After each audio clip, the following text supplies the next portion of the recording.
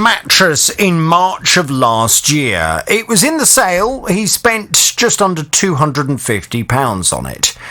But in August of this year, well, he and his wife noticed an issue with it. My wife's been complaining about the problem, when she sits on the side of the bed, but obviously you can't see the split unless you get inside the cover. See, we had a bit of a spill September, and I opened the zip at the end, which you can open to get in, and it literally only opens the end of the mattress, and I got in to put some towels in there to try and mop the spill up, and I noticed then it got a split. It wasn't just a little split, it was about a split about 15 inches, 18 inches long, directly in the middle of the mattress. Now, I've noticed it's the other side as well now. Well, the company told him to take a photograph of the split, but in order to do that, he had to remove the mattress cover. Well, the company apparently then told him because he'd removed the mattress cover, he'd invalidated the warranty, and there was nothing they were prepared to do. Well, Tony was absolutely furious about all of this, and I'm not surprised. He's back on the JVS show now. Good morning to you, Tony. Morning, Jonathan. Good morning. Now, let's just talk about the reality of this. 250 quid was never going to buy you a tremendously good quality mattress. No. And my advice to everybody listening to the programme is always spend as much money on a mattress as you can afford to.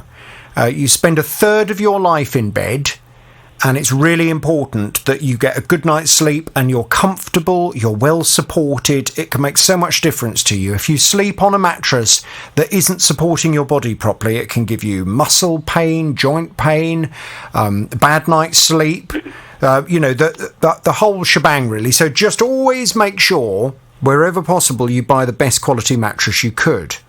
And obviously, it is a case with things like mattresses that the more money you spend on it, the longer you should expect it to last. And we are all recommended to replace our mattress every 8 to 10 years. And in my experience, it's always a good idea after that amount of time to change your mattress. Because the chances are it won't be giving you the same level of comfort and support that it has done previously.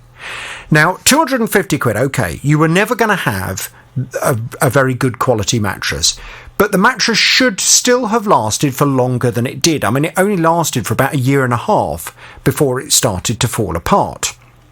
And therefore, under the Consumer Rights Act, which is the legislation that protects you and all other customers when you buy anything from a retailer, you are entitled to expect that the product will be A, fit for purpose, B, of reasonable quality, and C, will last for a reasonable amount of time.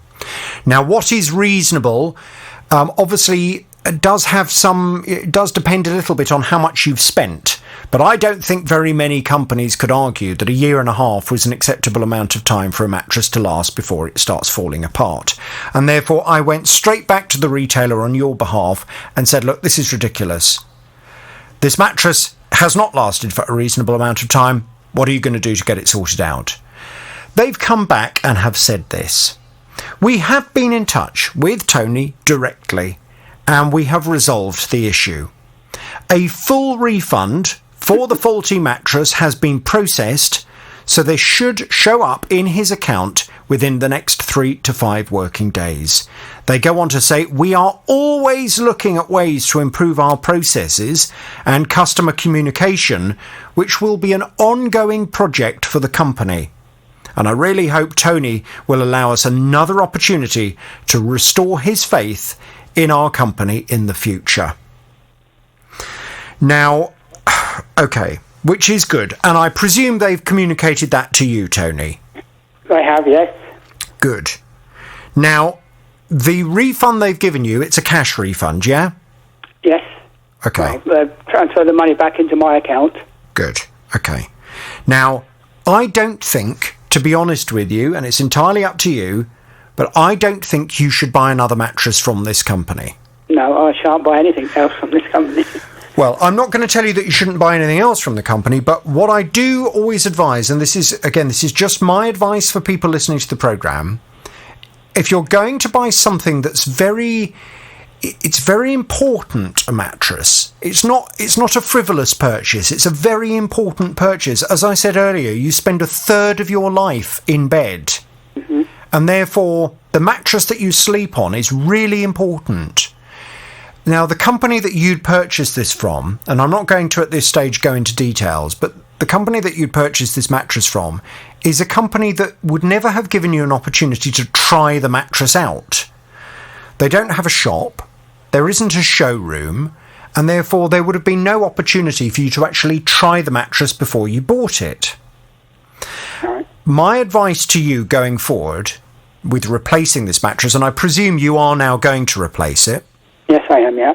What I would advise you to do is to make sure that you go into a shop, a good, reputable company that has a good, good experience, customer experience, that you can look up on the internet, and you'll see lots and lots of very happy customers. And I want you to go into that shop, and I want you to try different mattresses and go for the best one you can afford.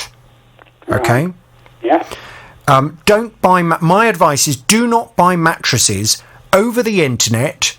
Do not buy mattresses from companies that you haven't had an opportunity to try, because it's such a personal thing. And you could end up buying a mattress from a company on the internet that is absolutely horrible, and you get it home and you think, this is dreadful, I can't sleep on it, it's uncomfortable, at which point the company will probably say, well, you've slept on it now, so there's nothing we can do. So always try a mattress. And when I say try, I mean you need to spend 20 minutes on each mattress. Right. So when you go into a shop, it really does need to be a kind of entire afternoon experience. You need to go and try mattresses out. I don't know, would it be possible for you to take your wife, or would it be easier for you to go alone, Tony?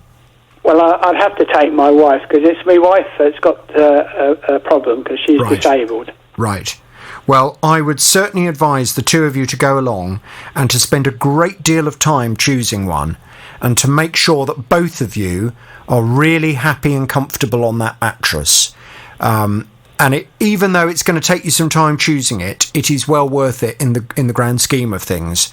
Because when you are, a year down the line and you're still having a lovely night's sleep, and you're both so comfortable in this lovely mattress, and you're both waking up feeling refreshed in the morning, you'll be so grateful that you put that time and effort into choosing it.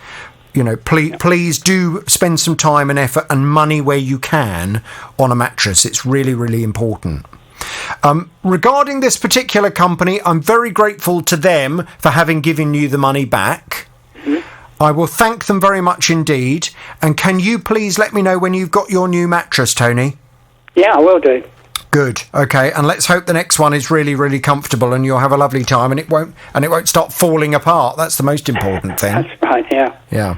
All right, Tony. It's a pleasure. Are you happy, Bunny? I am, yeah. It was, like I say, I got my money back within 24 hours. Brilliant. Okay. It was amazing.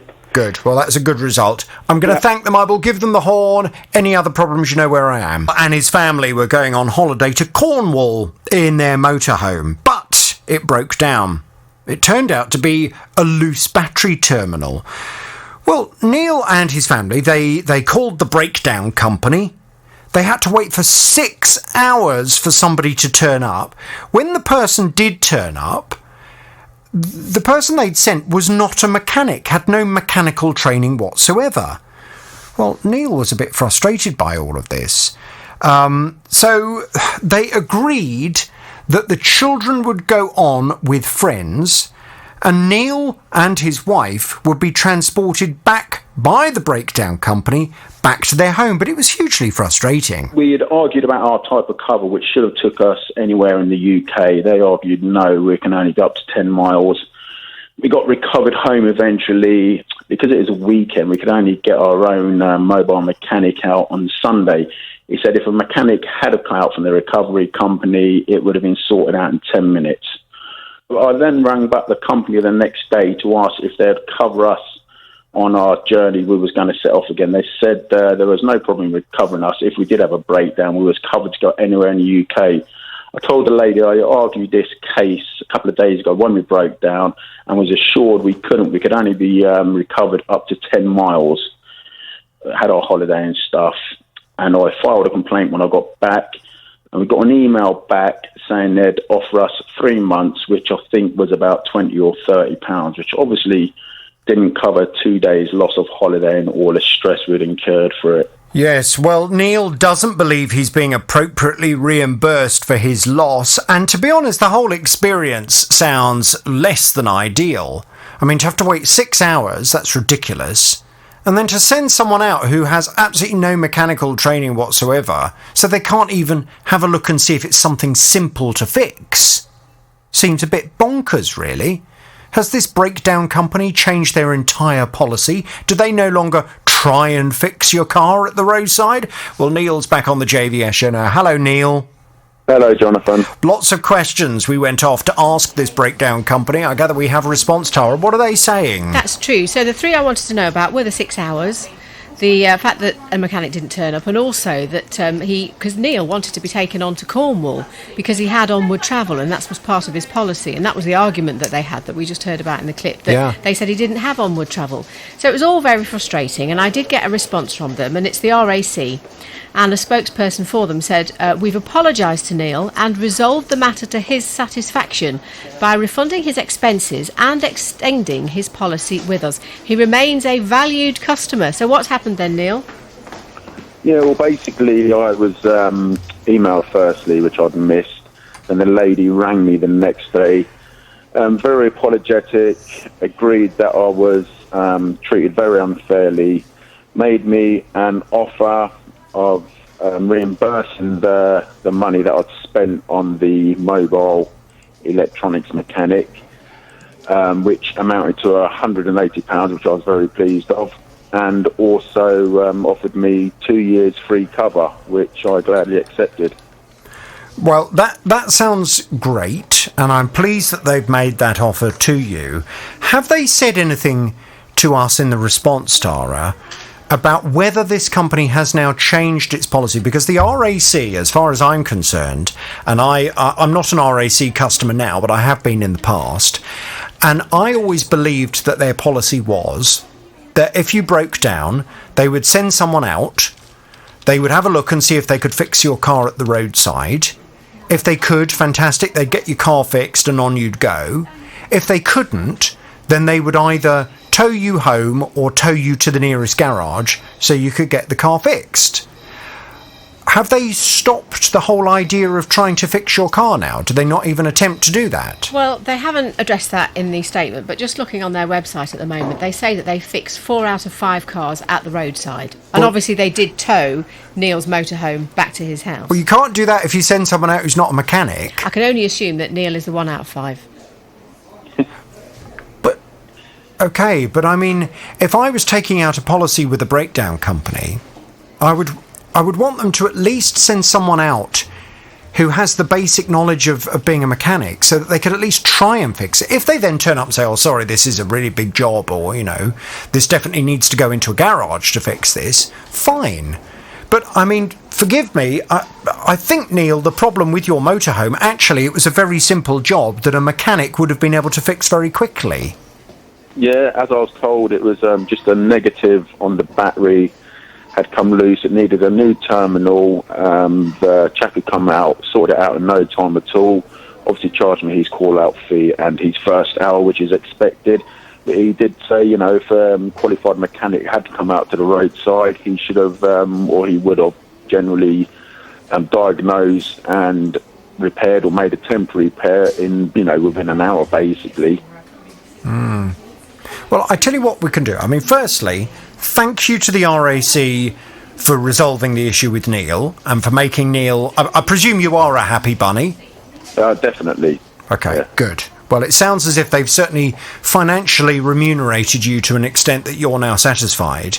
But I do think from a wider perspective, we need an answer to that question. The woman who they sent out to you, Neil... You were saying she was not a mechanic at all. She was literally a recovery driver that knew how to get a vehicle on the back of the truck and tow it.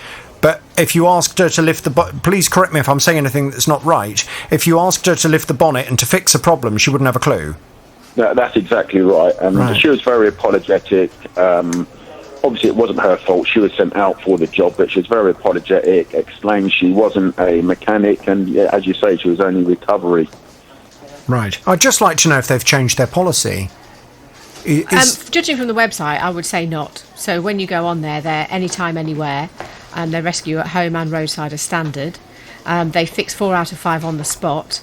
And also, when you join, you can have a 20-point health check to help avoid a breakdown. It's all there on the website, so I wouldn't say that they've changed it, but let me go back to them just to say, well, OK, you say you promised 4 out of 5 on the spot fixes. Yeah. Did Neil fall through the net on this, or why did Neil fall through the net on this instance? Or is the reality that 1 out of 5 of the call-outs will receive someone with no mechanical training? So you're never going to get it fixed, even if it's something simple. Let's go and put that to them. I think we need a further explanation on that. Very interesting. Neil, thank you very much indeed. We will talk to you very soon. A lot of you want some information on. I'm not surprised. I've spent much of this weekend thinking about it as well. Laura came to me. She was telling me her children wanted a little kitten.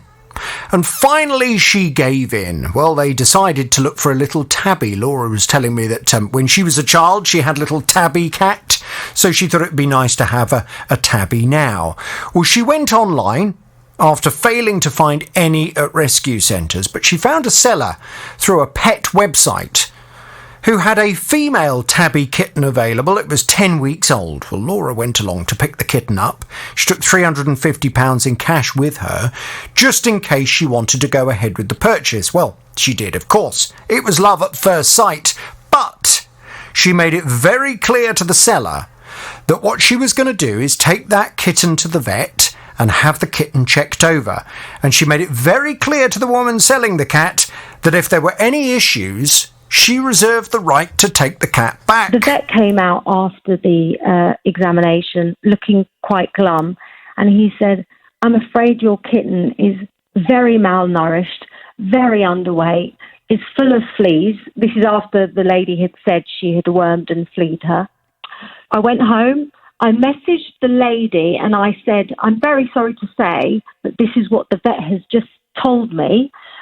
I won't be taking the cat back to you because I want her to be having the best chance of life. However, I thought you should know this, and I also need for you to answer the question, when was her exact date of birth?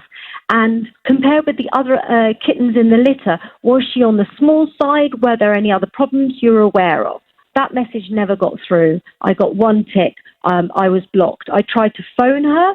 I texted her, I left voicemails, I messaged her through the site so I could see she read all of my messages, but nothing, radio silence. Well, sadly, the little kitten, who the family called Hazel, died after just a few days. Laura and her family were absolutely devastated, and she was even more distraught at the fact that the woman who'd sold her this kitten doesn't seem to care, and indeed continues not to seem to care. Laura asked me for my advice and asked if I could try and track this woman down. Laura's back on the JVS show now. Hello, Laura.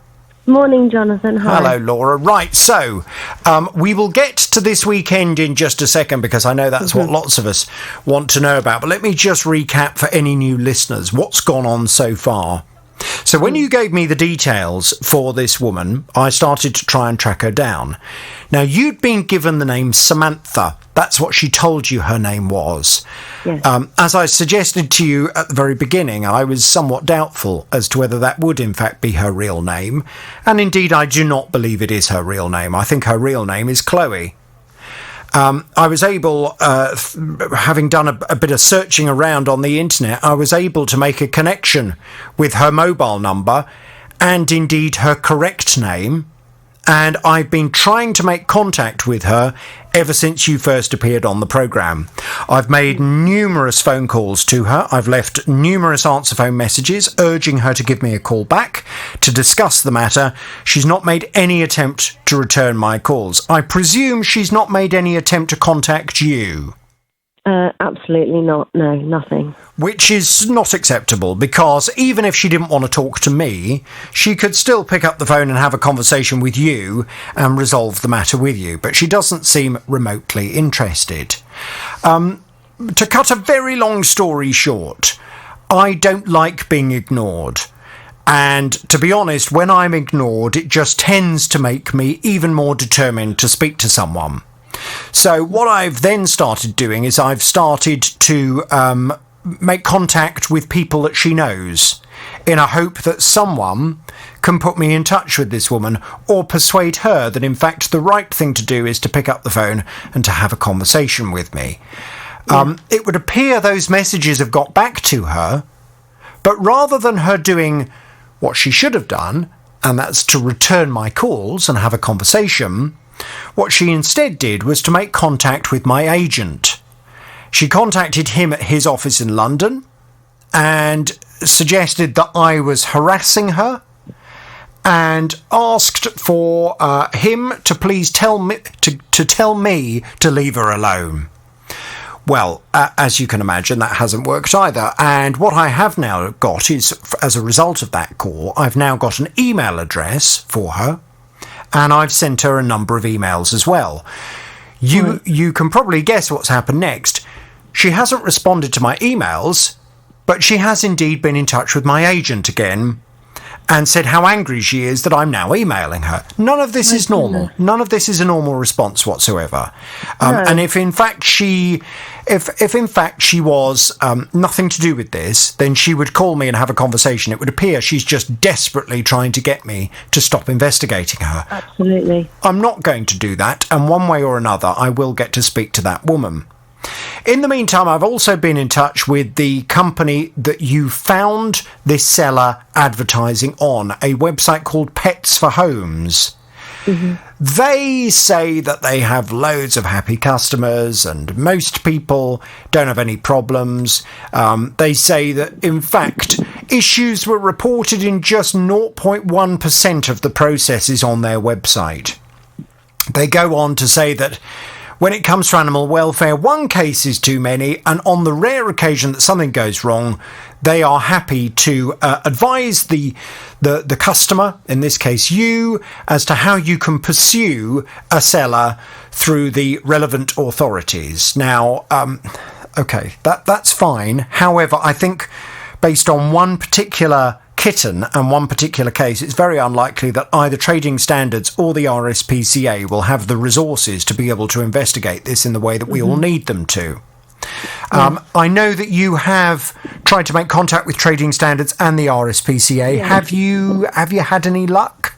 No luck at all. I mean, the RSPCA just said that they are only dealing with emergency cases at this time, because, and the Trading, after a really long phone call, just said, and she went off and she spoke to her boss. She said, look, this is really, we can't get in touch with the website. All you can do is you can write to her and, with basically with a name. I said, I don't even know if this is the right name or the right address. And they just said, we can't really advise you any more than that. So I didn't get anywhere with that either. No, quite.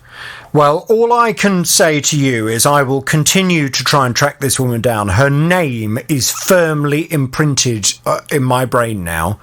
And if I have any other similar complaints about this woman, then I will absolutely, it will just be further fuel to the fire. I mean, just since we've been talking, I've had another text in here who says, I bought a kitten in July, advertised on the same website. My kitten also died a week later. The vet said they didn't think she was the age that I'd been told. Sadly, this does not seem uncommon. Indeed, you've got to be very, very careful when buying pets to make sure that you are buying pets from proper, good breeders who care about their animals. It's incumbent on all of us to make sure that we don't find ourselves having the same experience. And this particular woman that you purchased Hazel from, if you look on the internet, there is a history of her buying kittens in the past. So it may well be that she buys kittens and then sells them on to try and make a profit. That, firstly, is against the law.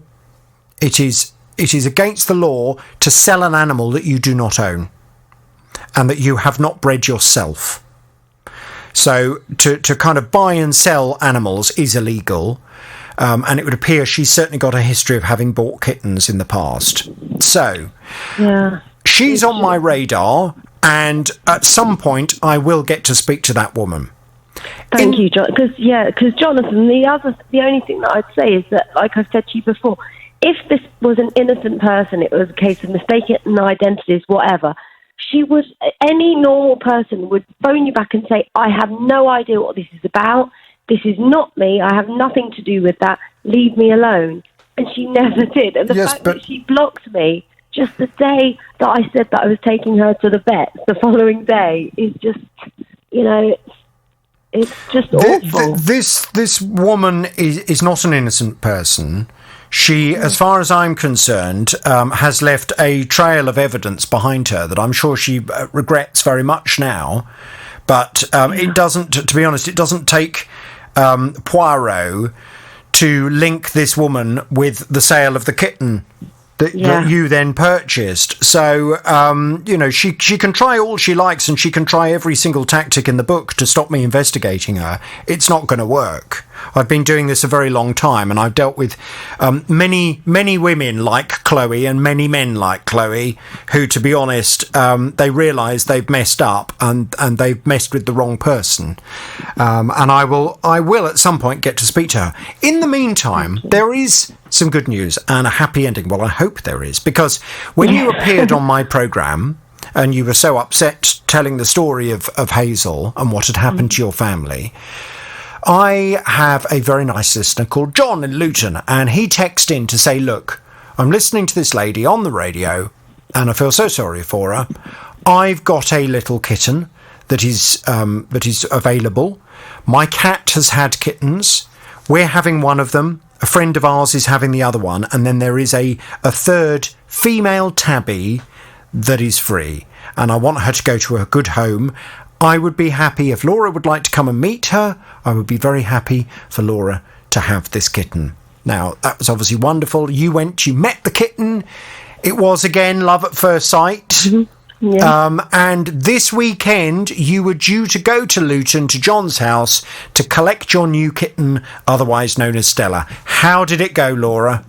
Well, it went very well. And at the minute, because I haven't got very good reception, you see, that's the only problem. I have called her Hazel a couple of times, unfortunately, and I've got to stop doing that. But the new kitten is here.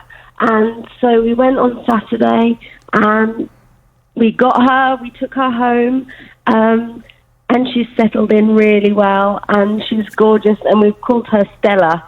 And she is downstairs at the minute. I think she's having a sleep. She is so different to the other one. I know you shouldn't compare, but it's a natural thing. She's full of life. She's playing.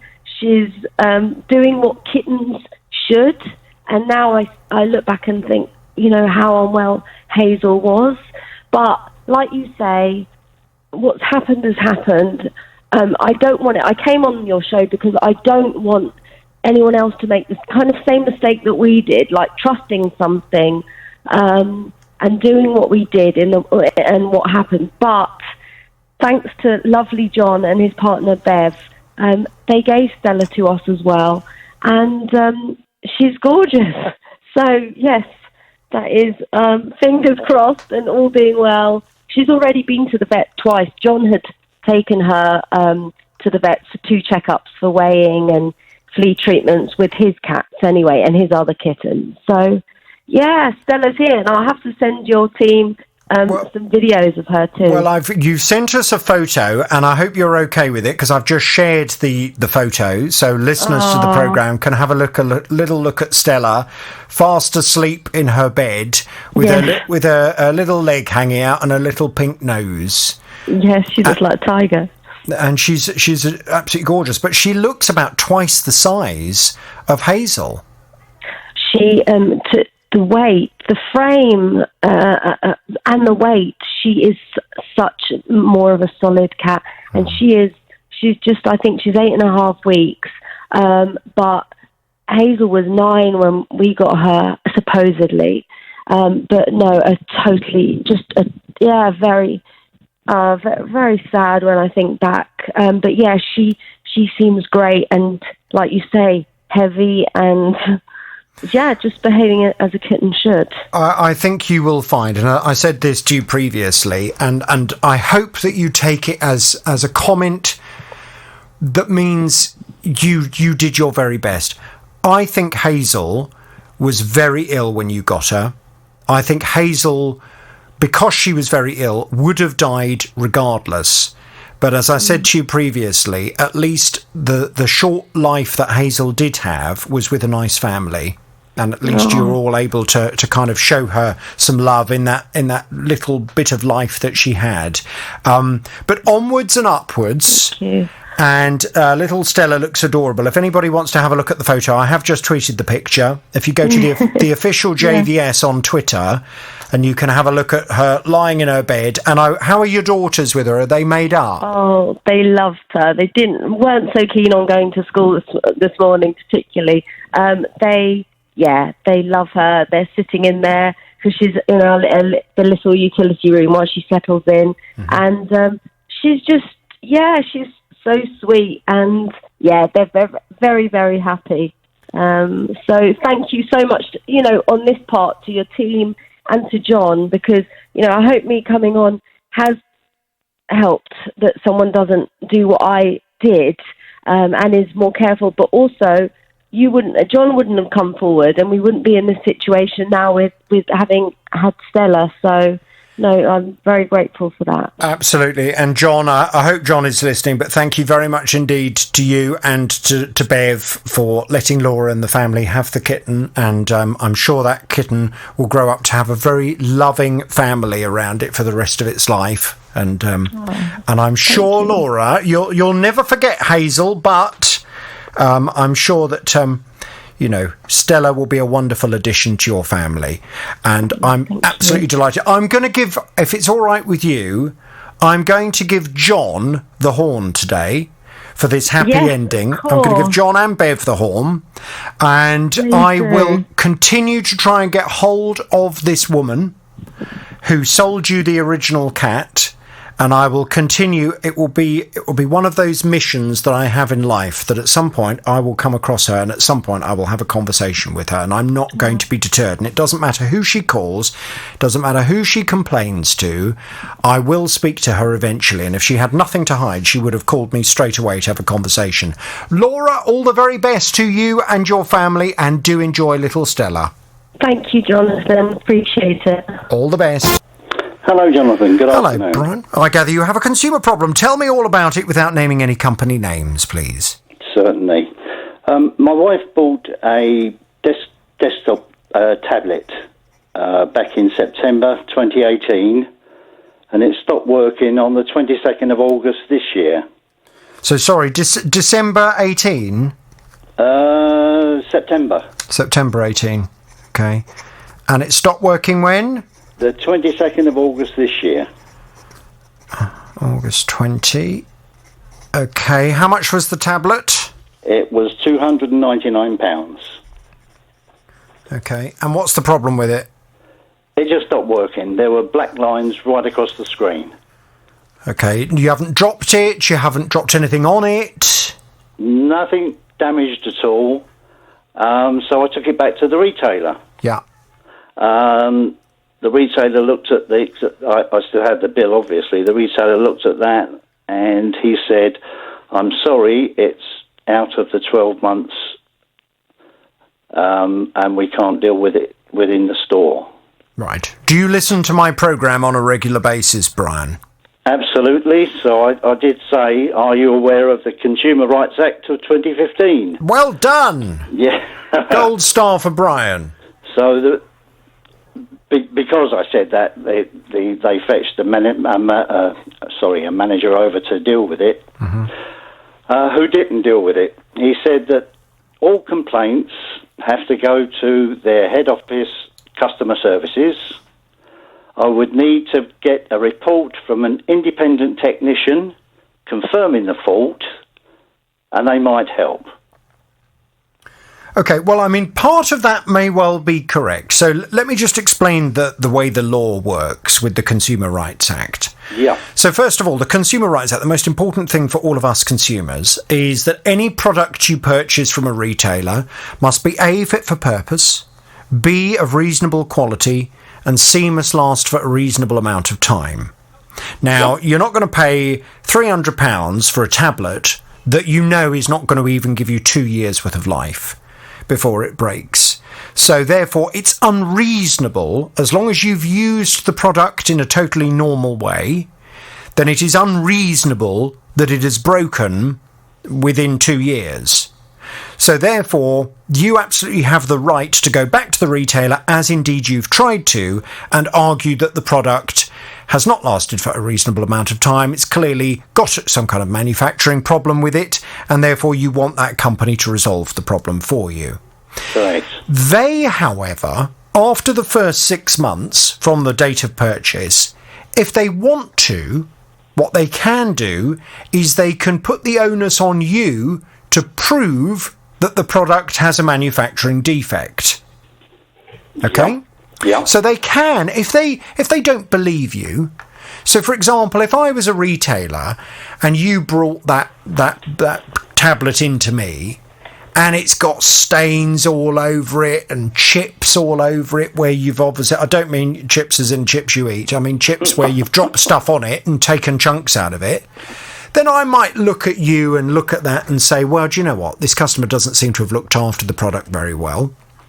I've got no confidence that they've looked after it well. Therefore, it's highly likely that they've damaged this computer themselves, in which case I may well say to you, well, you need to go and get a report carried out that proves that this product has indeed got a manufacturing defect. But if I did that as a retailer, I would do it knowing that if indeed you did go away and have a report carried out that, let's say, cost you £100 to have an independent expert look at, if that report comes back and finds in your favour that indeed the tablet has a manufacturing defect, I, as the retailer, have now not only got to sort out your laptop problem or your tablet problem, but I've also got to reimburse you for the £100 that you've spent proving that it's got a manufacturing defect. Correct. So it's a risk that a retailer takes by putting the onus back onto the consumer, and any sensible retailer should only do that if they are fairly confident that the customer indeed has damaged the product rather than it having developed a manufacturing problem. Right. So did you explain that to this manager in the shop when he started talking about you going off and having an independent report carried out? Well, I did let him look at the tablet, obviously, and there was no sign of damage or marks, and he saw the black lines going across the screen, but he insisted that I get this report. Right. And is that how things stand at the moment, then? Well, I've got the report. Oh, you've done it. Okay. How much? Yes. Out of interest, how much did the report cost? Not a penny. Oh, gosh.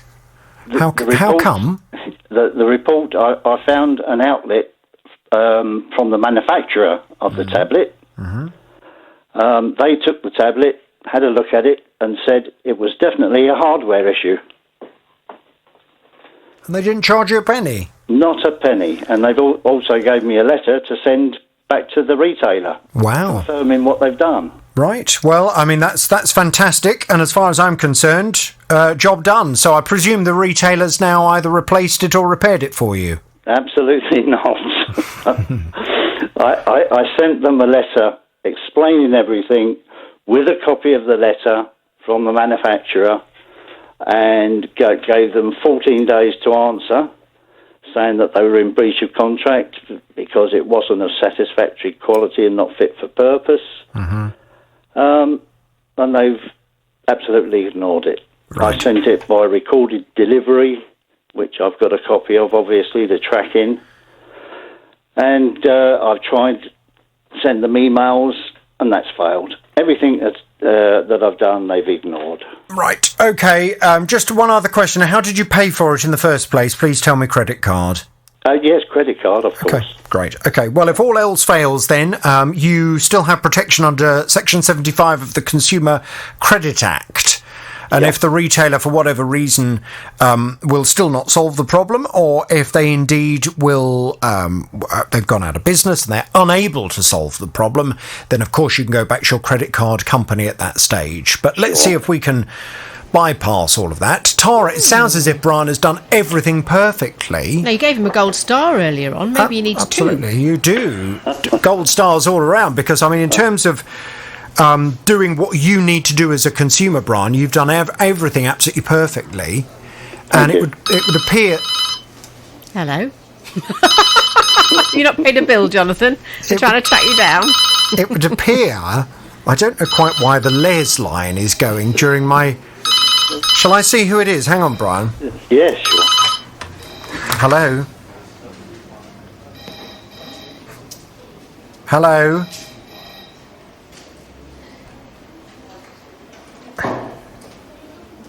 Well, I don't know about you, Brian. I'm fascinated. Hang on a minute. Hang on. It's a woman telling me that she's calling me from the British Telecom department. Oh, she's put the phone down. Oh, no. I strongly suggest she wasn't calling from the British Telecom department. Sorry, Brian. Okay. I wondered who that was phoning on the Les line. Who had that number? Now, look, the long and short of it is you've done everything perfectly, and therefore this retailer is completely... It's unacceptable for them to be treating you in this way. We need to go and have a little word with them and ask them why they're treating you in this way. I'm going to pass you back to Tara. We'll get some detail, OK? Now, at the beginning of lockdown, Karen's parents had a new boiler fitted.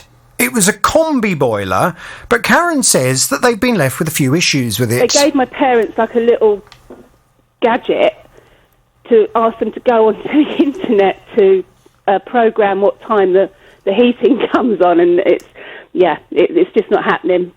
They're in their 80s, you know. They just we can't get it to work. We can't program it. Basically, it works. And it's very efficient, but we can't program it properly. And what have the company done in terms of coming out to help you program it? They offered to talk my parents through it over the telephone.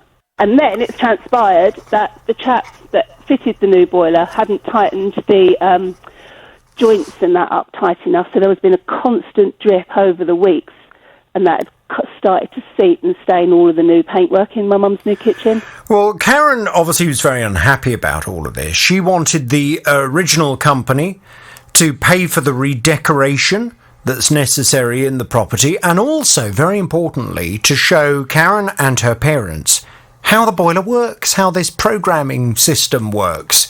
Because at the moment it's coming on at all very odd times. Karen's back on the JVS show now. Hello, Karen. Hello, morning. I did actually think of you this morning because I don't know quite what I did to my programmer on the boiler, but when I woke up this morning it was freezing cold and the central heating hadn't come on because I'd mucked it all up trying to fiddle about with it. So there we go. Even those of us who know how to program our boilers can make mistakes. For your parents in their 80s who haven't got a clue how this system works, it's very important that someone shows them. Now, I know Tara's been working on this and speaking to the company concerned, and the two issues really are they going to make sure Karen's parents are recompensed adequately for the damage that was caused to the property by the leak that Karen says they caused by poor installation in the first place, and can they please show them how it works? Tara, what's the latest? What's going on? Well, we knew that the company, which is Glow Green Limited, were going to get in touch with Karen to make sure there was a date where they could have a telephone conversation at Karen's parents' house to go through the programming of the new boiler so they could use it properly. And that was going to be something that Karen was going to do, and it would all be fine and dandy, and hopefully her parents can now use the boiler properly. We'll talk about that with Karen in a moment. But they were also going to look again at how much money they were going to give to the families to recompense for some of the issues. Now, they have maintained throughout that they are not responsible for the leaks, but as a gesture of goodwill, they were going to offer some money to recompense for the issue in the cupboard. But there was also a problem with the tank that was removed from the attic space as well. So they asked Karen to send them some notification that they've had from the plumber who did the correction work, and they were going to assess what they were going to do with that information. And they have now been back in touch with you, Karen, haven't they, with what they see as the best resolution to all of this. What's the offer they've made? Well, it's not a full offer. They said they'll do the 107 plus the VAT, and then for the bigger amounts, just £72. So it's a total of £198 and nothing towards the decoration. And that £72 represented what exactly? How did they work that out? Just a goodwill gesture. That was, I think he said that was like the call-out, the call-out fee. Now, obviously, if they've made that offer to you, you don't have to accept it. Have you accepted or rejected it? To be honest, I have sent them an email, although the chap's not email till the 5th of October, saying I'll accept it and let's just put a line underneath it, and because it's just going backwards and forwards. Right. I mean, yes, you didn't need to accept it. You could have refused and said, I'm sorry, but I'm still not satisfied with that. That does not adequately reimburse us for the cost that we have incurred as a result of the poor installation of the boiler in the first place. Therefore, unless you fully reimburse us for X amount, then I'm afraid you leave us no alternative but to take you to the small claims court. You could have held out for that, and you could have pushed it that far. However, there are some times in life when you are involved in a negotiation such as this where you think, do you know what, I've now been offered enough that I can walk away without feeling as if I've been, royally done over. So, am I guessing that that's kind of the point you've reached with them now, where you feel you've had enough of the hassle, the offer they've made is kind of okay, and therefore you're prepared to draw a line under it and accept it? Yes, I think so. Yeah, I think so. That's the impression I'm getting from you. Well, if you have now accepted that offer, and this is a very important bit of advice for everybody else listening to the programme, when you're involved in this kind of negotiation with a company, when you're trying to get an amount of money out of a company for reimbursement or whatever it may be, out-of-pocket expenses, whatever it may be, when you're involved in this negotiation, when you accept an offer from a company, that's then it. You can't accept an offer from a company and then a week later say, oh, I know I accepted that, but actually I now want another 50 quid. When you accept the offer, that's then the agreement between the two parties, end of story. So only accept an offer when you are satisfied with the amount that they are offering you.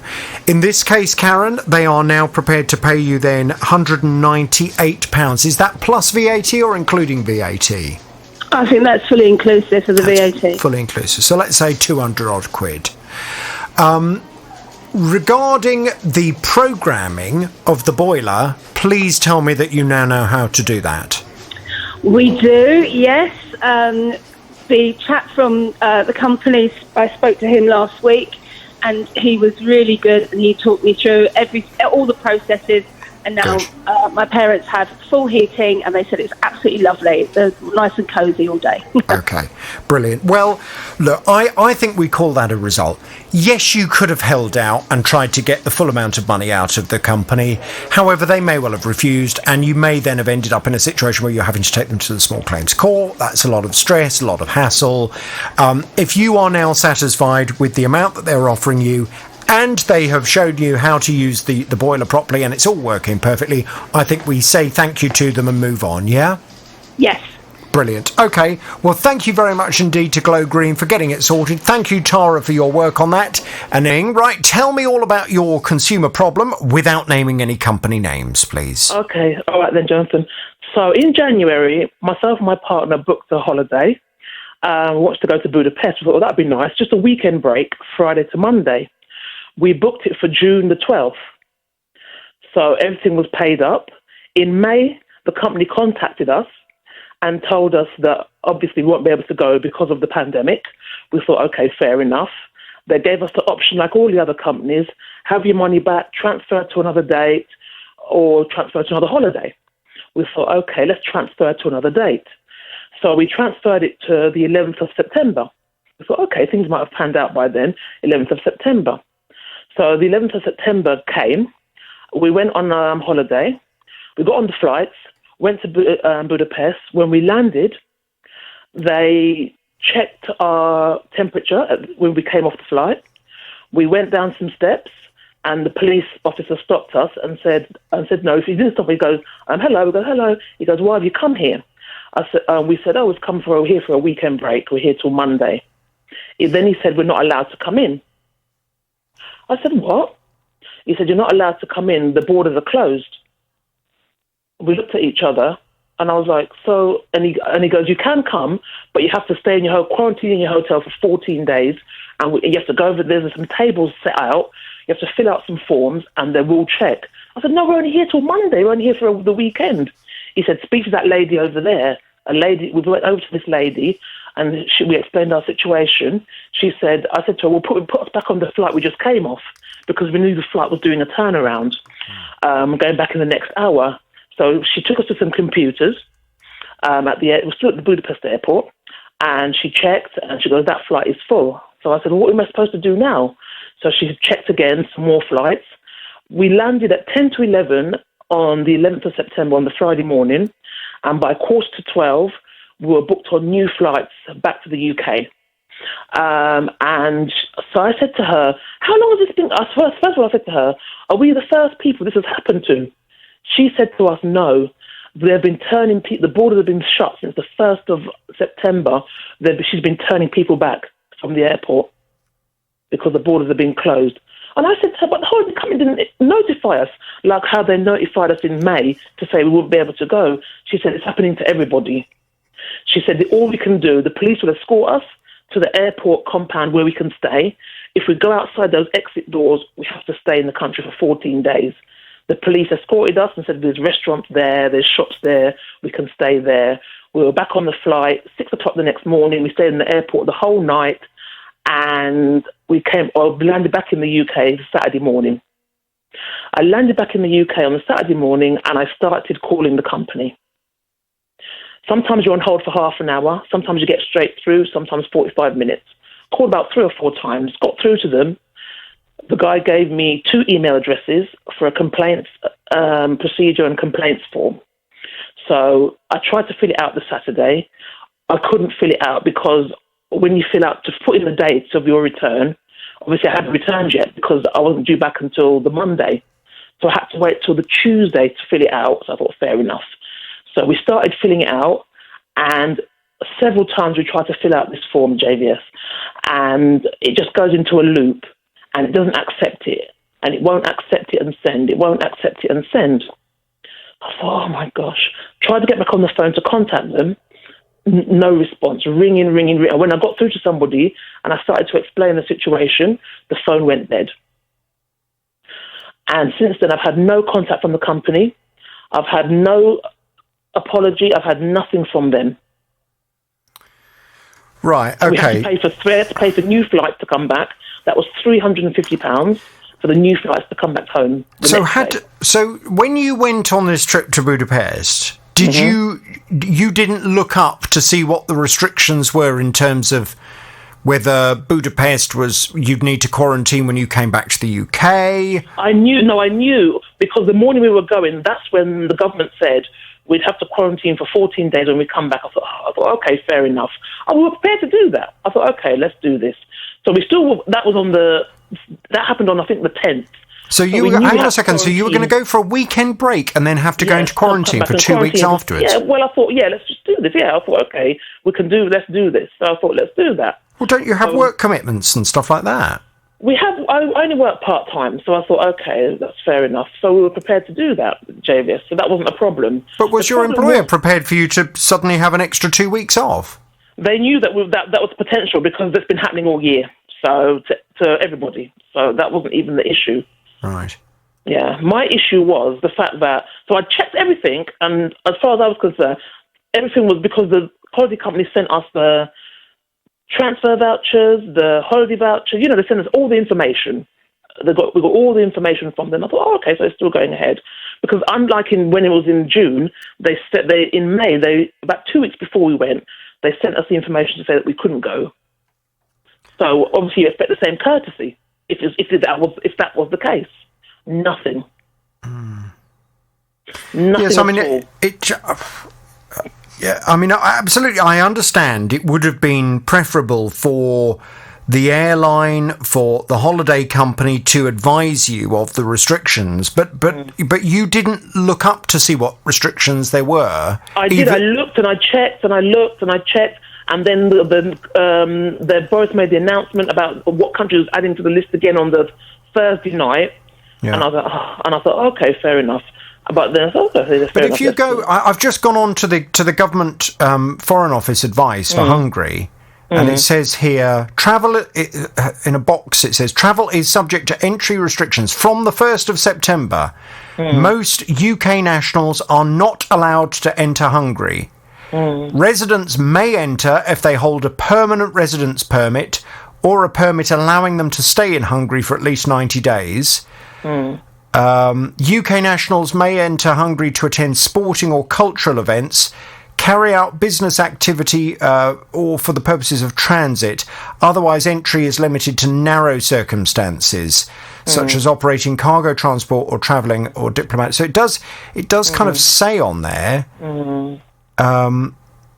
It does say, but you didn't check the Foreign Office advice before you travelled? No, I didn't, because because the holiday company had sent me all the information. Obviously my transfer vouchers, my hotel vouchers and everything, and all the information that I needed, and all different things about Hungary and all the rest of it, and Budapest and all. I just said, okay, fair enough. And we went on holiday, went for the weekend break. And was this a formal package holiday? Yes, everything was booked. It was all in the hotel, the transfers, the flights, everything included. Atoll Protected, everything's included. And now hang on a second, because you just mentioned Atoll Protected. Is the holiday company that you booked through, are they members of ABTA, which is different to Atoll?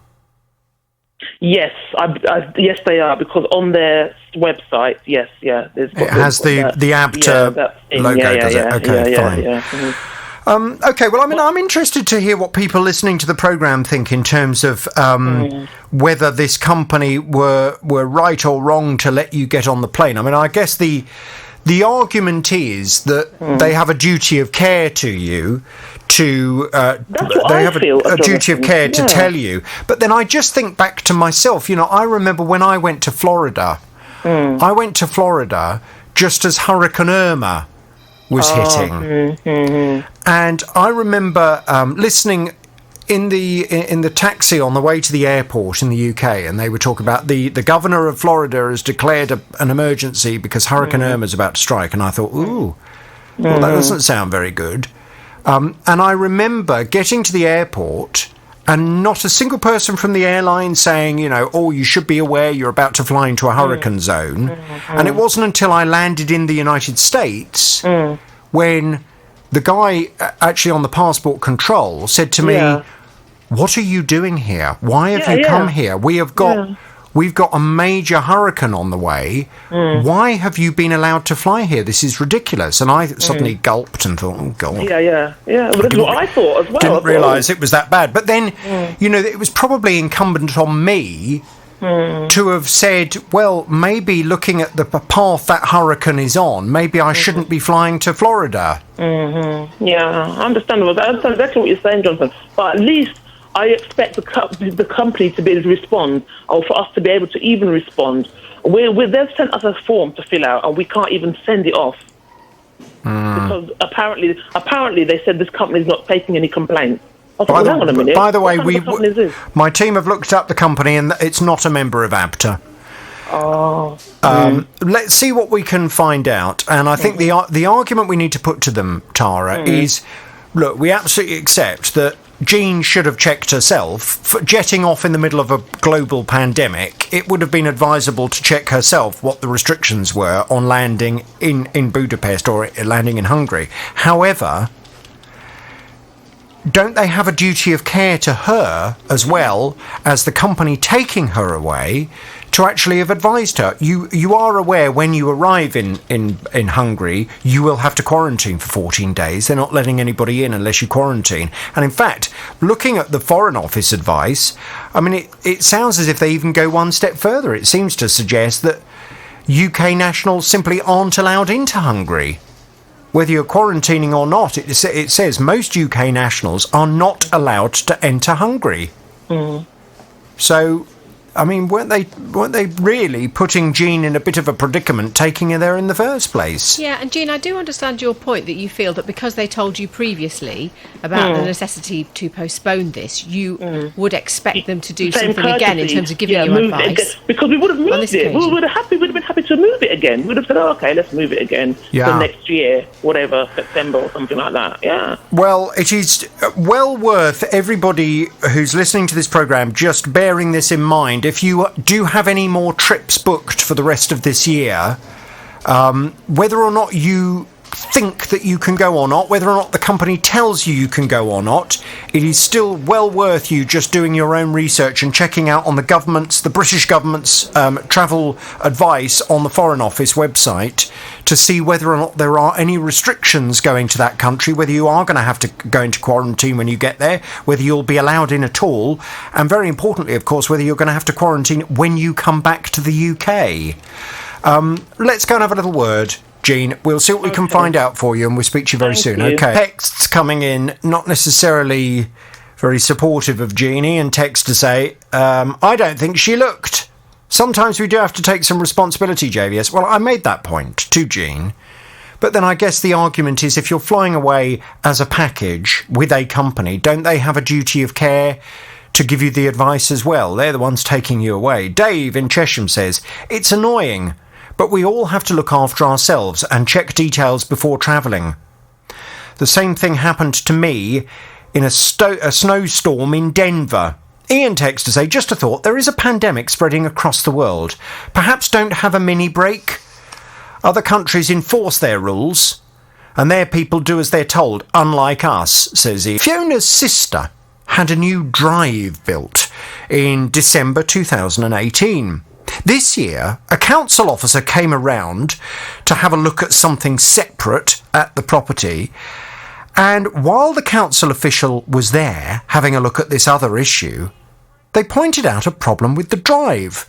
They said, this driveway doesn't have the necessary drainage. As far as we're concerned, when the company quoted her for the driveway, on the terms and conditions underneath the quote, it says that it meets all regulations of local council as and when needed. So when we went back to them and confronted them with that, she basically said that a discussion had taken place 2 years previously with my sister and the gentleman who was laying the the driveway, and that a discount had been discussed if she left the drainage out. Now, unfortunately, that is actually just a lie. That discussion never took place. All that she asked for was if the price could be rounded down to 4,000 because it was 3,400 plus VAT, which would have took it over to 4,080 something pound. So that was also via a message that my sister still has. What she has said is, as a gesture of goodwill, she will put draining in now for additional cost of £350 plus VAT, which I think is totally unfair because it should have been there in the first place. Well, I promised Fiona I would contact the company on her behalf, and Fiona's back on the JVS now. Hello, Fiona. Hi, Jonathan, how are you? I'm good, thank you, Fiona. I spent a great deal of time on the phone to the lady at this company. Now, I have to be honest with you, it could have been much worse. I was rather concerned as to who I was going to end up dealing with. Was this a good local reputable firm that cares about its reputation or not? Well, thankfully, they do appear to be a good reputable firm that does have an established reputation and is very keen to maintain that reputation. Although I did fundamentally disagree with something that the lady was saying. So when I called her, she was expecting my call because she'd heard you on my programme. And she said that as far as they were concerned as a company, they'd had this discussion with your sister when the drive was being installed, and it was made very clear to your sister, as far as they were concerned, that in order to be compliant, it needed the drain. But your sister, for whatever reason, didn't want the drain there. And according to the company, they said, well, OK, well, we're happy to build it then, but we need you to be aware that drain is necessary to to be legally compliant. But your sister apparently wanted to save the money, didn't really want the drain, so wanted them to go ahead anyway. So the lady's argument was, so they went ahead at your sister's request and built the driveway without the drain. Now, at that point, I said, but hang on a minute. If you are a good, reputable company, then surely you would refuse to do a job that you knew was not going to be legally compliant. You know, if I said to a builder, oh, I want you to build an extension on the back of my house, but I want you to do it as cheaply as possible. And yeah, I know you've told me that I need to have a proper metal RSJ to hold the ceiling up, but don't bother with that because I want it done cheaply. Just use a plank of wood. Then any decent, honourable builder would turn around to me and say, well, I'm sorry, but I don't think we're the right building firm to help you with this project because we are not going to start building an extension to your property that doesn't comply with the regulations. We have a reputation that's important to us and we're not prepared to do that. And this was the crux of the argument that I was putting to this lady. I was insistent that they should have simply said to your sister, let's work on the basis, and I wasn't there at the time, and neither were you back in 2018, but let's just say a conversation did take place along those lines. The company should have said to your sister, well, we're not prepared to do it. Mm-hmm. You know, we're not going to build a drive that's not legally compliant because we've got our reputation to think about. Yeah, I agree. The only other thing I can think of with regards to drainage and a conversation is that we've got 2 manholes on the drive, and that was it. Because I've gone over this with my sister so many times. She's like, the conversation didn't take place, Fiona, trust me. That's not true. And, you know, she works for a groundworks company, so it's just not true. It's just quite upsetting that they've accused her of lying, really, to be honest. Well, I mean, I wasn't there, so I don't know what conversation took place. The company do recognise that they are referring back to a verbal conversation and there's nothing in writing from your sister confirming that she did not want them to put the drainage in that would make this driveway legally compliant. The long and short of it is I said to the company, look, I'm sorry, but regardless of whether or not the customer said to you, I don't want the drain in my opinion, if you're a decent company, you should have refused to do the job. You should have said, well, we're not prepared to build a drive that's not legally compliant. You should have walked away. The fact that you went ahead and did a job that by your own admission was not legally compliant, as far as I'm concerned, means that in the position that everyone's in now, I think you should sort this out without charging the customer any more money. Well, the lady said that she wanted to have a little bit of time to go away and talk about it and have a think, which is fair enough. And she came back with a response. She says, thank you for taking the time to discuss this case with us. We are pleased that the customer is still happy with her driveway and its installation, and the only issue to discuss is indeed the drain. Having looked at this again, the drain was removed from the original quotation at the customer's request, and a conversation took place at this time regarding the drain and why it was required. We were advised the drain was still not wanted, so the quotation was prepared without the drain. The subsequent discount was not in any way connected to the drain, but was a general best price offer, and the two are separate issues. That being said, we do take on board the point and the importance of the drain and it not being advised in writing. So as a gesture of goodwill, we are happy to return and to install the drain at no extra cost to the customer. We will install the drain on the 15th of October 2020. Please confirm receipt of this email, and we trust this brings the matter to a satisfactory end, and we apologise for any misunderstanding. Fantastic. Thank you so much. Yeah, so I think, I just hope lessons have been learnt, and I really hope that this is also just an important lesson for other people listening to this programme who are in the the building trade. If a customer tells you to do something that you know is going to make their property no longer legally compliant, as far as I'm concerned, if you have any integrity as a tradesperson, refuse to do the job. You know, don't go along with breaking the rules or the law just to secure a job from a customer that's going to end up reflecting terribly on your reputation, because these things always come back to haunt you, and you know you'll end up potentially getting yourself in all kinds of difficulty as a result of it. So, but do not ever go along with, and I'm just working on the basis that what they're saying is right. I completely accept, Fiona, your sister has no recollection of that conversation having taken place anyway. Mm-hmm. But as a lesson, please don't go ahead and do jobs that are non-legally compliant. It's not acceptable. It would be rather the same if someone who wasn't a gas safe engineer was asked by a customer, can you install a boiler for me? If you're just a plumber that's not gas safe registered and you install that plumber, you know, you're an absolute Herbert, to be honest. Why would you go ahead and knowingly break the law and knowingly cause problems further down the line? Surely you say to the customer, I'm sorry, I'm not the right person to do this job. End of story.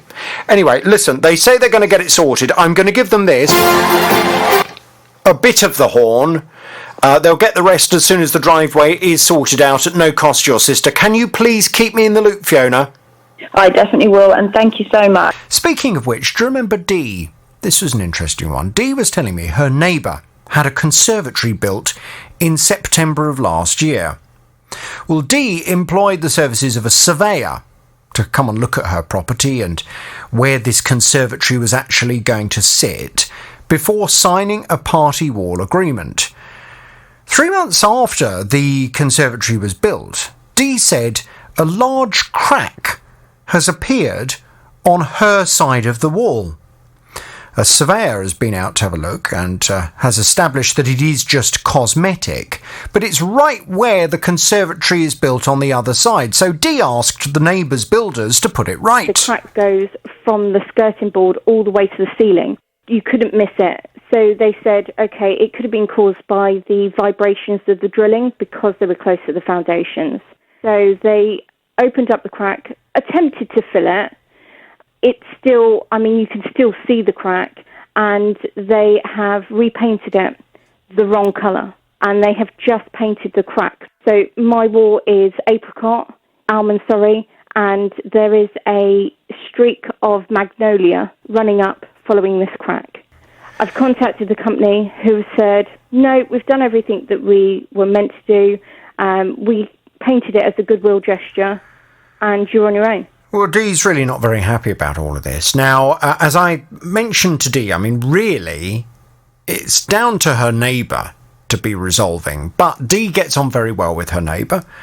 And, she certainly doesn't want to fall out with the neighbour at all. She really feels as if the company that built the conservatory, who haven't done a very good job of repairing the wall, should be the ones to come and put it right.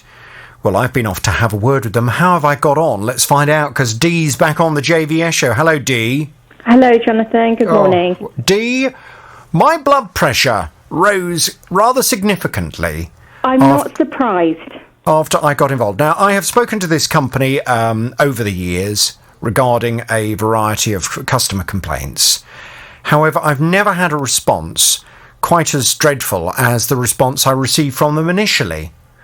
The company concerned is Anglian Home Improvements, and I outlined the details of the complaint and asked for a response. This is the initial response that I had. A spokesperson for Anglian Home Improvements said, "Please advise Dee that she can contact our customer service department via phone or email, and they will investigate this for her." Right, yeah. That really doesn't surprise me. That's probably about the response that I've been getting. That was the response that I had. I was absolutely horrified, so I responded to them. I said, that, I'm reading you from my email back to them. Yeah. That is one of the worst responses I have ever had to a consumer complaint, and I will be saying so on my programme. This customer has been speaking to your customer service department already, but hasn't got anywhere, which is why she came to my programme. Should you wish to provide a more satisfactory response to the complaint for broadcast, then please respond to this email. Well, it would appear that hit the relevant spot, because I did receive a further response from them with a further statement. Let's see if this is an improvement.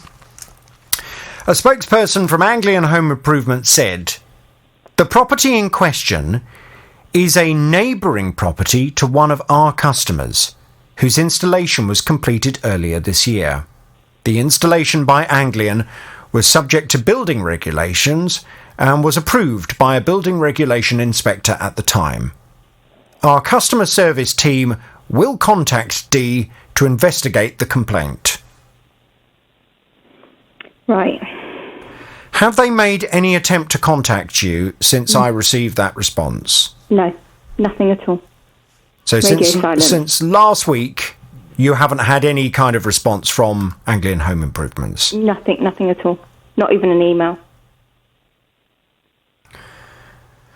Well, I mean, this is really, really, really disappointing.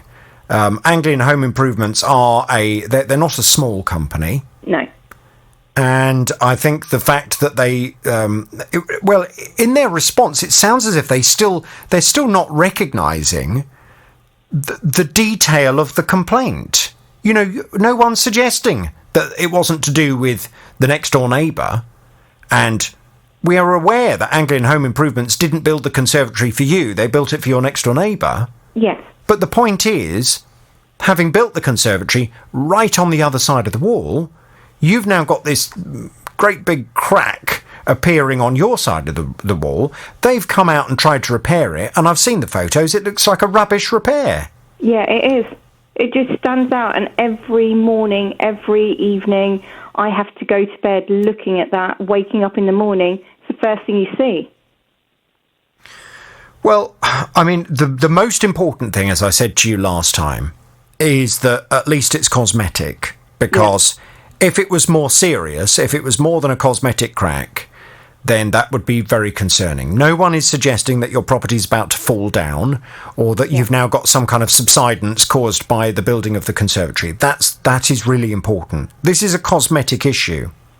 As I also pointed out to you, really the responsibility lies with your neighbour to be doing all the chasing of this for you. And as I said to you, if I was your neighbour and if I had had something built on my side of the wall, and as a result of that had caused damage to yours, you know, I would either come round and decorate it properly for you myself, or if I was unsure whether I would be able to do a good job at all, I would get a professional to come out and I would pay the bill and then take it up with Anglian Home Improvements. But obviously your neighbour hasn't offered that. No, unfortunately not. And is your neighbour aware of the battle that you are having now with their chosen contractor of the conservatory? Yes, he is. He has said that he will get in contact with them. He'll try and resolve it, because when I spoke to my insurance company, they've said, well, the only thing that we can do is take your neighbour to court and sue him for the damages and the repair work. Yes. Which, of course, you don't want to do. No, because I informed him of this was the stance of the insurance company, and he was devastated, could say the word, that he would actually have to go to court over this. But I still don't I can't quite work out why he hasn't said, oh gosh, I'll get this sorted for you. I'm so sorry you've had the problem as a result of my nice new conservatory. I know you don't want to fall out with your neighbour, but I think if I was you, I think I would be just feeling a little bit hard done by here. That you're now put in this position where you've got this dirty great crack down the wall. His chosen contractor has made a bodge job of repairing it, and now you're having to do all the running around, chasing up that company to get them to come and put it right. I mean, look, I don't want to cause a neighbourly dispute, so I will carry on. And Anglian Home Improvements should know my programme well enough to know that giving me responses like that is certainly not going to be sufficient. And Anglian Home Improvements, you will, of course, either be listening to this now or you will receive a recording of this. I will be contacting you on a regular basis, and I will be covering this story until the dreadful repair that you have done on Dee's side of the wall is put right. It's unacceptable. Thank you, Jonathan. I really appreciate it, because I have contacted them I don't know how many times, and I get to the point of I just start crying because I get nowhere. Well, there's no need to start crying over it. I mean, we're talking about a wall, and I understand it's frustrating, but, I mean, let's just keep things in perspective. However, Anglian Home Improvements, this is simply unacceptable, and your responses... I mean, the second one was marginally better than the first one. That was dreadful. But it's still not giving an assurance that you're getting this problem sorted out with this particular lady, who may not be a customer of yours, but is affected because of a job for a customer of yours. Why have you not sorted the problem out? And why, since you sent me this response, has Dee still not heard anything from you? I will go and chase them again this afternoon. Dee, let's leave it there, and I will talk to you very soon. Thank you, Jonathan. Thank you very much indeed. I can understand it. I could understand it. If Anglian Home Improvements had never had any dealings with me and my programme before, I could understand it. Maybe they underestimate me. But they know what I'm like, and they surely will know that for every day this situation is not resolved, it's just another day that I'm going to be talking about them on the radio. Anglian Home Improvements, please call Dee before I contact... Now, Elizabeth was doing a big shop, and on one particular day, she went to 3 different supermarkets. The first 2 were fine. It was the last one that gave her a real cause for concern. As I went in the last supermarket, there was nothing outside the store, and it was quite a way in the store, and when I looked at what was available, there was only one small bottle of sanitizer, about the size of a woman's shampoo bottle, and there was 1 inch of sanitizer in the bottom. And this supermarket is huge, and there were lots and lots of people going out, in and out, 1 roll of paper available. I asked if I could speak to the manager, and his attitude was so laid back, he just couldn't have cared less. And in the end, I just said, look, I'm sorry, but this is putting profit before people. And, you know, this has got really serious now. You need to improve things. I said, why? You tell me why I should shop here. And he just couldn't have cared less. I said, if you can't protect us, why should I shop here? Well, we've been off to have a word with the supermarket to find out what their response is. Elizabeth's not able to join us on the programme, but we do have a response from the supermarket. Tara, what are they saying? We certainly do. And Elizabeth, I hope you're feeling better soon, because I know she did want to hear what the response was. So the supermarket involved is Tesco, and they sent us a statement. They say, we're sorry to hear about Elizabeth's concerns. The safety of our customers and colleagues is our top priority, and we are closely following government guidance. We have strict health and safety and social distancing processes in place in our stores, and we are directing all customers and colleagues to follow Public Health Authority guidance on how to keep themselves, fellow colleagues and customers safe. Now, it's worth mentioning that Elizabeth went in on about the 18th of September it was. So at this point it's quite interesting, because since then we've had a few more rules and regulations that have been involved in supermarkets and members of staff wearing face masks. And one of the things that I do know that Tesco have done is that they have reintroduced their store greeters. So should Elizabeth go back to this particular store, she should see someone in the store entrance helping direct customers and reminding them that they should be wearing face masks, and also other issues. But sorry, I do. Can you just... Because the only thing I heard from that response from Tesco was, well, we're following all the guidance. Where's the reference to the sanitizer and the fact that they didn't have enough at that particular branch? And that when Elizabeth complained to the manager, she says that he didn't seem particularly bothered. Yeah, there isn't a reference to that, even though that was put to them. It's all quite generic, to be honest, Jonathan. What about the sanitizer, though? What did they say about the fact there was only a tiny bottle of sanitizer? They're following health and safety guidance. It's a top priority. They want to follow government guidance. But that's just... And they have strict health and safety and social distancing processes in place.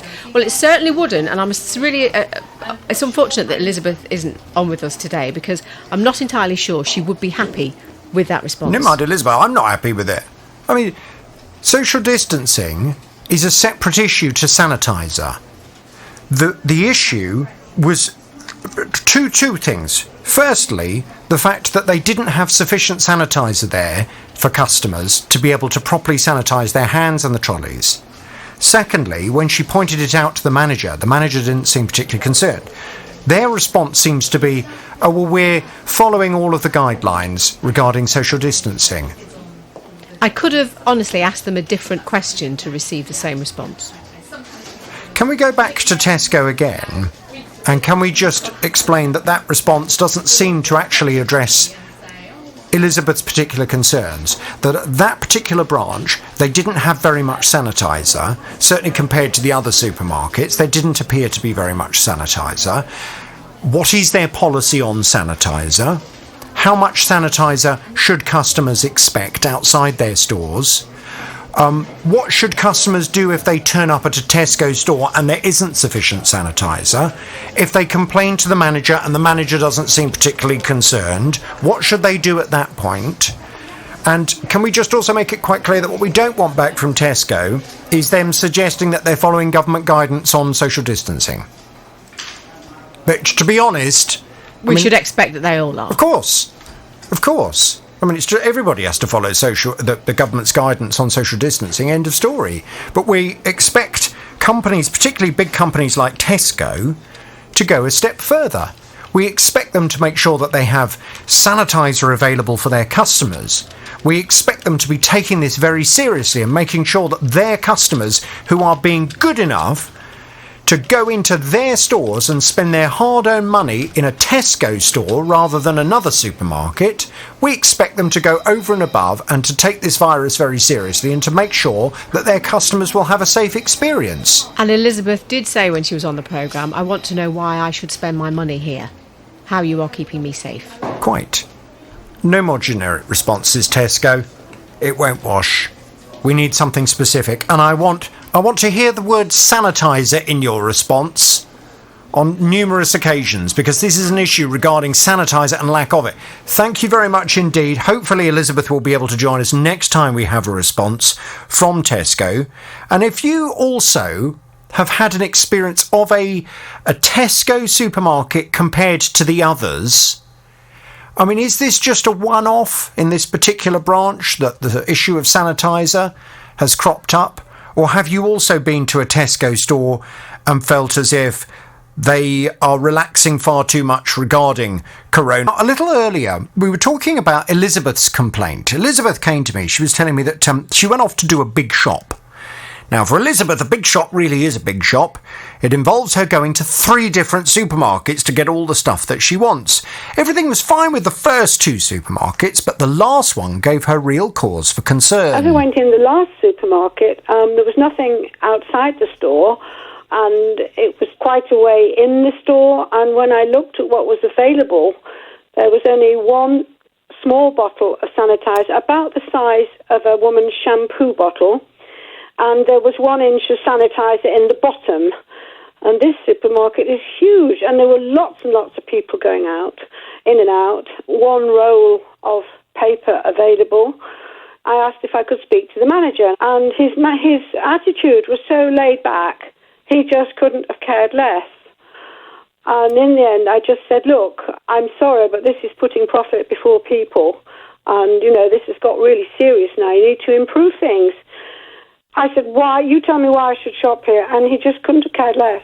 I said, if you can't protect us, why should I shop here? Well, very frustrating, but what's even more frustrating, we went off to have a word with the supermarket concerned, that is Tesco, and the response that we have had back from them seems to me to be a very generic response regarding generally how the supermarket tries to follow the government guidance. What can you just remind us of their exact response, Tara? Yes, it's not too long. We are sorry to hear about Elizabeth's concerns. The safety of our customers and colleagues is our top priority, and we are closely following government guidance. We have strict health and safety and social distancing processes in place in our stores, and we are directing all customers and colleagues to follow Public Health Authority guidance on how to keep themselves, fellow colleagues and customers safe. Not a single mention of sanitizer in that response, and the response is largely about sanitizer, but also the attitude from the manager in the store. Now, we will of course go back to Tesco and ask for a further response where they specifically talk about the sanitizer at that particular branch of Tesco, but I am interested to know whether Elizabeth's gripe is just a one-off, a bad experience at one particular branch of Tesco. Are they generally doing everything they possibly can to keep their customers safe when they go in and out? What's been your experience? Have they always normally got enough sanitizer? Your calls are coming through. Let's go to the phones. Paul has called to have his say. Hello, Paul. Yeah, hi, Jonathan. This is your coffee morning, Elizabeth. Oh, hello, Paul. What's your view then on this? Yeah, I went to a branch of that store as well. Whether it's the same one or not, I don't know. And I can confirm that definitely the sanitizer was wanting. But when I went into the store itself, I saw a couple, a young-ish couple in their sort of early 30s, walking around with no mask on at all. And bearing in mind I've got 7 masks in my car, I can choose from whichever one I want to. I spoke to a guy in a suit, so I assumed he was part of the management, whether he was actually the manager or not, and said, there's 2 people walking around the store there with no masks on. They can't both have asthma or some kind of condition.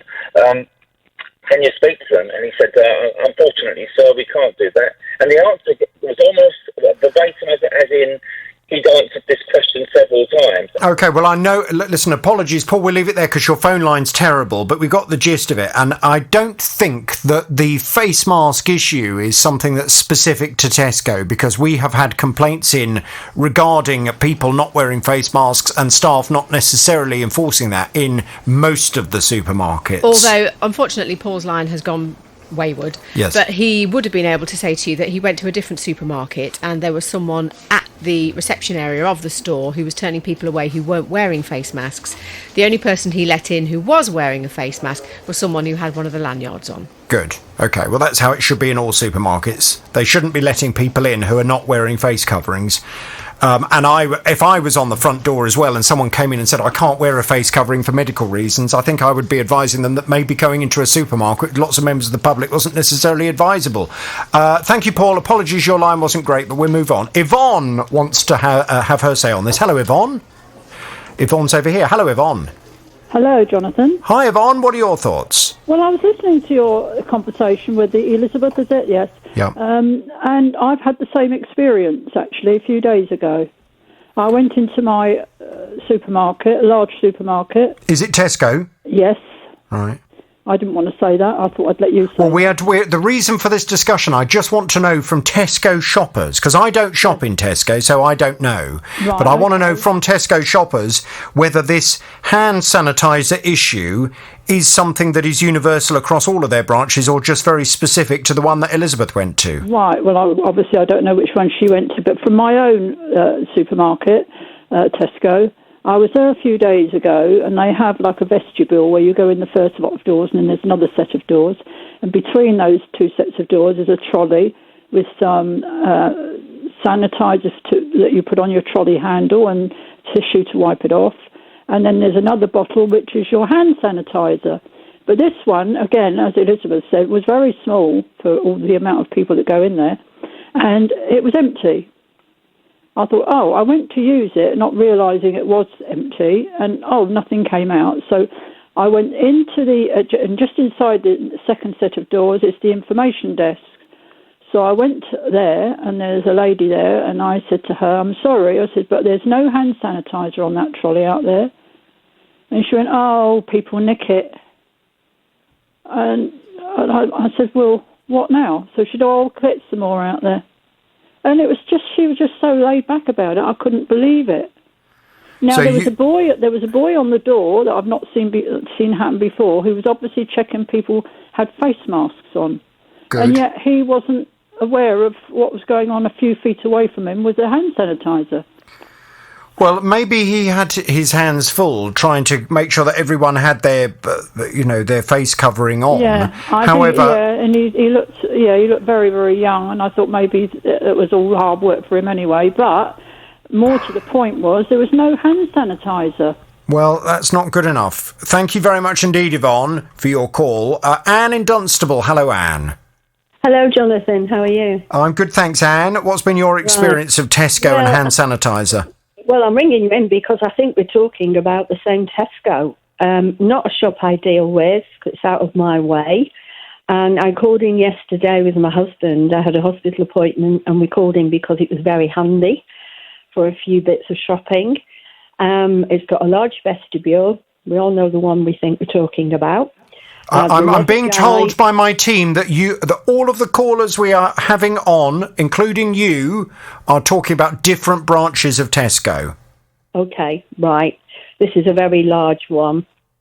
There are lots of very large branches of Tesco, and apparently they're all different stores that we're talking about. So, what was your experience? You don't want me to say which one it is, I suppose, but it's a very, very large one in Dunstable.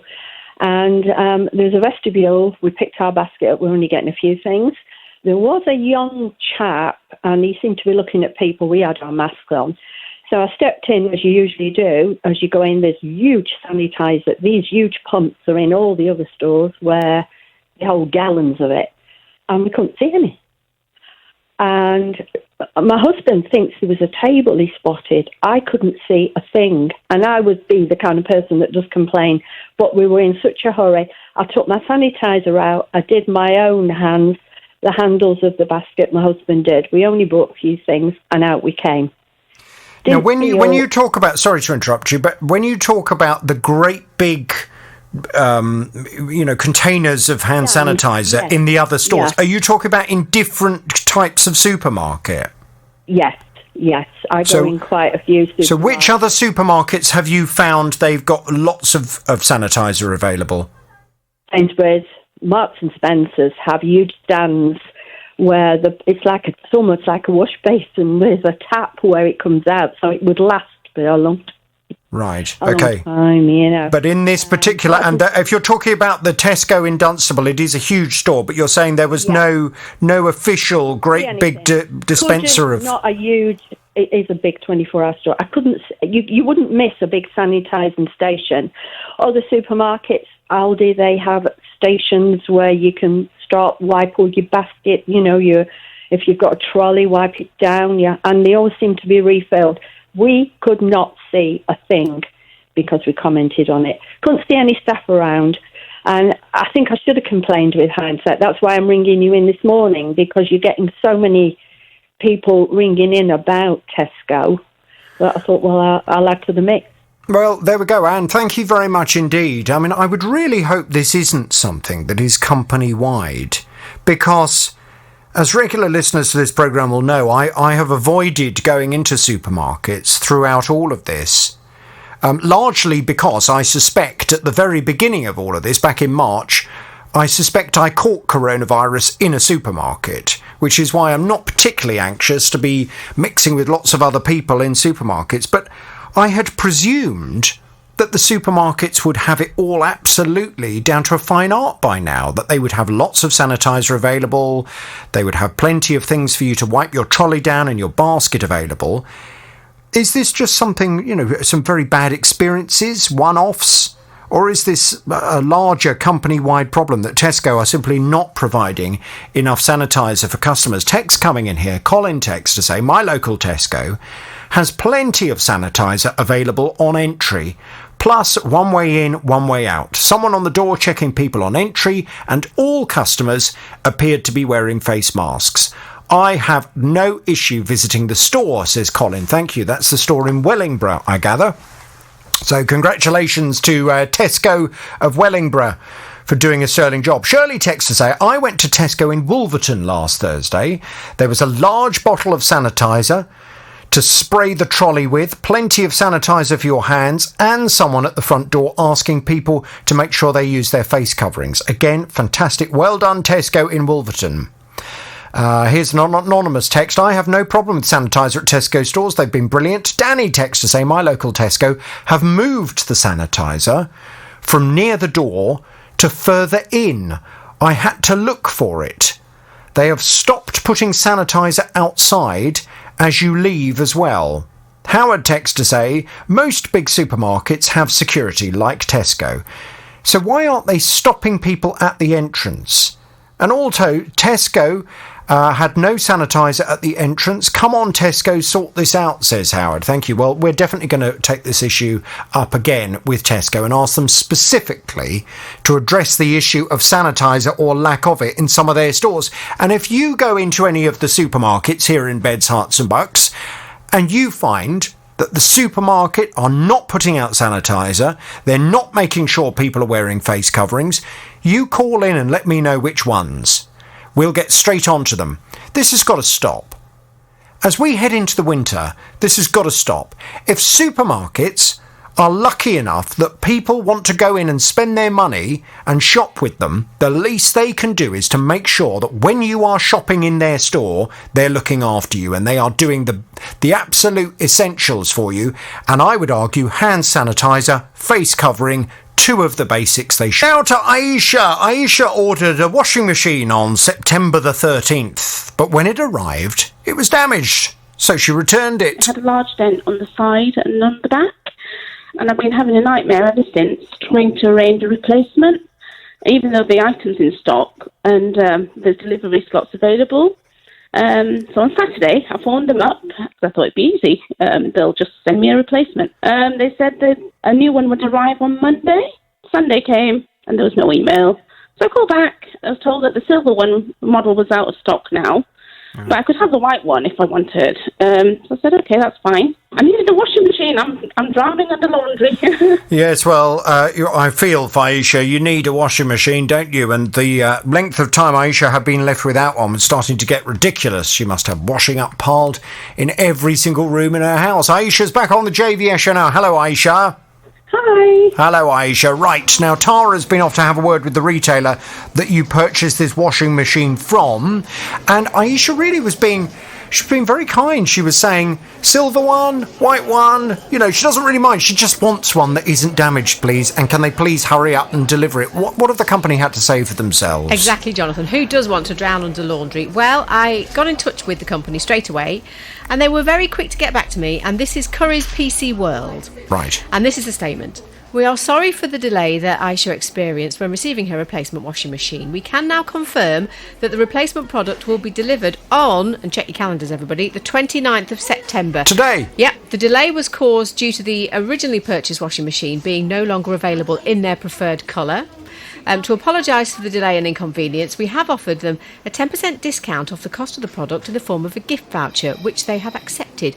We will be closely monitoring the delivery of their replacement washing machine. Aisha, what's happened?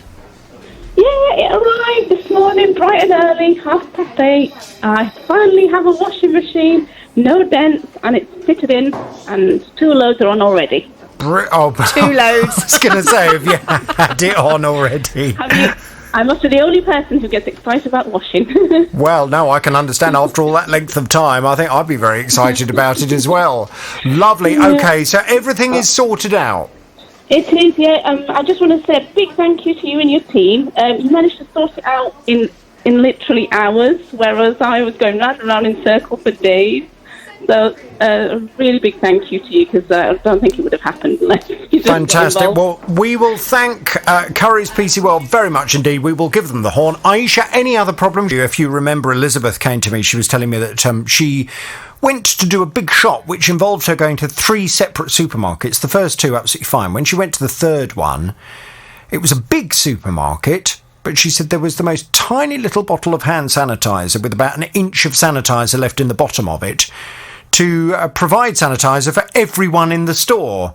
And she said when she raised this issue with the manager and expressed her surprise that they didn't have a more plentiful supply of sanitizer, she suggested the manager's response was not particularly interested. Lots of you wanting to stick up for Tesco, which is absolutely fine, because I want to be able to get an accurate picture of what's going on. Jude in Bedford texts to say Tesco at Riverfield Drive in Bedford, always sanitizer and antibacterial spray to use before going into the shop. One way in, one way out, greeted at the sanitizer station. You'll find it's some of the customers in store that create the problems with lack of social distancing, says Jude. Anonymous text in here, Tesco store in Sandy does have hand sanitizer and is pretty good. It would appear then that it is branch dependent. And I hazard a guess that's possibly the same for all of the different supermarket companies. That's not acceptable. It is not okay to go into one branch of a supermarket and to find that they are recognising the risks and the concerns regarding coronavirus, and yet to go into another branch of exactly the same company and to find a dreadful response. It's not okay. It's not okay. and I urge you to complain to the manager of that store if you find that they are not doing the basics in terms of looking after their customers regarding coronavirus. Complain to the management and let me know as well, and we'll do the same. And maybe, hopefully together, we can then make sure all of the supermarkets here in Beds, Herts and Bucks are looking after their customers, regardless of the branch and the individual manager. 08081 008800. That's the number if you want to get involved in that conversation. Now, to Gwen. Gwen's car broke down on the A505. It was in a rather dangerous place, but thankfully quite close to a nearby fast food restaurant, so at least she had somewhere safe to wait while the breakdown company was called. Well, she called them. She explained that she was a 66-year-old woman and she was on her own. This was about 5:30, just before 5:30, and they said it would take approximately 4 to 5 hours to get out to me. The young lady that I spoke to suggested that I walk home, which was 6.5 miles away. And to be honest, 4 to 5 hours I could cope with because I could sit in the fast food restaurant. They turned up at 10 to 2. 10 to 2 in the morning? Yes. And what? I didn't get home till 10 to 3 in the morning. Well, as you can imagine, Gwen was she was exhausted. She was upset. She felt at the time that she really needed this breakdown company. They hadn't looked after her adequately. When Gwen first came to me, she said, I don't want to stay with this company anymore. I don't feel I can trust them anymore. And I still feel as if they have not responded adequately to my complaint. They had offered her a 3 years breakdown by way of an apology. Well, Gwen's back on the JVS show now. Hello, Gwen. Hello. I went to speak to the company concerned. They are the RAC. And you will recall they came back with this response. They said, we are very sorry that Gwen experienced such a long wait. We rescue thousands of drivers every day and pride ourselves on our roadside service. Unfortunately, there was an unusually high demand of breakdowns in that area that day, which led to the wait. Gwen is a valued member of the RAC. We don't want to lose her, and we're in touch to agree a suitable gesture of goodwill. Or when I spoke to you last, you said that you had not heard anything from the RAC, and also in that response there did not appear to be any kind of explanation as to what had gone on, and an assurance, most importantly, that it will not happen to anyone else, because you don't feel that you can rely on the RAC anymore. You don't feel you can trust them. And there may well be other people listening to the programme who will be listening to this thinking, oh my God, I've got RAC membership. I hope I'm not left for 9 hours at the side of the road if I break down. Well, I wanted to go back to the RAC and ask for further clarification. I understand you have subsequently heard from them, is that right? Yes, that's right. They've come back with this statement. We'll find out what they've said to you in just a second, but the further statement they provided for the programme. As an emergency rescue service, we deal with thousands of hard-to-predict events every day, which when combined with other factors, including local traffic and weather conditions, means we can't guarantee arrival times. Despite these challenges, we succeed in reaching the vast majority of our customers quickly and in line with the estimates we give them. We'd like to reassure Gwen that we are constantly looking at ways to reduce waiting times for our customers, especially on days when demand for our service is unexpectedly high. So a little bit further in terms of a kind of assurance that they're doing as much as they can to make sure this doesn't happen to anyone else and wouldn't happen to you again. But it's not necessarily an absolutely, an absolute promise to people that this won't happen to them. What did they say when they called you? They apologised again, and they have paid back the money that we've paid from March this year. But I still don't feel I can trust them. My husband broke down. It was just his radiator hose, but it was too far away from home to limp home. And they said they were going to be 1 to 2 hours out to him, and They were in fact 3.5 hours. So what are you proposing to do then? Are you going to move to another breakdown company? Oh, definitely, yes. You are. And Yeah. did you tell the man who called you that was what you were planning to do? Well, not in so many words, but I wanted them to come out, so you're a bit careful what you say.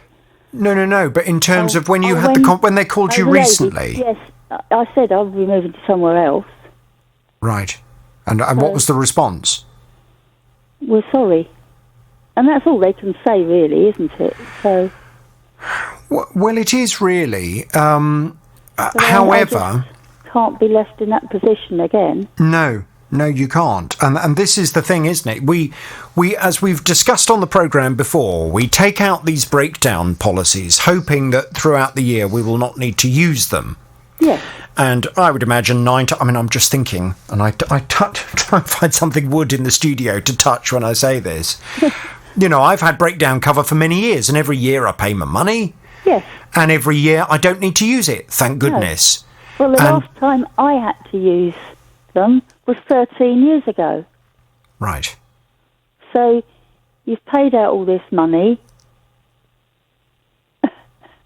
I just think it's a bit of a hiding to nothing, really. Well, look, they've provided a response. They've apologised for the problem. They say that, they're doing as much as they possibly can to make sure this doesn't happen to anyone else. At the end of the day, Gwen, it's entirely up to you whether or not you do want to stick with them or whether you're going to go to a different company instead. I just hope that if you do switch to another company, you're going to have a better service from them. So do I. Yeah. Well, listen, good luck. Let's hope that this isn't something that you need to rely on again. But if it is, let's hope that whichever company you decide to go with, you'll make sure that you get a more rapid response and you're not left sitting in a fast food restaurant for 9 hours waiting for someone to turn up. Yes, that's it. Gwen, thank you for coming to the programme. Thank you for giving me an opportunity to respond. And to the RAC, thank you for your response and for the apology. June went to Lanzarote on March the 12th with a couple of her friends. It cost them each £1,862. But this was just before Spain went into lockdown. And on arrival, well, they received some rather worrying news. They said to us, be ready to pack within an hour, just throw everything in your case and be ready to go. They kept us there the whole 2 weeks. Oh, God. Sort of on tenterhooks all the time, really, as you can imagine. And then the following day, the hotel was on lockdown. We could go into the grounds, but all the pools were roped off. The spa treatments that were all part of the holiday, the spa was closed.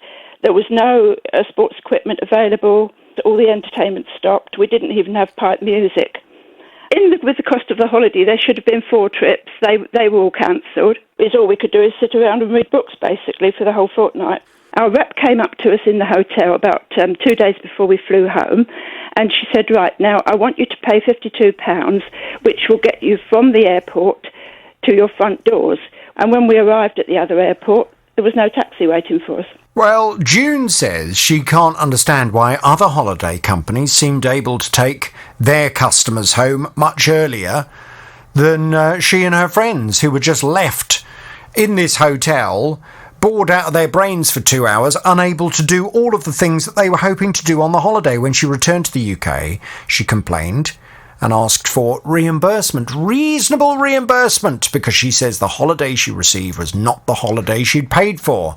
Well, we have been speaking to this holiday company on June's behalf. June's back on the JVS show now. Hello, June.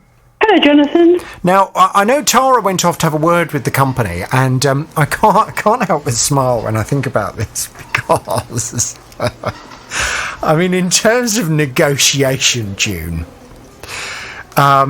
You're hilarious. I've got to be honest with you, because when I said to you on the programme, out of the £1,862, how much do you want back? You said, about £400. So at the time I was thinking, that's a bit low, but okay, if that's what June's looking for, then so be it. Tara, when the company came to us, they automatically came in with a higher offer than June was originally looking at. Wasn't it about £500? Yes, well, they came back to us with a statement, and this is Saga. Yeah. To just explain what had happened and that they were very sorry that the holiday didn't meet the expectations of June and her friends. Yeah. And, you know, they talked about the fact that most of their holiday makers, you know, they managed to get 94% of those home within 7 days and over 99% within 14 days. Unfortunately, you know, for June and her friends, they had to wait longer than anybody had anticipated. And they'd been in touch with June, they said, and her friends to arrange further compensation. So they didn't give me the new figure, but when they got in touch with June, that's when they offered the figure directly to June, wasn't it, June? Yes, that's right. Now, and you said they came in with 500 odd quid, and at that point you said, "Oh, I was hoping for more than that." It's lucky they weren't listening to my programme, isn't it? When you said £400. So I mean, yes, quite. I mean, I still felt the £400 was too low when you first said it, but you held out for more, so they came back quite quickly, didn't they, with an increased offer? What was that for? Yes, more or less straight away, 750. So £750 now, suddenly they offered you. And did you accept that? Yes, I said, yes, I think that would be all right. And when it arrived, we've actually got 760. What? They've added an extra tenner to it. I can only assume that's because you're so lovely, June. Oh, dear. We should have had you negotiating Brexit, shouldn't we? This would have confused them, wouldn't it? Absolutely. Yes. June goes in with a very low offer, and then when they come back with something higher, she then says that's not high enough. Right, well, listen, I mean, so that's great. And you've got the money now, yeah? Yes, we've all got it, yes. Brilliant. Could you say hello to all my friends? They're sitting listening to this. Are they? What are your friends' names? Give them what the young people call a shout-out. Kathy and Irene. What, sorry? Kathy and Irene. Kathy and Irene. And they're your holiday chums who are also left in that resort with nothing to do. Yes, that's right, yes. Oh, well, there we go. Never mind. At least you've now got some money to put towards a holiday, and let's just hope we can all go on holiday next year. Yes, hopefully, yes. I should have been jetting off this Saturday for a week in Frigiliana, June. Guess where I'll be instead? Well, never mind. You can come round to tea at my place. Well, I will be working instead. Who needs holidays anyway? Holidays are for wimps. He says through gritted teeth. Right, look, I'm absolutely delighted you got that money back. Thank you, Tara. Thank you very much indeed to Saga. We will give them the horn. June, any other problems, you know where we are. Good afternoon. How are you? I'm good, thanks, Simon. I gather you've got a consumer problem regarding some trees. Tell me everything without naming any company names, please. Okay, I live on a housing association complex, 44 flats and houses. And we have about, I'd say, 8 to 10 trees that are very old, very big, very tall. I would say they go about 3 to 4 stories high. And at the moment, they are very, very overgrown. They are so overgrown, in fact, that the branches are coming down to my first floor balcony. And I can touch the leaves on my balcony. We've had some tenants who, after doing some complaining themselves and have had no response from the housing association, took the matters into their own hands and actually climbed the trees and cut some branches off themselves so they could get some light into their houses. Blimey, it's a bit dangerous. Yes, it is, and that's why I contacted the housing association myself and spoke to them, and I told them the situation. Their attitude was that the tenants were vandalising the trees, and I had to put them right on that. So there's a lot of tree cuttings left by the side of the estate, on the estate, in a corner. What, where people have all climbed the trees to cut branches off? Yes. Oh, God. These trees, have they got any preservation orders on them? Well, I think one of them has, but I don't think the rest of them do. Right. Okay. Well, I mean, it certainly would not be advisable to start fiddling about with trees with preservation orders on, just as a bit of advice. But, I mean, I see the problem, and regular listeners to the programme will know that I have a great deal of sympathy for people that are blighted by trees. Trees are wonderful.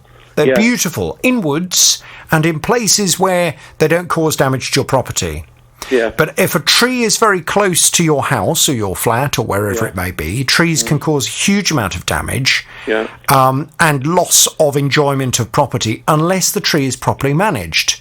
Yeah. And, I have trees in my garden, and on a regular basis I have to pay someone to come and sort them out. That's right, yeah. You can't just have a tree and leave it just to get enormous and then overshadow everyone else's property and drop stuff all over your neighbours' properties, damage their fences, start causing subsidence to their house. It's not acceptable. Right, A tree is something that's going to be there for a long time, and you need to make sure you manage it. Now, the Housing Association, they are the ones that actually own the trees, are they? They own the property, yes. Right, but are the trees on their land? Yes, they are, yes. Okay. And do they ever, as part of their management of the land and the area, do they ever get tree surgeons in to come and, cut the trees back and to make sure that they're not completely overcrowding and dominating everything? Yeah, they do. They have on about, I would say every other year they do it. Okay, right. Well, that shows that they are taking the management of those trees sensible. So why haven't they done it now? Well, they were unaware of the situation, apparently, and then when I suppose it was when I told them that tenants were cutting the trees down, it pricked their ears up, I suppose, and we had a housing officer come out within a week, had a look, took some photographs. Now, this was in June, and he says, oh, yes, he says, it's going to get done, he says, but we don't know when. And I thought, okay. So they committed to saying that there is a problem in the area. Right. However, I have rung them 10 times since the beginning of June. It's about 10 times. And I've said to them, what's going on? When is it going to get done? What's happening? And all I keep getting told is, yes, it will get done, but we don't know when. Okay. Well... And that's it. And in the meantime, you're just supposed to put up with trees that are overhanging everything, blocking out everyone's light. I mean, I would imagine, does it feel a rather dark and damp experience living in your flat? Let me tell you something. I get more light in the winter than I do in the summer. Because the leaves are off the trees? Yeah, that's right. Okay.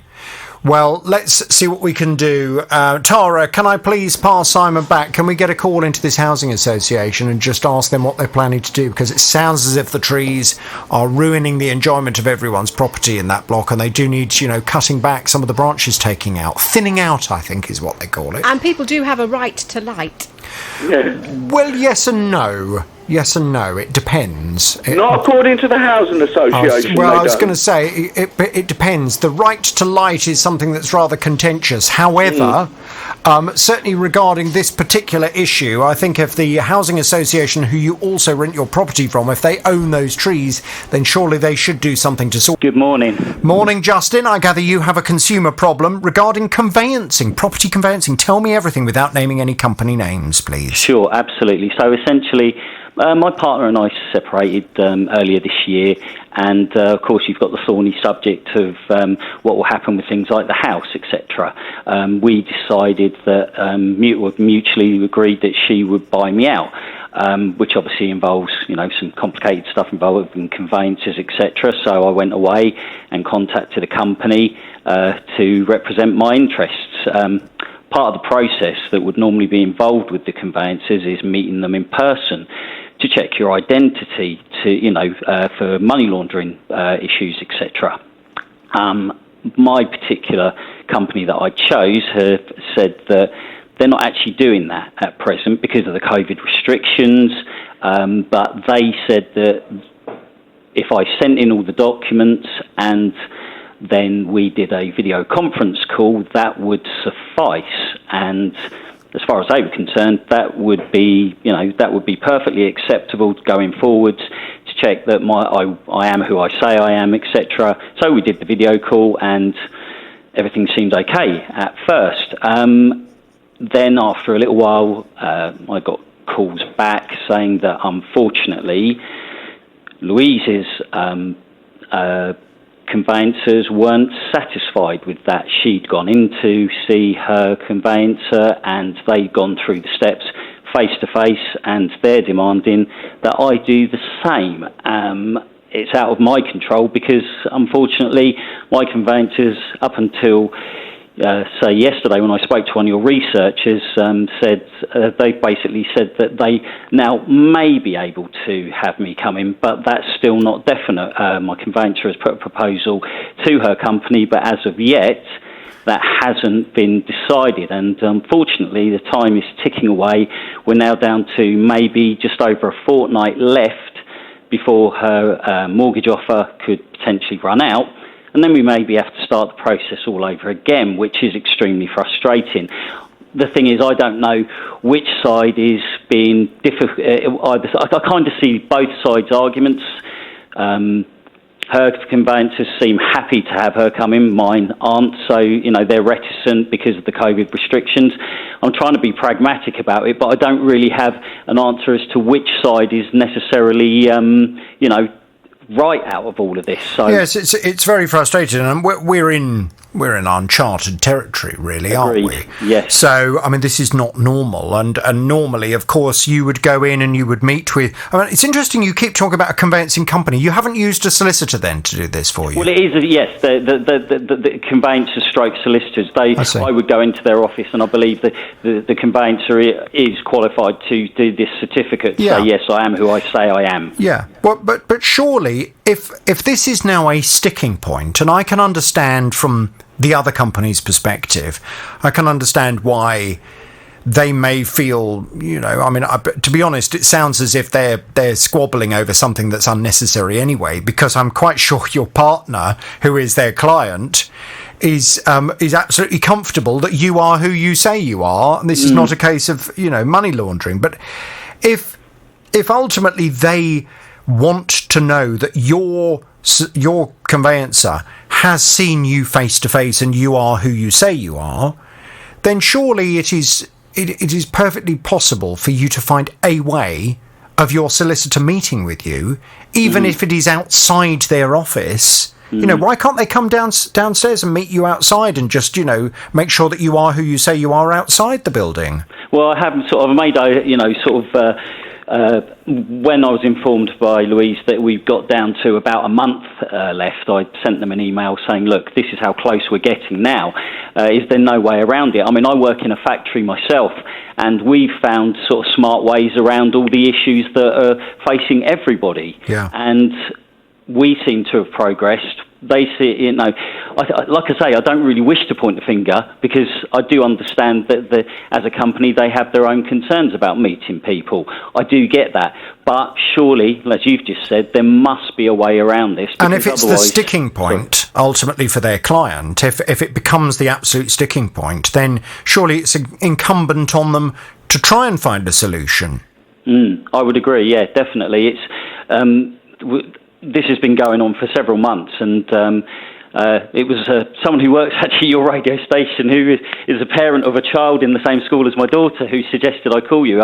And in some respects, I wish I'd contacted you earlier, if I'm honest. Well, I wish you had as well, because, I mean, I'm more than happy if you want to go and speak to your conveyancer and to say to them, what's going on? Surely you've got to find a way of facilitating this. If this is the sticking point, you need to facilitate it, because otherwise... as I said, they've said they're thinking about it now. I think that's mainly because I've told them how little time there is really left before this becomes an issue. I mean, the thing is, her mortgage company may be kind enough to give her an extension, but in the current climate, as you well know, getting hold of a mortgage is getting more and more difficult because of the situation as it is.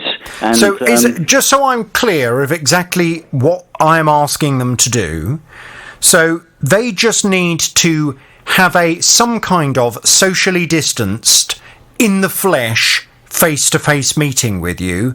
Yeah, so with all my documents, so they can see, because essentially what I've done is I've done that by video call. I've sent them the documents via email, etc. Right. And then sort of on a video conference call, I've had my passport by me, and they've said, yep, that's absolutely Fine. you. So what they could, so just so I'm clear, of how they could, for example, I'm just trying to think if this was something to do with our building, because as you can imagine as well, we are not allowing members of the public to come into our building. No. In fact, some of the staff who work here have been strongly discouraged from coming in at the moment, and it's only staff that are actually working on radio programmes that are going out there and then that are coming into the building for obvious reasons.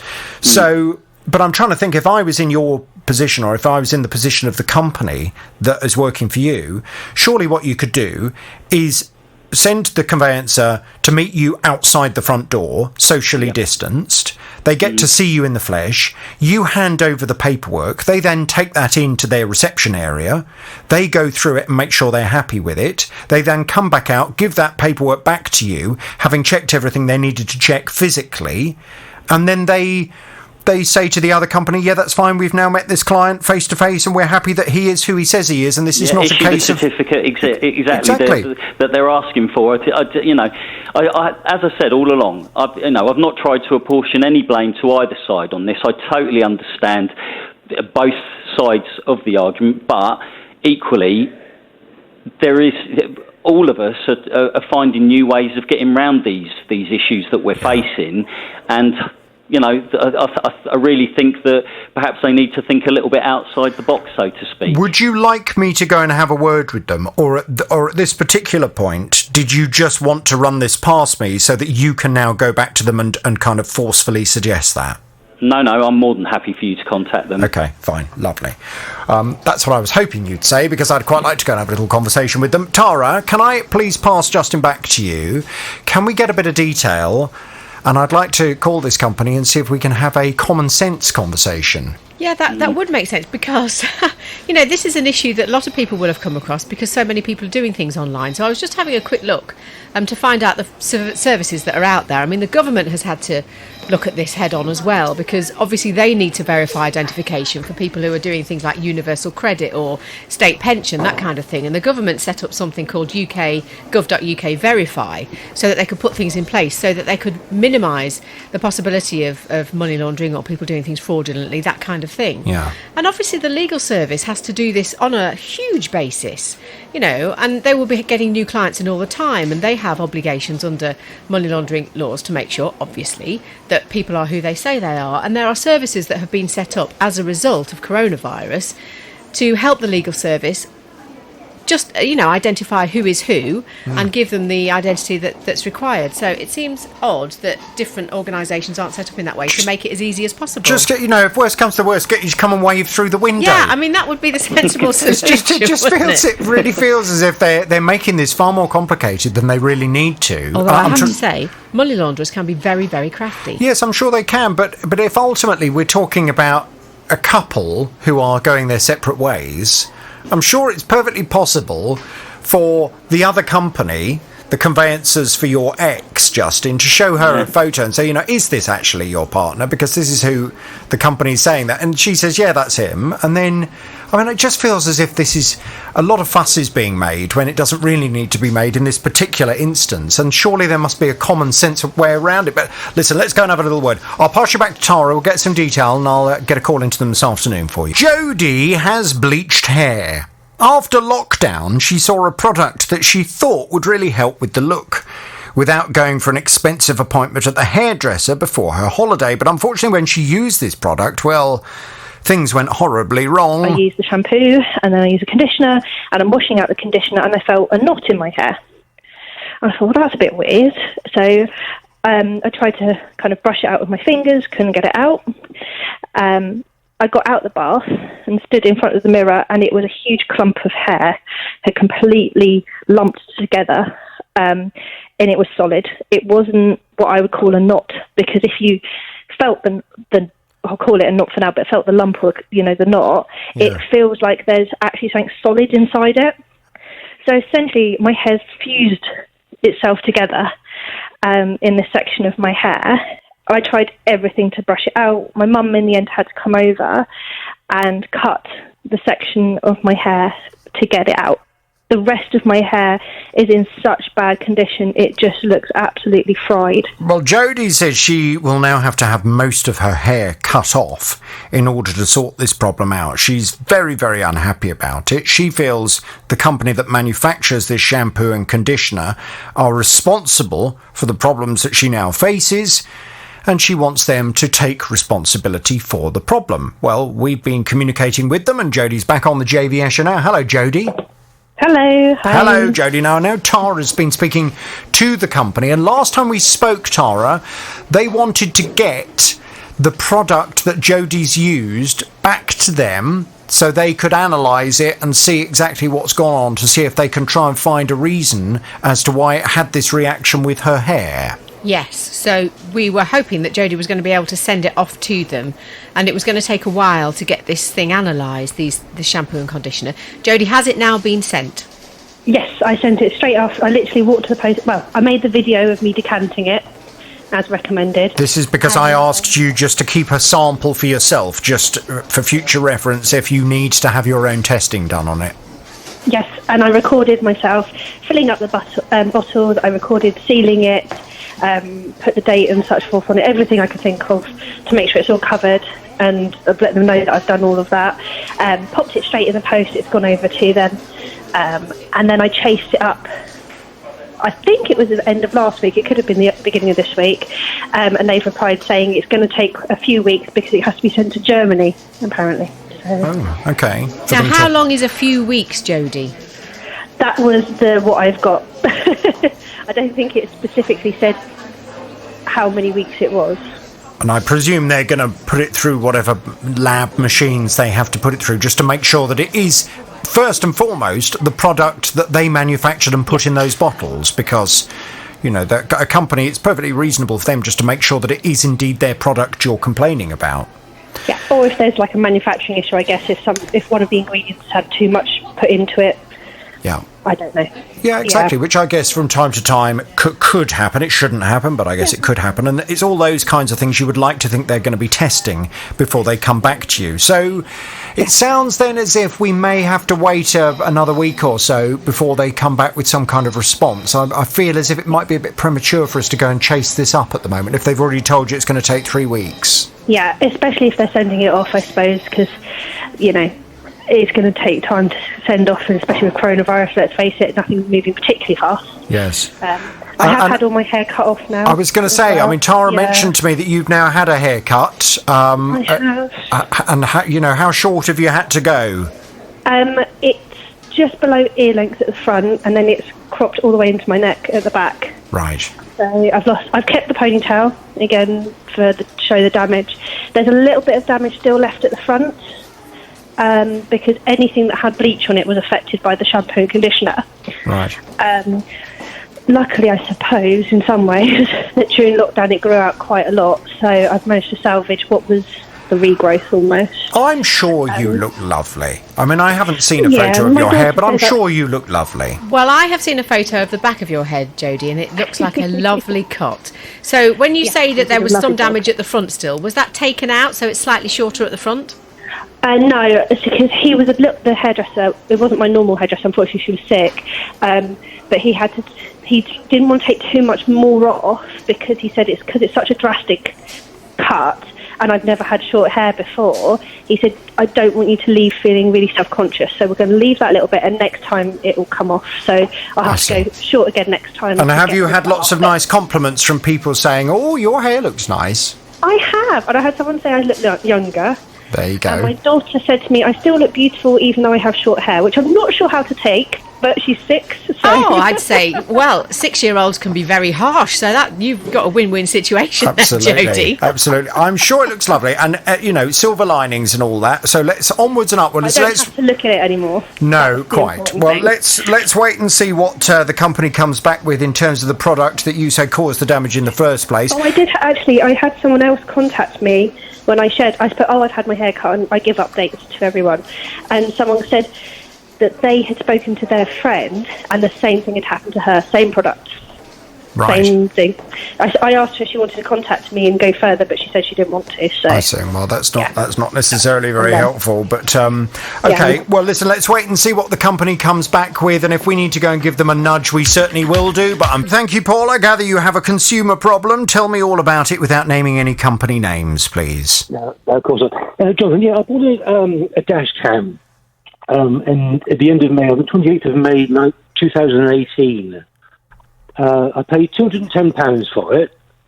It's a well-known make from a well-known retailer, a well-known manufacturer.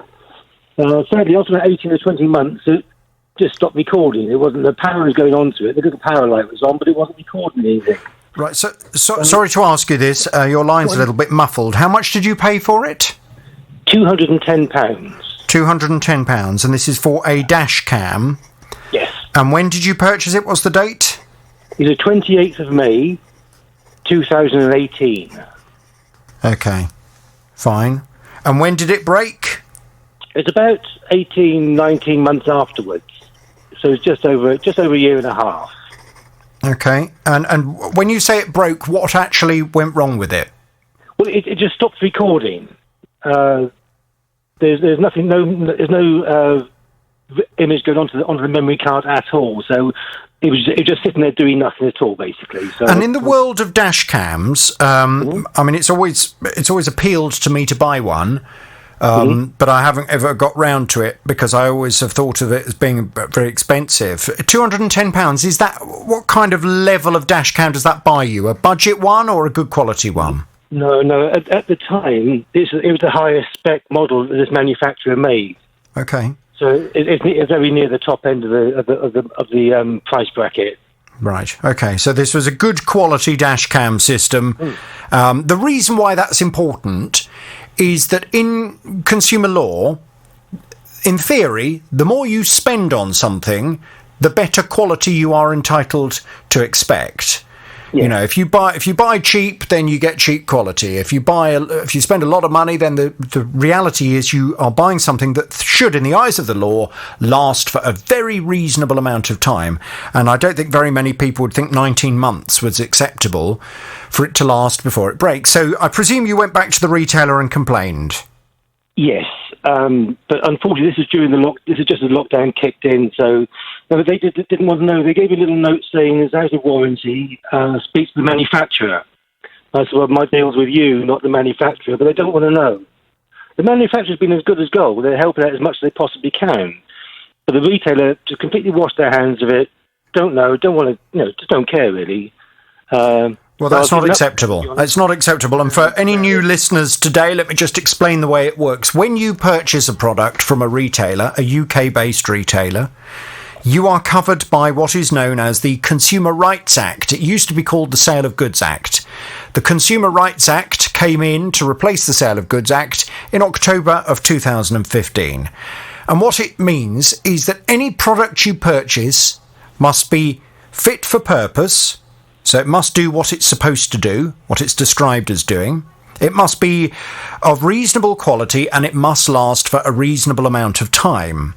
And your contract is with the retailer that you've paid the money to. It is not with the manufacturer. Any retailer that says to you, oh, well, it's over 12 months old, therefore you have to go to the manufacturer, that's just nonsense. They don't know what they're talking about. So they're either trying to fob you off or they're ignorant to the law. So you must make sure that you are informed. Now, the fact that this retailer was kind of saying to you, no, there's nothing we can do, you need to go to the manufacturer, it's just not reasonable. It's not reasonable at all, Paul. So where are we now with this?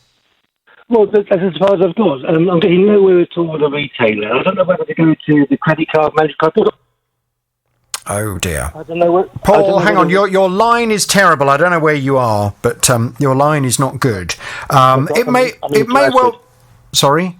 I'm in Bradford. Oh, right. Well, I don't know. I don't know what the signal's like in Bradford, but seemingly a load of rubbish. Look, the long and short of it is the retailer must take responsibility, and if necessary, I will go and have a word with them and explain to them their responsibility. Just stay where you are, Paul.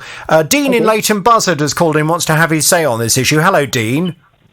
Hi, Jonathan. I think I might have exactly the same model as this chap's got. Mine did exactly the same. It stopped recording. and I bought a new memory card for it and put it in, and it works perfectly now. So there's something about the memory card that just wouldn't allow it to record. So if he's got a spare memory card, anything that you can put in place, just to try it, see if that works, or just buy a new memory card. You know, they're quite cheap. You get for about £6 for a 128 gigabit one off eBay, and I put it in, and it works perfect. Oh, that's very, very unusual. I'm being told by my team, and I don't want the name of the manufacturer on air, but I'm being told by the team they've checked, and it is the same manufacturer. When you've had a conversation with the manufacturer, Paul, have they mentioned this business of you potentially having to put a new memory card in?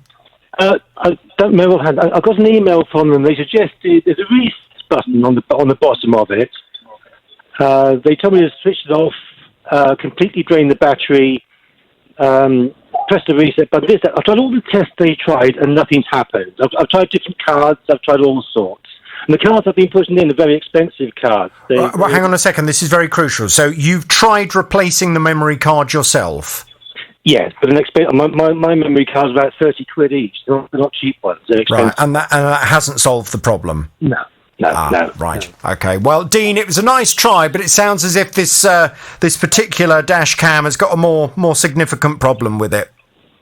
Yeah, okay. As I say, well, mine did exactly the same, but they cured the fault of mine anyway. Well, you're lucky. You're very lucky, Dean. Thank you very much indeed. Right, I'll tell you what I'd like to do for you then, Paul. I'm going to pass you back. Can we get some detail, please, Tara? And can we get a call into this company and just ask them, this is the retailer, why they don't seem to either understand UK consumer law, or if they do understand it, why they're giving Paul incorrect information. This is their responsibility. Paul gave them £210. He's entitled to expect this product will last for a reasonable amount of time. It hasn't. And unless they can demonstrate that Paul has damaged it, I mean, I presume, Paul, you haven't done anything. You've not dropped it. You haven't done anything that they could potentially throw it back at you and suggest you've caused the problem. No, not at all. All it's been doing is replace the dashboard, doing this little job for having to decide to dive his legs in the air. Oh, I didn't get any of that. All I heard was "get your legs in the air, Paul," which I dread to think what you're talking about.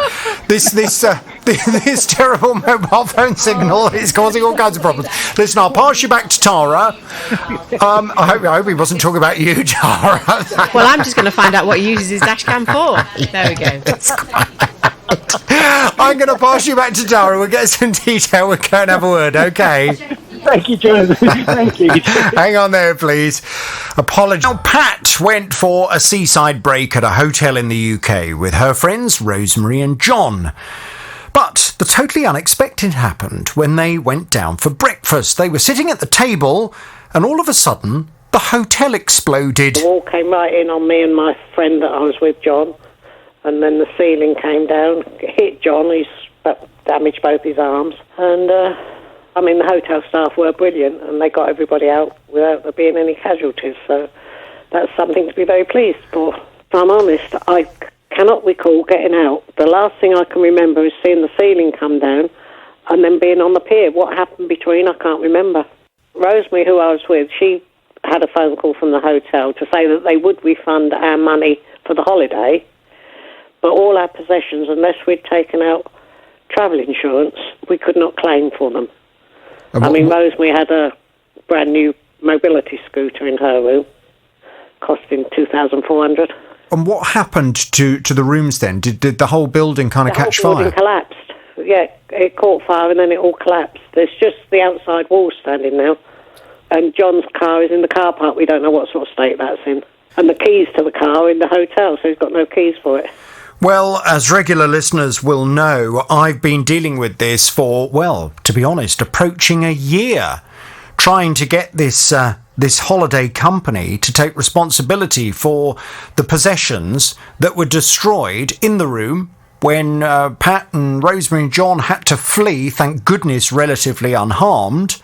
And then the hotel, collapsed and all of their possessions were crushed under the rubble. Pat's back on the JVS show now. Hello, Pat.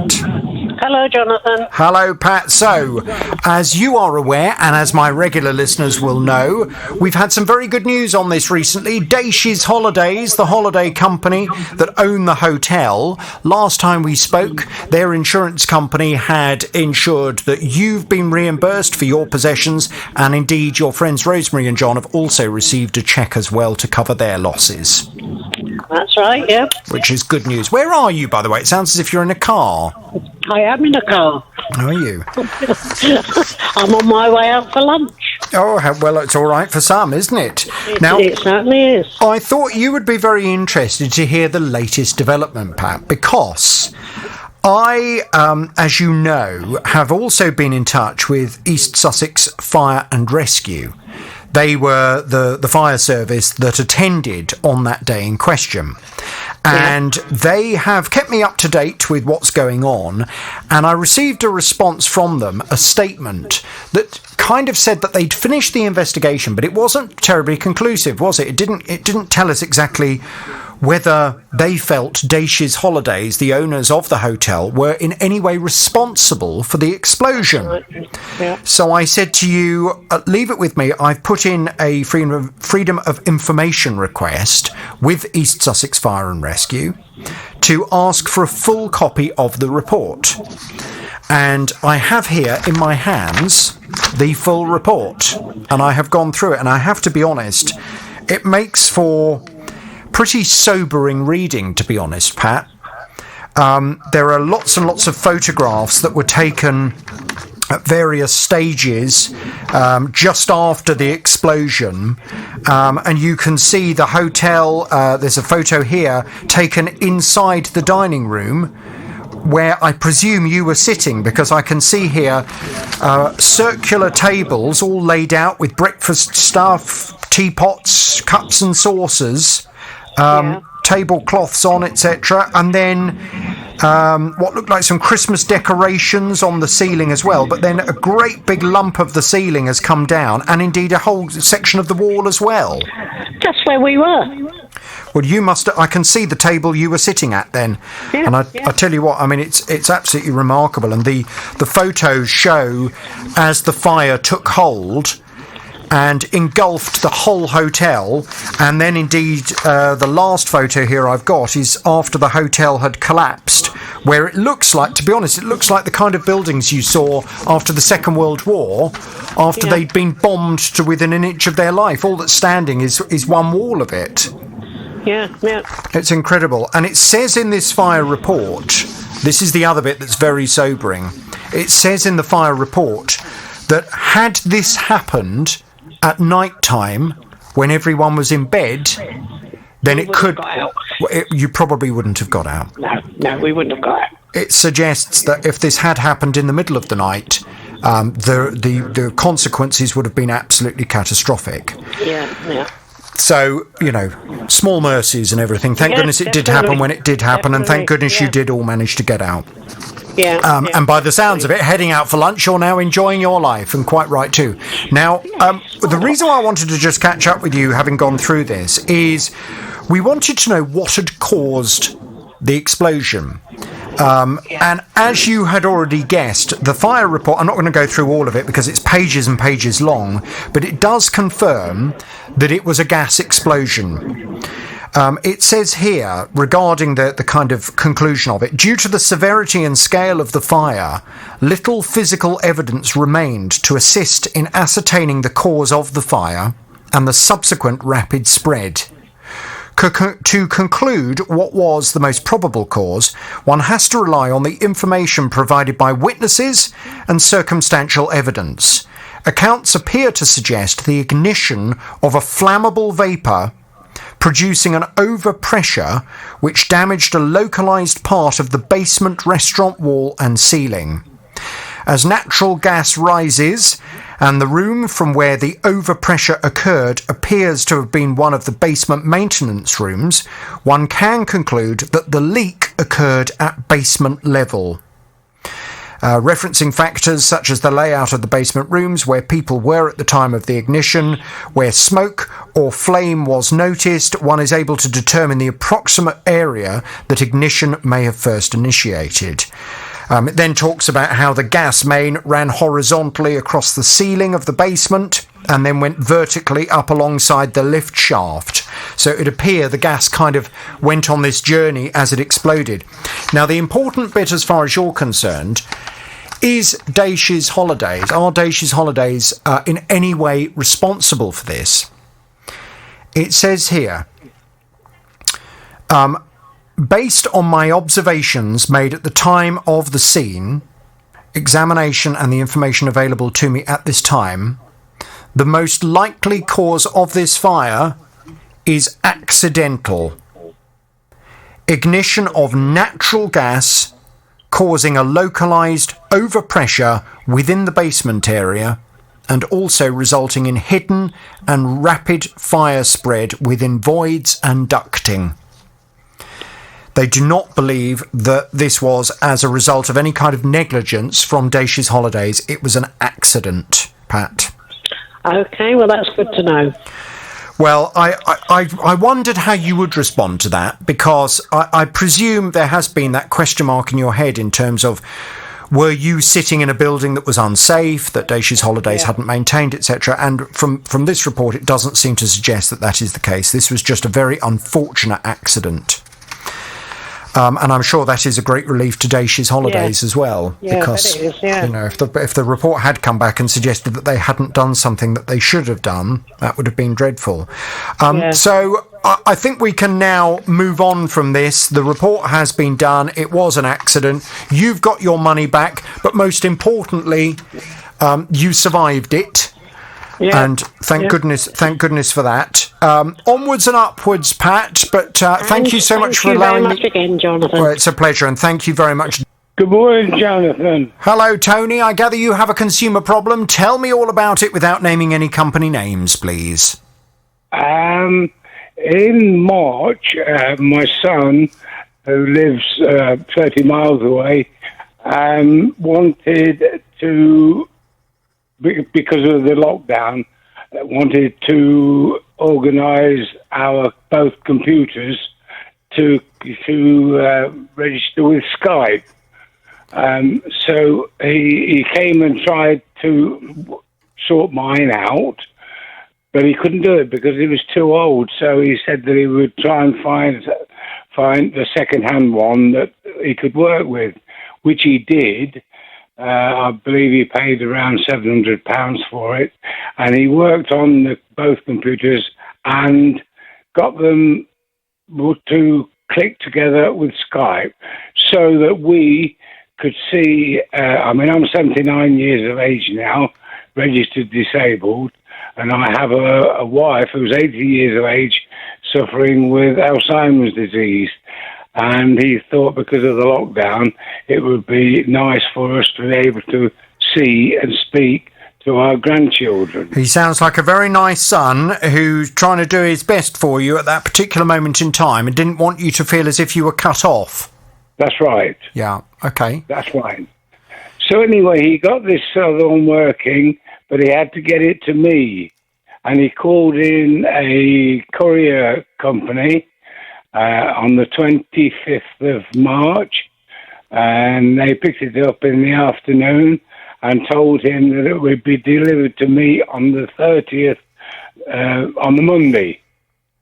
And so I waited in all day long, and it never arrived. And it never has arrived. Oh dear. Yes, we've never got it. It's vanished into the ether. It certainly did. Yeah. Right, so, did I presume your son, with an expensive item like a computer, I presume that he paid to have it insured should it go awry in the post? I don't think he did. Because it was a second-hand computer that he bought. But as far as covering insurance, I expected him that the courier company would have their own insurance, you know. Well, it depends. So how much had the computer cost him that he bought second-hand for you? £699. Oh, blimey. Okay. So quite an expensive computer.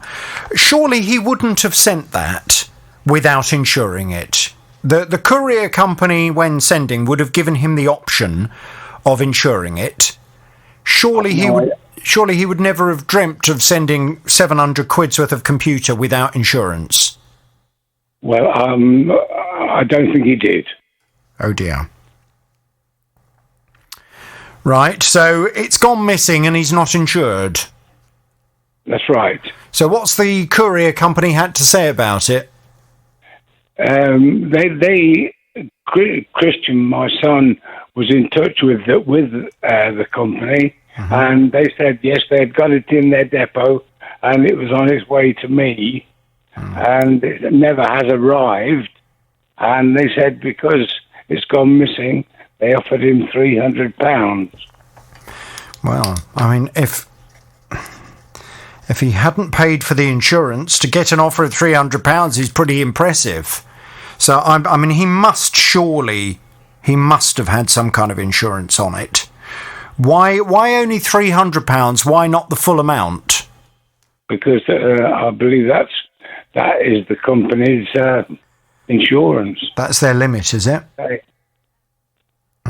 Okay. It sounds to me as if there are a few questions we need to go and ask on your behalf, Tony, because, I mean, firstly and foremost, I would like to know what happened to that computer. The courier company, I presume, have done a full investigation. Computers don't just vanish. The computer must have gone somewhere. So, where did it go? Why did it not arrive at your place? Also, go on. Can I bring something up? Yes. We were advised by a friend to look on the computer on, I don't know whether I can mention, can I mention a channel? No. Anyway, this particular channel, to look on there and see what was happening with this particular company. And we noticed that any packages that a lot of the packages that they weren't delivering, they were taking them to Birmingham to an auction and selling them off. Well, I have no idea. I don't know what you're referring to, and obviously we would like to go and ask some questions ourselves. A couple of things, Tara, please, can we ask, firstly, where did the computer go? Computers don't just vanish. That computer must be somewhere. What have they done to try and find it? Also, what kind of insurance would they have offered Tony's son at the point of selling? If they did make it clear the limitations of the insurance, then obviously that does put quite a lot of responsibility on your son, Tony, because...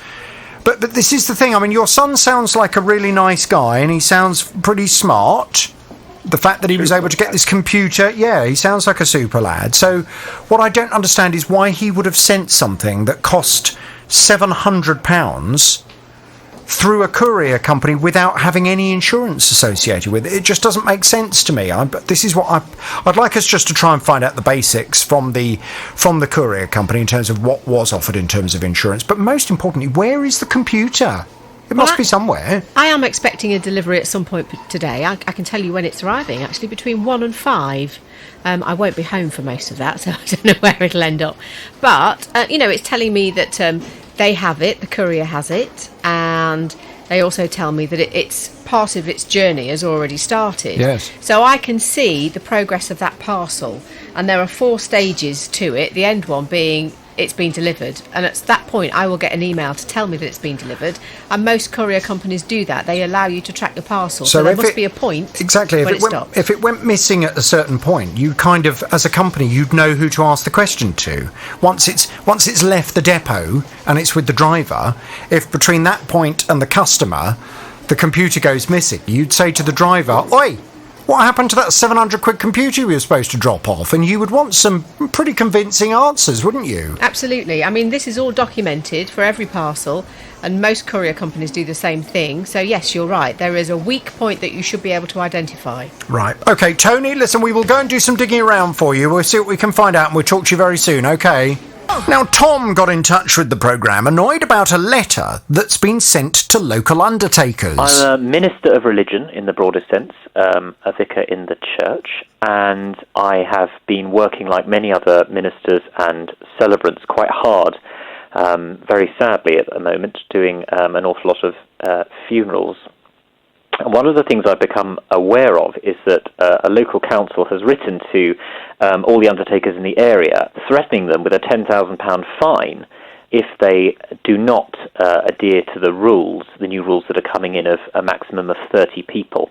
The rules are absolutely essential, but the thing I find concerning and unacceptable is the threat to undertakers who are already overstretched and working incredibly hard, that they themselves will be liable for the fine if they do not make sure the families comply. And I don't think that they have that within their gift or within their means to do that. Well, we, of course, have been off to have a word with the local authority to find out why they seem to be putting all of the responsibility at the feet of the funeral directors.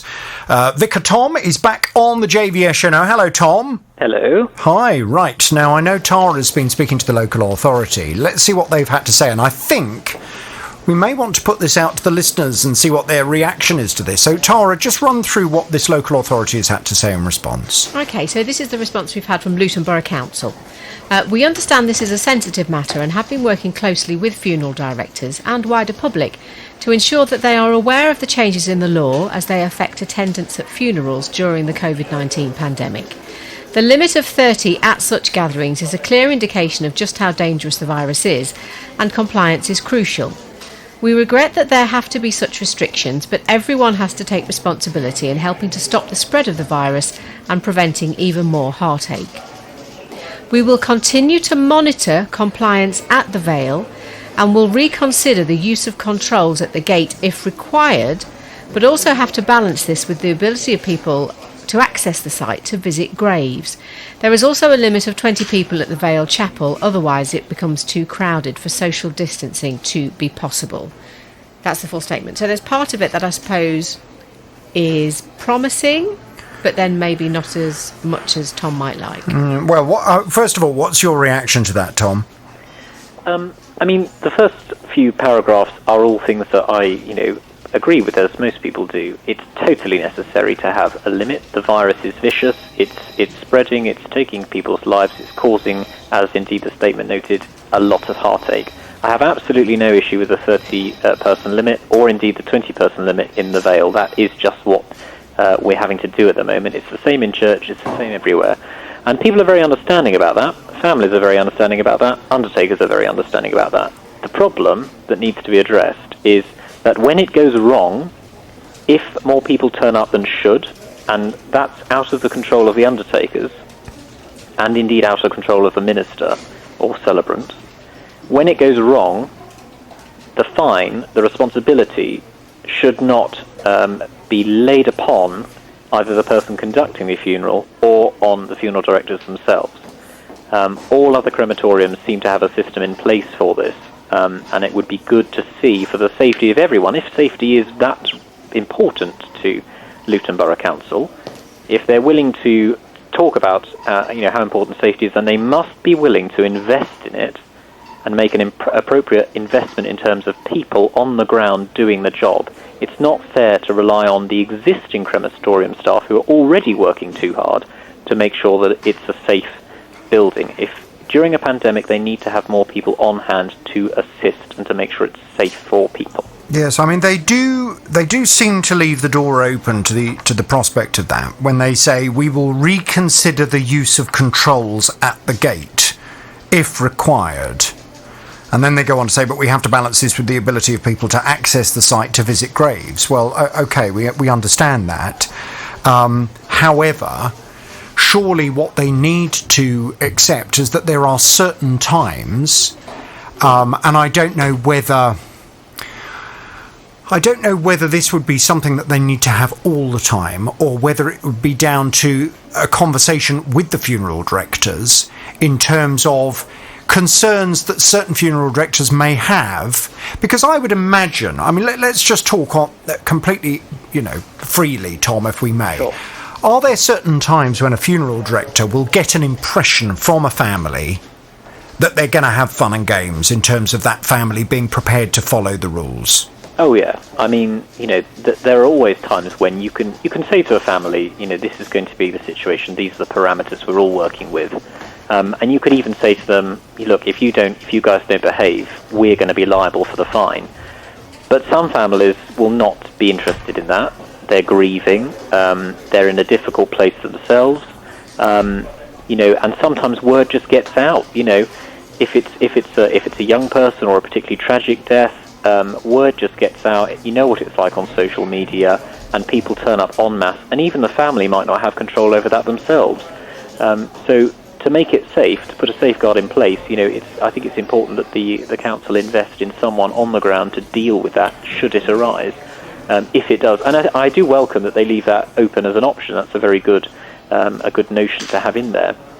But you can get a sense from people sometimes where it's going to go, but then sometimes you can't. And if it does go wrong, as I keep saying, if it does go wrong, I don't think it should be laid at the feet of the undertakers. The Vale is a property that belongs to and is run by Luton Borough Council. Ultimately, the buck stops with them. If they're offering that facility to the general public and they are charging for it, I should like to add that it is the most expensive crematorium to use in the area. If they are charging for it, then they have an obligation to make it safe. If you go into a pub and buy a pint, the landlord or landlady has an obligation to make that safe for you, and it's the same with the crematorium. So are we saying then the practical way of solving this is for that particular crematorium to have security guards on the gate all the time, or every day, checking to see who's coming in, why they're coming in, and whether they are part of a funeral that will end up having more than 30 people, or, as they're saying in their statement, 20 people that they permit at their particular establishment. Is that the way of solving this, security? I mean, I don't know. I'm not clued up on the logistics of how they might do it. My concern mainly is, the fact of the matter is that the responsibility lies with them as the operators of the facility, and not with the users of the facility, i.e. the clergy, the ministers, the celebrants, and the undertakers. The responsibility has to lie with the people who own the building and who benefit financially from having it open. If you were to, because I'm just trying to think about this from other crematoria, and how they may be dealing with it. I mean, if you were to go, for example, to a funeral at Garston, which I imagine is another crematorium where you do a lot of work, what's the situation they have there? Would you find that there are, in effect, bouncers on the door there to make sure that you've only got 30 people attending the funeral?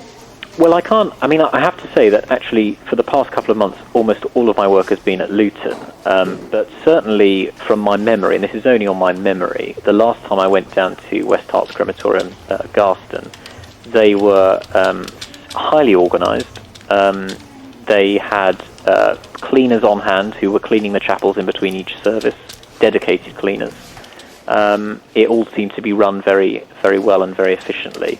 And I would say that what I'm saying at the moment is not a criticism of the staff at Luton Crematorium, all of whom are excellent and are incredibly polite, courteous, practically helpful to all those who use the crematorium. They're excellent staff.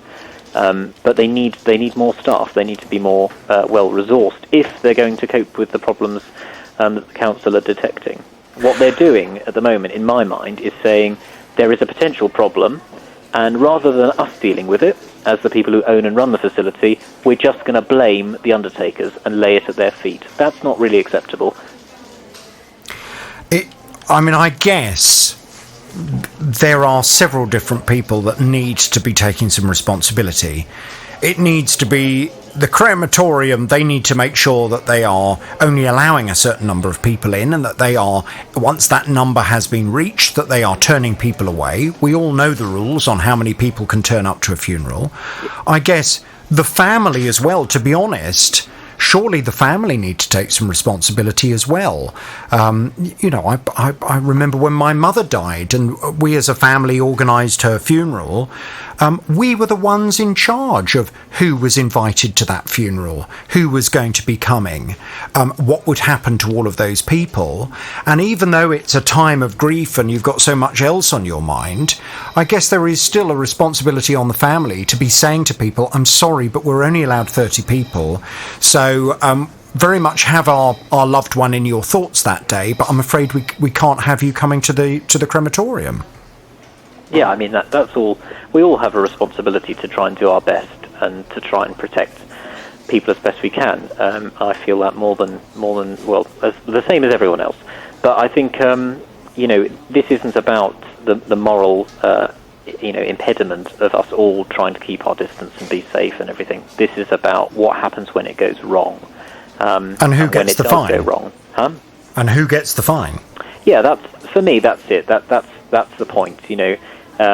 When things do go wrong, who ultimately is going to be responsible in the end? And I think that laying that responsibility at the feet of the users of the crematorium, rather than the crematorium itself, and the council ultimately, is that's where the problem for me lies. Well, do you know, this is what I'd quite like to put out to my listeners, because I'm genuinely interested to know from people who are listening to this programme, when it comes to a funeral that breaks the rules, when we're all told 30 people can turn up to a funeral, if in fact a funeral ends up with 50, 60, 100 people there, which is completely against the rules, who should be fined? Should it be the crematorium? Should it be the funeral directors? Or should it be the family? Who should ultimately take that responsibility? I'd be very interested, if you're listening to the programme, to know where you feel the ultimate responsibility lies with that. It's a very difficult one, but I wonder, who do you think should have to pay the fine? 08081 008800 is the number if you want to get involved.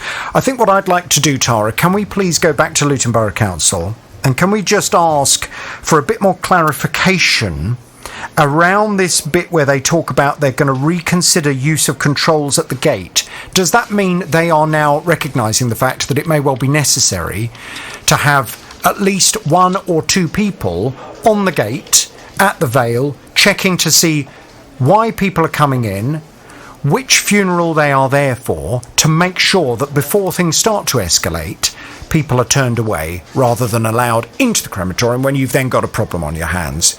Can we just ask whether that is now something they are prepared to do and whether they are prepared to confirm? Or is it the case that they would like funeral directors to give them a heads up if they feel that a certain funeral may have that potential for things to escalate? I will ask them. I mean, from what they have originally said, the fact that they will continue to monitor compliance, you can read that in a number of ways, including if it looks to be a problem, then we may well put people on the gate. Yeah. But then that would mean if there was a problem that then needed people on the gate, there is a possibility that someone could be fined at that point.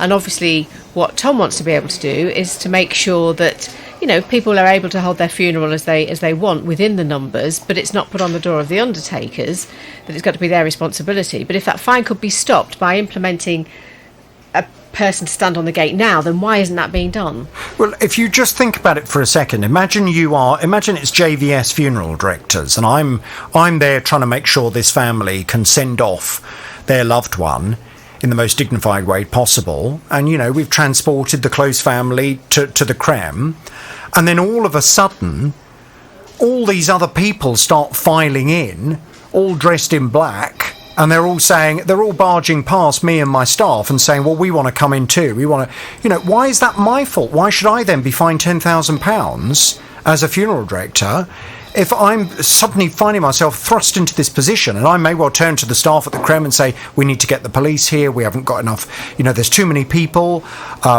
we were unaware that all these people were going to turn up. You go over and you speak to the grieving widow and you say, I'm sorry, but 30 people is all we're allowed at the funeral. You said there were only going to be 30. Where have all these other... She turns around and says, how could you do this to me on this terrible day? I mean, it's putting the funeral directors in a dreadful position. Very much so. And Tom's point, again, the fact that it's the council site, so surely it's the local authorities' ultimate responsibility to control numbers on that site? Surely Or you is need it? you need the people on the gate. You need the people on the gate who already have counted the 30 people coming in for that funeral, who then shut the gate and say, "I'm sorry, nobody else allowed in. We've already got 30 people in for that funeral." You know, and deal with the fallout afterwards. I don't know. Tom, listen, more questions to ask. We will go and do some... Tom, who's a vicar, came to the programme with a very interesting conundrum. He was saying that local funeral directors in the area have been written to by Luton Borough Council, saying that they, as companies, will be held personally liable if more than 30 people attend funerals. They will be fined £10,000, and he feels it's unfair to put all of that responsibility on the funeral director. Well, as I see it, I mean, look, either the crematorium or the church or whatever venue it is where the funeral is being held, either they have to take responsibility, or the funeral director, or the family whose funeral it is in the first place have to take responsibility for the £10,000 fine. But who? Who ultimately is to blame if you end up with a funeral and more than 30 people turn up? 08081 008800. George in Aylesbury wants to have his say on this. Hello, George. Jonathan, a very good afternoon to you. What are your thoughts? Unfortunately, I had to go to a funeral. It was in London, and it was at the City of London Corporation Cemetery. And upon arrival, there was a gentleman in uniform standing there and wanted all the information regarding the funeral and monitored you as you came in and gave you directions as to where to go. When you say in uniform of what? Well, he had the corporation's logo on his chest. So they're representing the crematorium? They're representing the authority, yes. Right, So okay. it was definitely the authority that took control and monitored things. Okay, so somebody working for the council? Yes. Now, obviously, for us, at the time, we were only allowed 15 people to come to the funeral.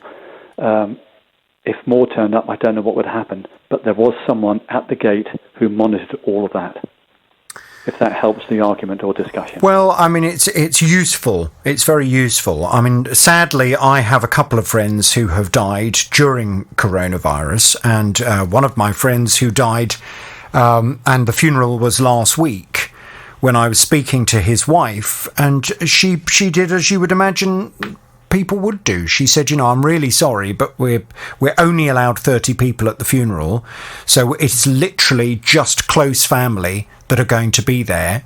But obviously we would like you to, keep him in your thoughts on that particular day. And that was the way that it was managed. So it was made very clear that there was not going to be room for me at the funeral, even if I'd wanted to, go on that particular day, even if I'd thought it was appropriate, which I didn't, because I recognised there were 30 people allowed, and therefore you would obviously leave it to immediate family to go instead. But I guess it's down to the family to phrase it in that way, isn't it, to other people, and to make it very clear that they can't come to the funeral, even though they may wish to. They can't come to the funeral on that particular day. But then, as the belt and braces, you're saying, George, to then have somebody there on the gate just to make sure that if anybody does turn up on the off chance, that it's managed in a way that's not going to cause any kind of unpleasantness for the family or anyone else. Indeed, I'm very sorry for your loss. It's a horrible thing to happen.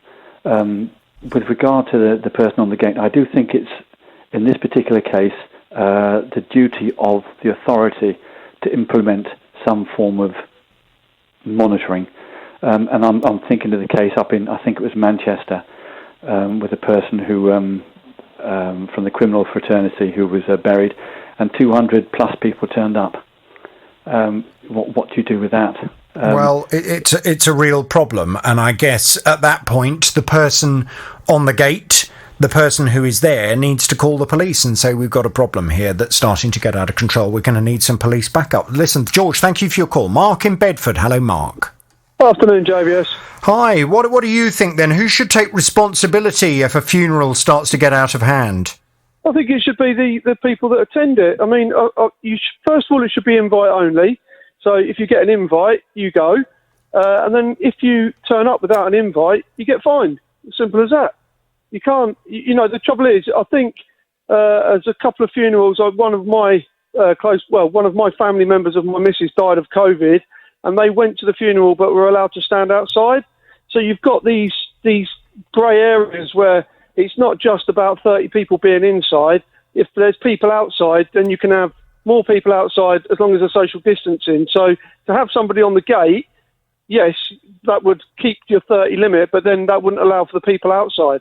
But if you kept it to an invite, so you had an internal invite and an external invite, then at least you would know who should be where. And then ultimately, trouble is, if you find the person who's holding the funeral, somebody that's rich, might just turn and say it's a 10,000 quid fine and 10 grand's nothing to them because they're earning 400,000 a year. They might just say, I'll take the hit and have a great funeral for this person.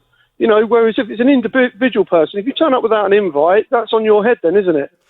Yes, but I guess the slight problem with your idea, let's say for sake of argument, you've got a funeral being held on a Wednesday morning at 9 o'clock, and an ex-work colleague has heard about the death of this person, and they think, oh, I really do want to go to the funeral. It's very important for me to go to the funeral and to show my respects. They go there with the best of intentions, and they turn up at the creme, and they arrive before the immediate families arrived. And by the time the immediate family have arrived, you've then got 31 people who are there. Yeah, where's your invite? Who do you fine? Where's your invite? So you literally want a formal written invitation to everybody who's allowed to go to a funeral? Well, you have invitations to parties, don't you? You wouldn't just turn up to someone else's party. If you heard someone was having a party up the road and you knew, you wouldn't just turn up to it without an invite, would you? So you go into that creme and you say, right, who's the person? There's 31 people here. Who's the person who hasn't got an invite? Show yourself now so we can fine you £10,000. Exactly. How many people do you think would turn up after they didn't have an invite? And that happened to one person. Nobody would bother going. You don't go to a funeral. You know, times have changed now. You can't just turn up to a funeral. You get them weird people that go to funerals to sit at the back and watch people being buried that they don't even know. You know, them times are gone. You know, you turn up to a party now, or you go to places when you're invited. You don't just turn up. That's, you know, things have changed, and that's how it's got to be. But I don't see how that's going to put anybody's nose out of joint. You know, if it was your funeral, you know, and all the radio listeners that listen to you, they would like to go to JVS's funeral, but ultimately, if you ain't got an invite, you can't go. Well, and if you ain't got an invite, I didn't know you that well, did I? Yeah, okay. Mark, thank you very much indeed. John in Stukely. Hello, John. Hi, JVS. Hello. I've been to 3 funerals in the last 3 months, sadly. One in Milton Keynes Creme, one at a crematorium in Falmouth, and one, would you believe, Northern Cyprus, all of which I've been to via video link. Now, most undertakers are now offering that facility. It's a very, very good facility. The one in North Cyprus was actually done by a lady at the funeral, direct to everybody who wanted to be there digitally, if you like, on her iPad.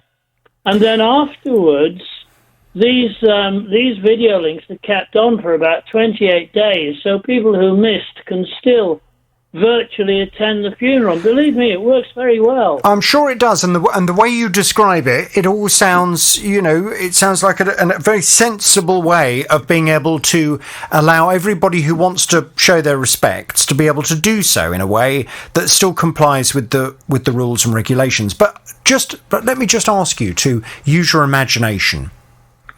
Let's say that some East End gangster dies. You know, the equivalent of the Mitchell brothers. You know, one of them dies, and all the family, you know, it's a family thing. We've all got to turn up. It's a family thing, you know. We've got to show him, you know, we've got to turn up to the funeral. And you say, well, please don't, because you're only allowed 30. But, I don't care about that. I'm showing, he was a good man to me. I'm going to show up anyway. No, please don't, because we're only allowed 30 people. No, I've got to show. Don't worry about that. If it all kicks off, leave it to me. I'll sort it out. If you end up with that kind of situation. I mean, people aren't going to sit there nicely and quietly and politely watching on their computer from home, are they? Before you know it, you've got a situation at the Krem where you've got more than 30 people, you've got a whole load of burly people who, to be honest, are up for a fight, you've got emotions running high anyway. Who takes responsibility in that scenario? Well, I think one of your people before said that the owners of the premises, and they are generally the council, and for a council to turn around and sort of give over the responsibility to somebody else for something that's going on in their own premises is extraordinary. Okay, thank you very much indeed, John. So I think the general consensus so far is that saying to the funeral directors, you are the ones that will have to pay the fine, most of you seem in absolute agreement with Tom the vicar that it's not fair. Alex in Watton-at-Stone. Hello, Alex. Afternoon, Jonathan. Hello, what are your thoughts on this then? Who do you think is responsible if more than 30 people turn up to a funeral? Yes, I think the family are responsible, Jonathan. They're the ones who will be notifying when and where the funeral will be taking place. So, I mean, if they go and tell more than 30 people and more than 30 pitch up, it should definitely be on their shoulders. So you say what? To a grieving widow, you've got more than 30 people here, please make out a cheque for £10,000 to X, Y or Z? Yeah, well, absolutely. I think also maybe to make things more simple, they should sign some sort of disclaimer before the funeral takes place at the undertakers to say they understand the rules, these are the rules, and people just need to listen. They need to do as they're told. We are in a pandemic. They just have to listen. Okay, but let's just say for sake of argument, let's work with your scenario. Let's say the funeral director says to the grieving widow, you're only allowed 30 people at the funeral. Please sign this contract to say that you'll only have 30 people, you'll only invite 30 people, and if there are more than 30 people, you yourself personally will be liable for the £10,000 fine. On the day of the funeral, you know, the coffin's coming in down the aisle, the widow is in floods of tears, and someone does a head count, there are 32 people there. What do you do? Go over to her and tap her on the shoulder and say, there's 2 people too many here, you've got a £10,000 fine? Oh, well, I mean, I think that is like quite a dramatic scenario, but wouldn't it have been, I guess what I'm saying is, wouldn't it have been easier just to have security on the door who count the people, and when you get to 30 and somebody else turns up, you say, I'm sorry, you're more than welcome to wait outside socially distanced, but there's nobody else allowed in there. We've got 30 people, and 30 people is all we're allowing. It probably would be a good idea, but I still think it is people just need to start taking responsibility. I really do. I think, like I said, they just need to listen and do as they're told. Okay. I went to, Sorry, you were going to tell me a story? No, I was going to say, yes, I was going to tell you a story. I went to a virtual funeral, and that was when, at the beginning of the pandemic, when I think there were 10 allowed only in the Krem. I think it was at one point, it was 8, because my grandmother's brother died at the very beginning of the pandemic, and I seem to recall she was saying that there were only 8 people allowed to the funeral. It might have been 8 plus the 2 undertakers. I'm not sure, but anyway, I was given a code to stream in, and again, there were only, I think, 20 people who were allowed to stream. Otherwise, it slowed things down too much. And why not do that? Have your 30 people and then do some more live streaming? Because, I mean, I still felt very much a part of it. I couldn't support her, but I felt like I was there for her. Well, and that's what's important. Alex, thank you very much indeed for your call. Linda texts to say, if Garston Crematorium can get sorted, so can Luton at its crematorium. Pubs, restaurants and shops all have to take responsibility. Luton Borough Council should as well. Steve texts to say, if you hire a village hall for a party, the person who hires the hall takes responsibility for the hall during its use. The hall owners don't have a responsibility to provide security or to make sure it's not trashed. The person hiring it does. Surely whoever hires the crematorium for the funeral is the one who's responsible during that time. and the ones liable for any fine. Well, I guess if that's the case, Steve, then it's the family. This person texts to say, could the funeral directors not make it part of their terms and conditions that any fine due to non-compliance is paid for by the family? This person says, surely it's possible for the crematorium to ask for the names of the people who will be attending and then not let anyone else in. Thank you. Yeah, but then you've got to have security, haven't you? Checking people in. You know, in effect, you've got to have Brian bought a computer tablet a couple of years ago. In August of this year, it developed a fault. And now the screen is just covered in black lines. Well, he took it back to the shop where he bought it from.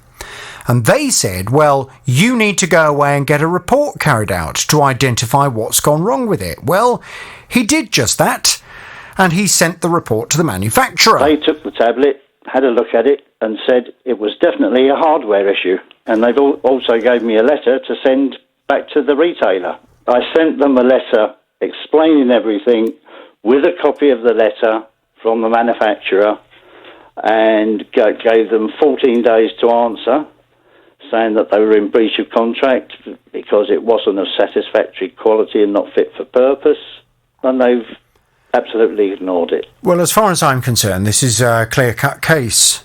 As we were discussing earlier, the Consumer Rights Act protects you as a consumer when you buy any product. It should be fit for purpose, of reasonable quality, and must last for a reasonable amount of time. If you buy a computer tablet, if you spend a reasonable amount of money on it in the first place, and if you use it in the way for which it was intended, then you should be entitled to expect a reasonable amount of life. And I don't consider 2 years, or actually in Brian's case just a bit less than 2 years, I don't consider that reasonable at all. The fact that Brian then went out and got a report to back up the fact that it had a manufacturing defect with it, and the retailer still wouldn't budge, well, it's completely and utterly unacceptable. Brian's back on the JVS show now. Hello, Brian. Good afternoon, Jonathan. Good afternoon, Brian. Now, I know Tara's been speaking to this retailer to explain to them, you've got the evidence to show it's got a manufacturing defect under the Consumer Rights Act. Can they please get it sorted? What have they said? Well, they have said something very positive indeed. And it helped that Brian popped in some of his documentation, slipped it under the door while we were off air and we were able to work on this. And it's Curry's PC World, and a spokesperson has sent me a statement to say, we are truly sorry for the amount of time it took us to respond to Brian's letter.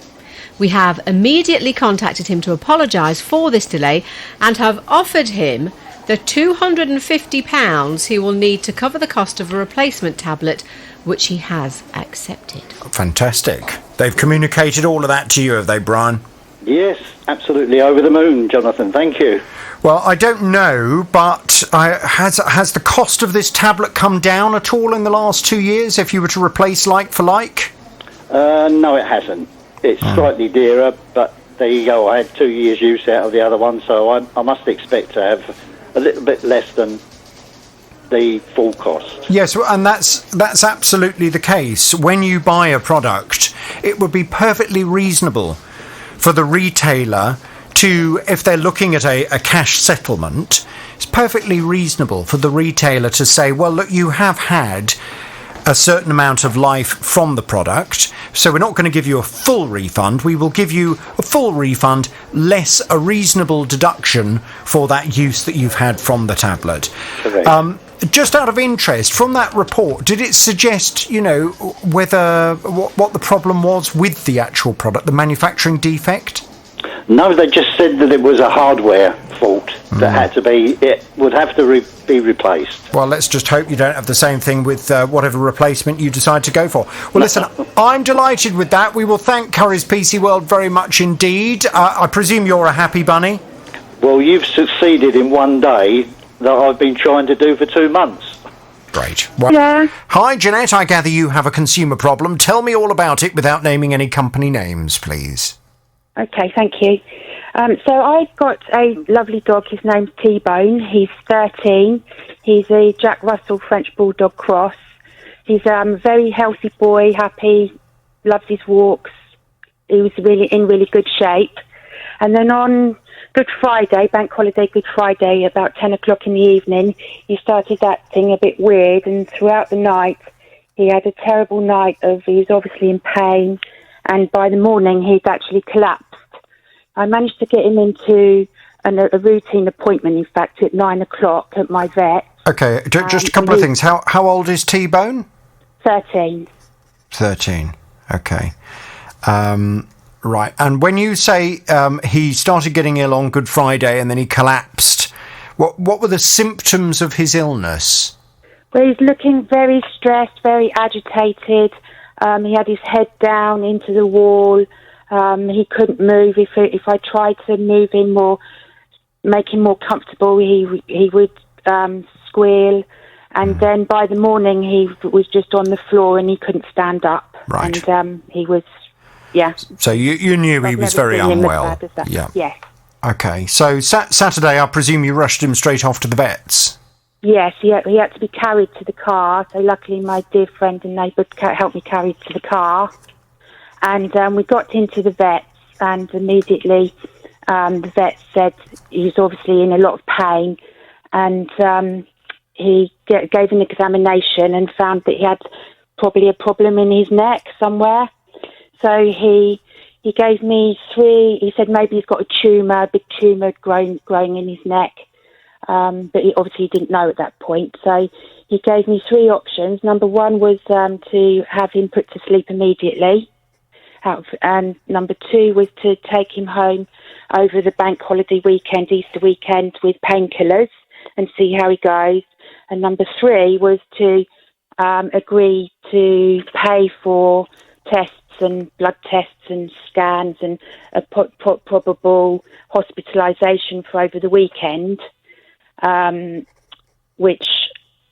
I nearly did consider having him put to sleep there and then, but considering the day before he was such a healthy, happy dog and it came on so suddenly, I wanted to give him every chance to find out what it was and if we could help him. And I really didn't want to take him home over the weekend and watch him suffer or anything. So I signed the papers. I was in a very distraught state, so I didn't actually take the time to read it. I just signed the papers and agreed that I would pay all of the costs up to £2,105.43. So I left him at the vet, completely expecting the worst, expecting the phone call to say that they'd found the big tumour and they should put him to sleep immediately, or they could treat it and then hospitalise him and everything. But in fact, what happened was at 3 p.m, they called me and said they did the blood tests and took x-rays, and they couldn't find anything wrong with him, and he's come round and I could go and pick him up. Fantastic. Yes, so I was so pleased. I forgot to mention that they had asked me to pay an £800 deposit before when I left him there in the morning, which I put on my credit card. Mm-hmm. So I was relieved, went to pick him up. They brought him out and discharged him with painkillers, and then asked me to pay, on top of my £800, another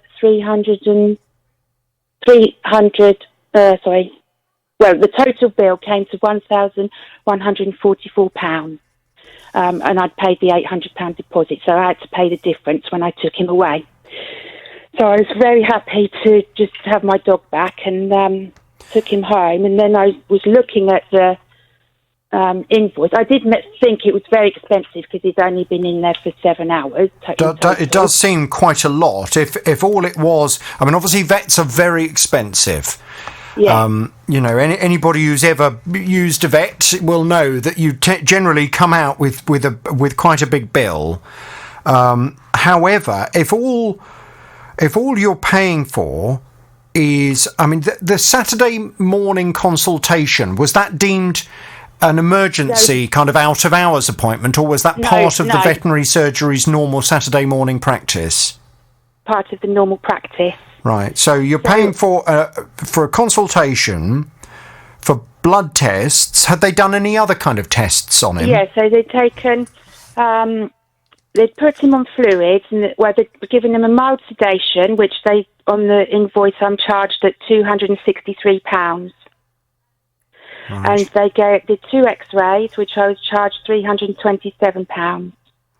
Plus they took some blood tests. £146. So I was really, really shocked, especially at the price of a sedation. It's actually marked on his discharge notes it was a mild sedation. And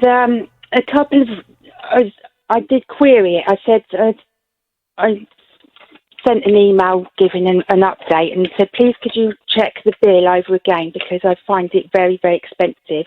And the vet replied saying that was quite normal and I've been charged correctly.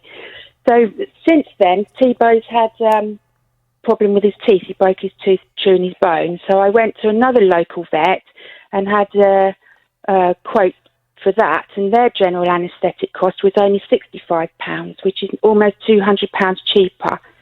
And their price for 2 X-rays was £100, which is also £200 cheaper. And this vet, I mean, have you been with this veterinary surgery for years?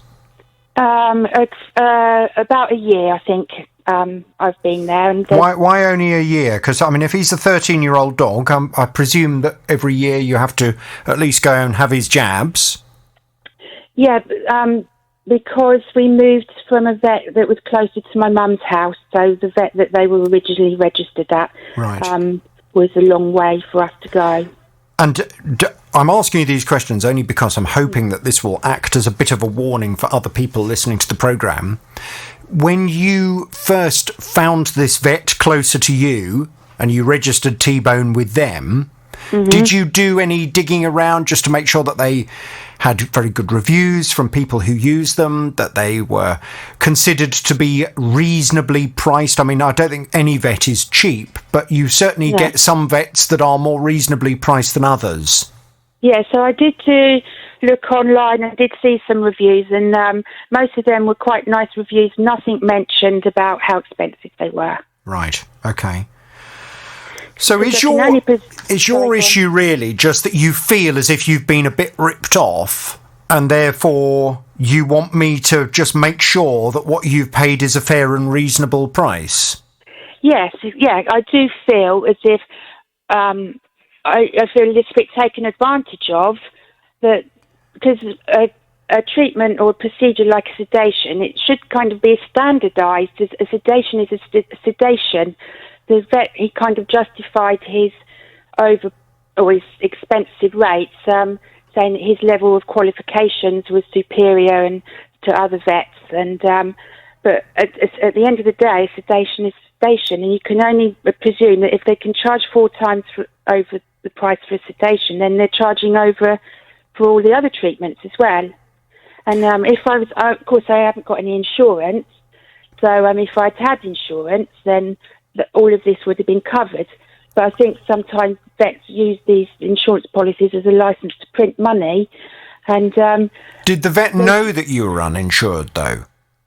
Yes, he did know I was uninsured. But if all of these other customers are insured, then and in terms of the lack of insurance, is there any reason why you don't have any insurance for T-Bone?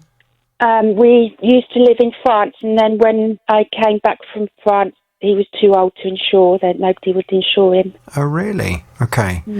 Well, that would. If they would insure them, then the premiums are just out of my budget. Well, it's certainly my pet insurance for my dog Poppy this year has gone really up. I mean, I was paying about £34 a month for a lifetime policy that covers her up to about £4,000 or £5,000 a year, and this year it's suddenly gone up to nearly £60. And I'm hearing that from a lot of people, that actually pet insurance policies seem to be going up.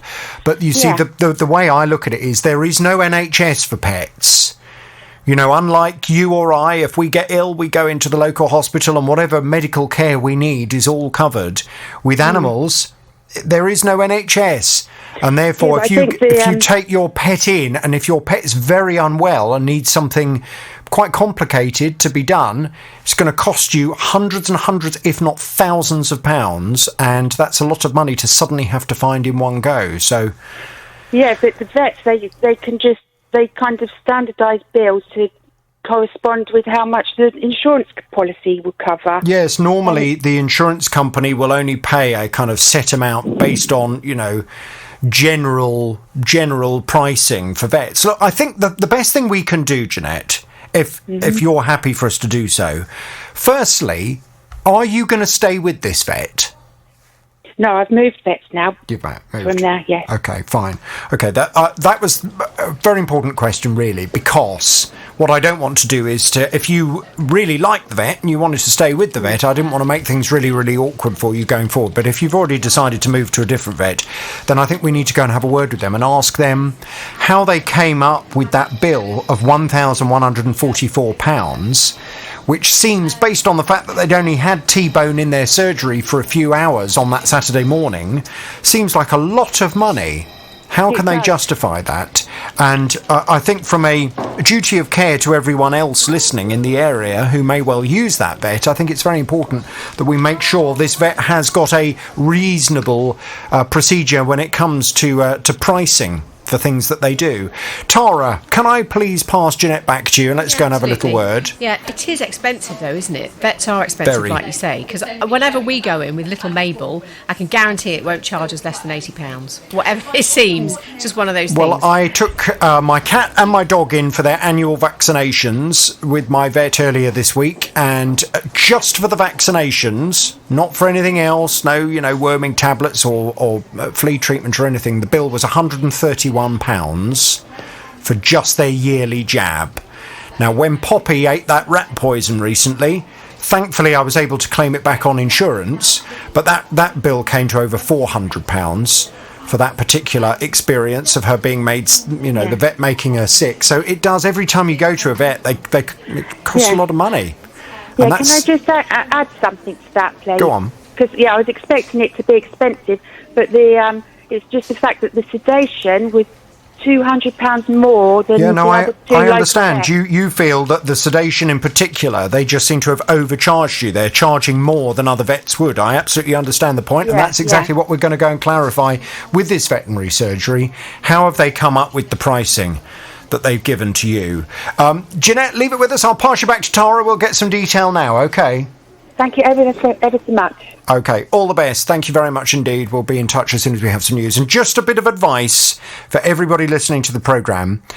Vets are private businesses, and what one vet charges may be very different to what another vet charges.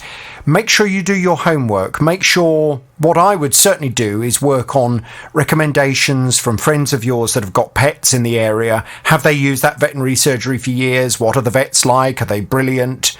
Go online, have a look, see what people are saying about them. Ask for their pricing structure so you get an idea. Certainly in the veterinary surgery that I go to, they have all their kind of basic prices up on the wall in the reception area. So you get an idea. They're quite transparent in terms of what they charge.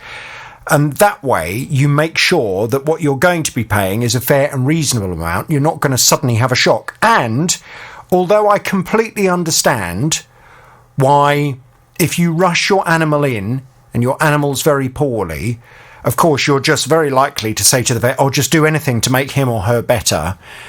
Do always, if you can, ask the vet how much whatever they're planning to do is going to cost you from the outset, so you don't suddenly get presented with an enormous bill and you think, oh my God, I didn't know it was going to cost that amount. It's perfectly reasonable for you to say, can you give me an idea how much this is going to cost? Because particularly if you haven't got insurance, explain that to the vet. Say, I haven't got insurance and I just, I'm a bit worried that I'm going to come back and you're going to present with a massive bill that I can't afford.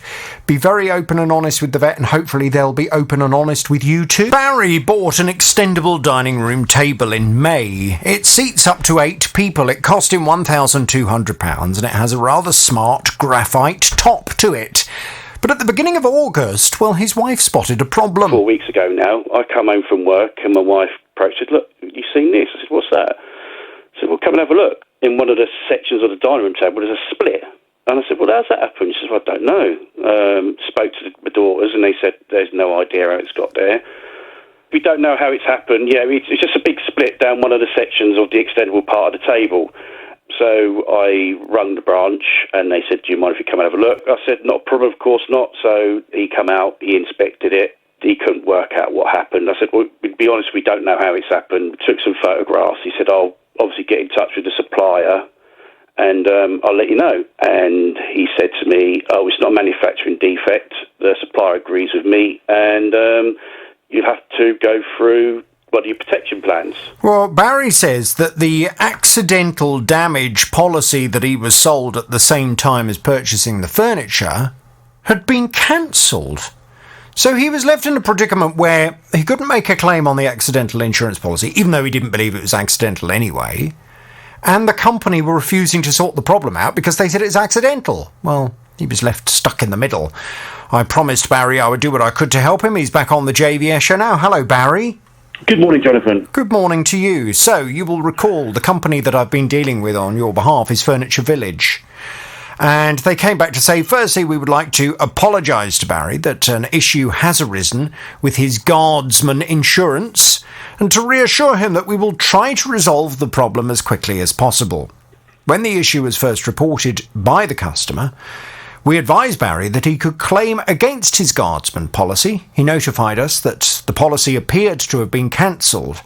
So we contacted Guardsman to find out why this had happened and concluded that it was a mistake on their behalf.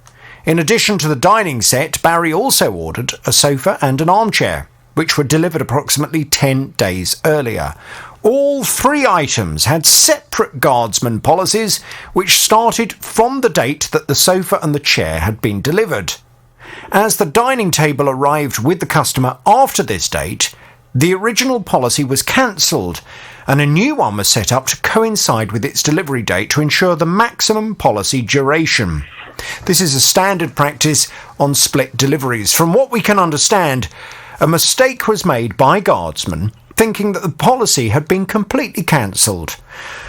While this was being investigated, we sent out a technician to examine the table, who concluded that the damage was accidental and not related to a manufacturing fault.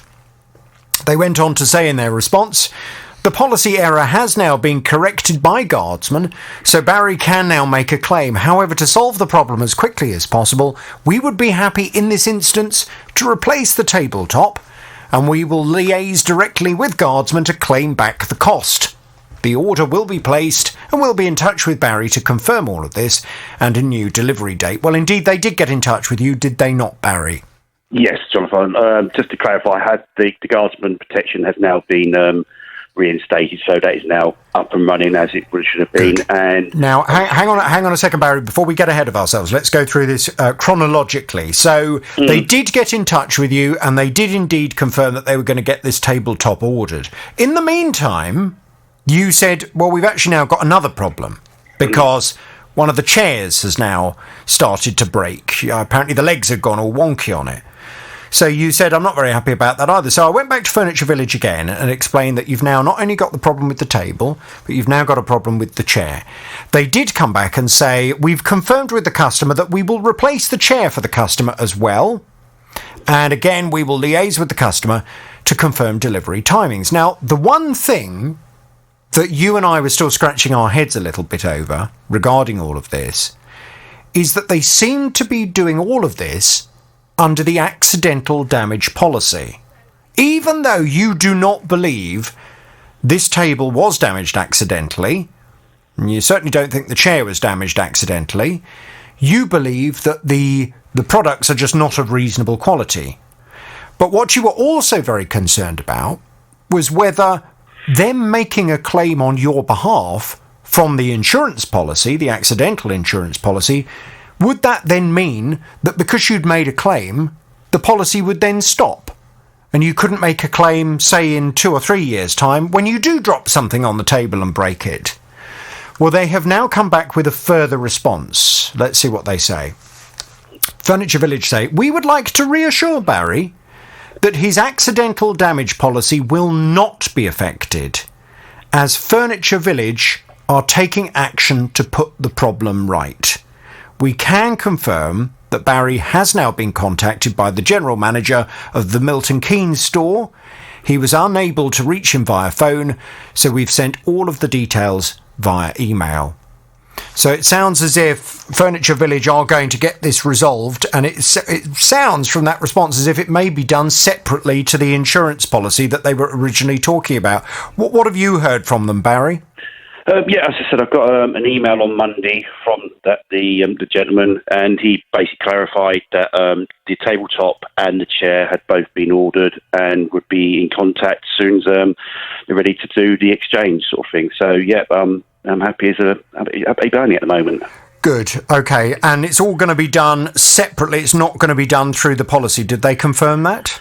No, he didn't confirm that bit as much. He's already just, as I said, he did try and get me on the phone, but unfortunately I'm at work, and obviously when I'm at work I can't have any my mobile on me, so obviously he's gone via the email, so I've replied to the email and just basically waiting for them now to come back to me with obviously dates to obviously exchange everything. So well, I've got in writing now that your accidental policy will not be affected. So whatever they are doing to get this problem resolved for you should not impact at all on your policy, and I've got that in writing. So, and I will keep that on file. So if you do have any problems in the future, and you try to make a claim on the accidental insurance policy, and they say, "Oh, sorry, but that's cancelled now because in October 2020, Furniture Village made a claim on your behalf," well, I've got in writing that they are making sure that's not going to be cancelled. So if you need to, I can certainly go and deal with that again for you. Can you please keep me posted and let me know as soon as they get it sorted and get the tabletop replaced and the chair replaced? I certainly will, Jonathan. And while I'm on here, I'd just like to thank you and your team for all the hard work you've been putting in, obviously for me and for everybody else, because I think you're obviously all multitasking at the moment to make sure that you keep this segment of the show going. So I think I appreciate for all the hard work you and the gang are doing for me. So thank you. Multitasking is one way of putting it.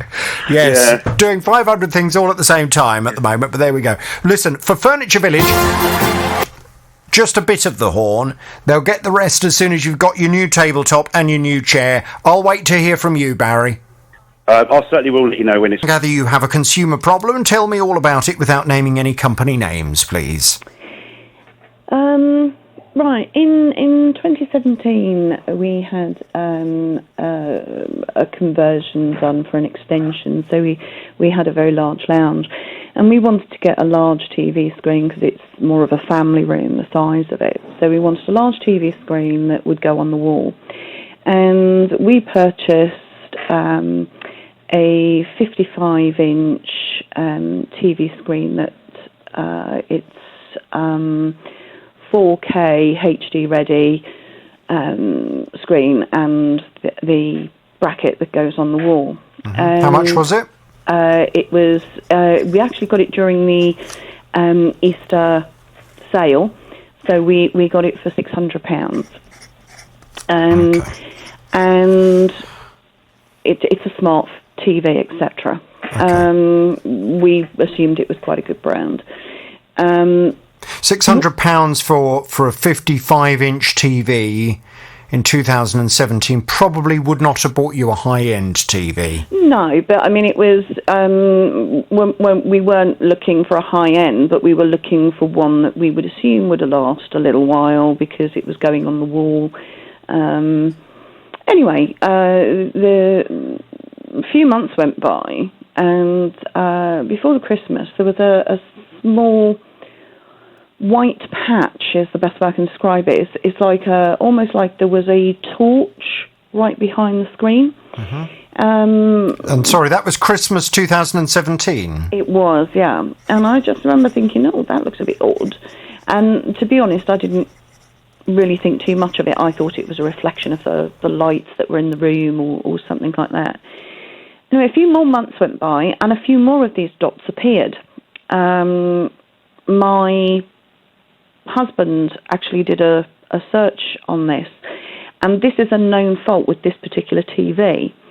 And basically what it is, however the TV is made, it has these like almost like marble type balls that go over it to sort of magnify the lights, etc. Mm-hmm. And it is a known fault that over any period of time, these things come loose and they drop off. Okay.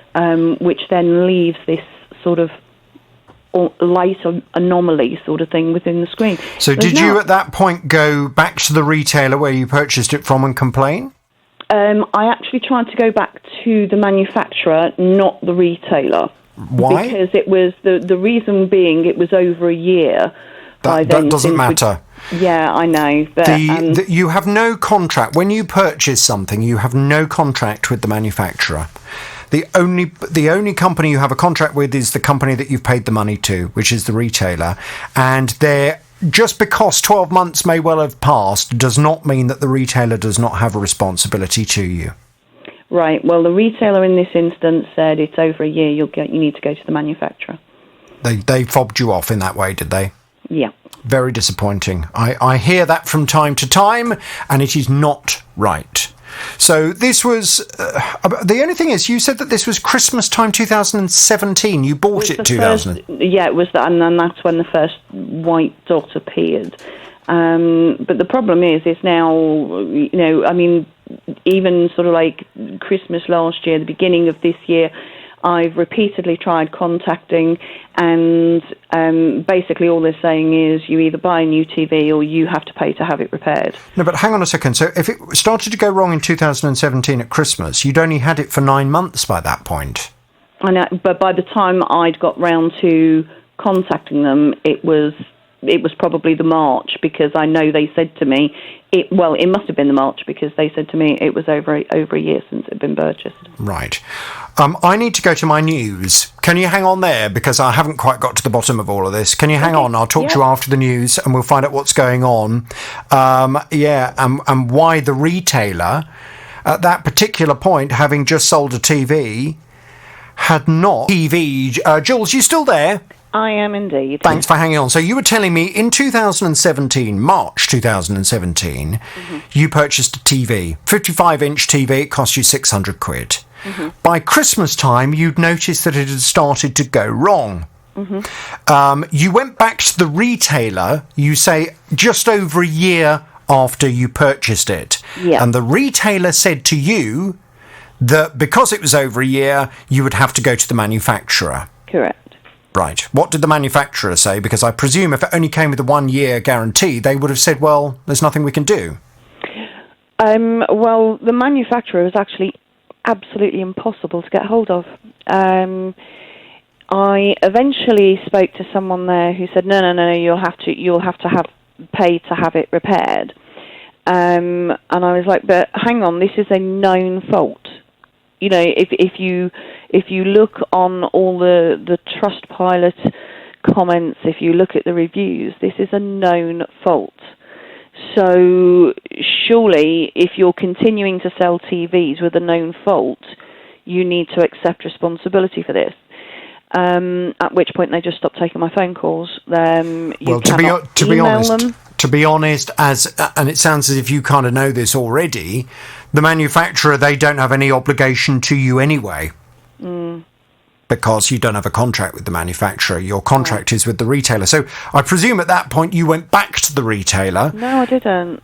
Do you know, I don't know why I didn't, but I just kept on trying to contact the manufacturer, because even contacted the manufacturer, I was saying, well, okay, who do you recommend? You must have recognised retailers. But you couldn't even get hold of a human being. You couldn't talk to anybody to actually get that conversation. Right. So what has the retailer said now?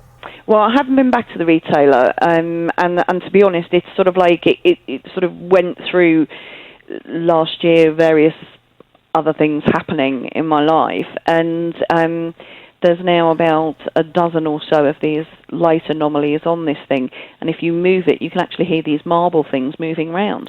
I think my problem with this all is that here we are 3 years later, and it sounds to me as if you've spent the last 2 years trying to complain to the wrong company. Yeah, probably. So if I go and call the retailer now, they're going to say, we don't know anything about this customer. Okay. No. I'm asking a question. Well, I mean, it depends how long they keep their records. Right. So they'll have a record of you going back to them in March 2018. Yes. Right. Okay. Well, it sounds as if we're going to have to try and do that then, and try and get hold of them and say, can they go back and have a look at their records? I mean, just so you're aware, Jules, and so other people are aware, when you purchase a product, the only company you have a contract with is the company you pay the money to. So there is no point in having rows and arguments with manufacturers of products, because ultimately you do not have a contract with that manufacturer.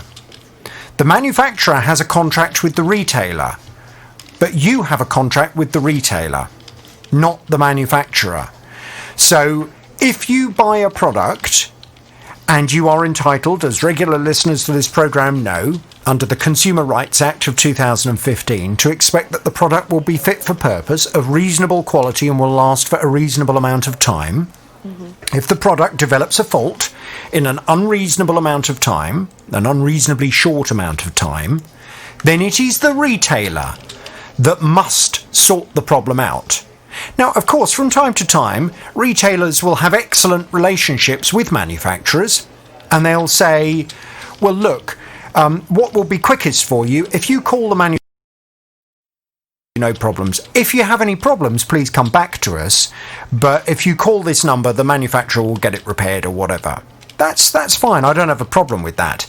But ultimately, if the manufacturer then doesn't help you, you go straight back to the company you paid the money to, and you say, I'm not happy with this. You're the ones that took my money. You're the ones that have sold me a product that has now developed this fault in an unreasonably short amount of time.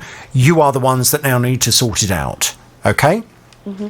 Make sure you're having a row with the right people. That's the first thing to do. Now, look, we'll go and have a word with this retailer.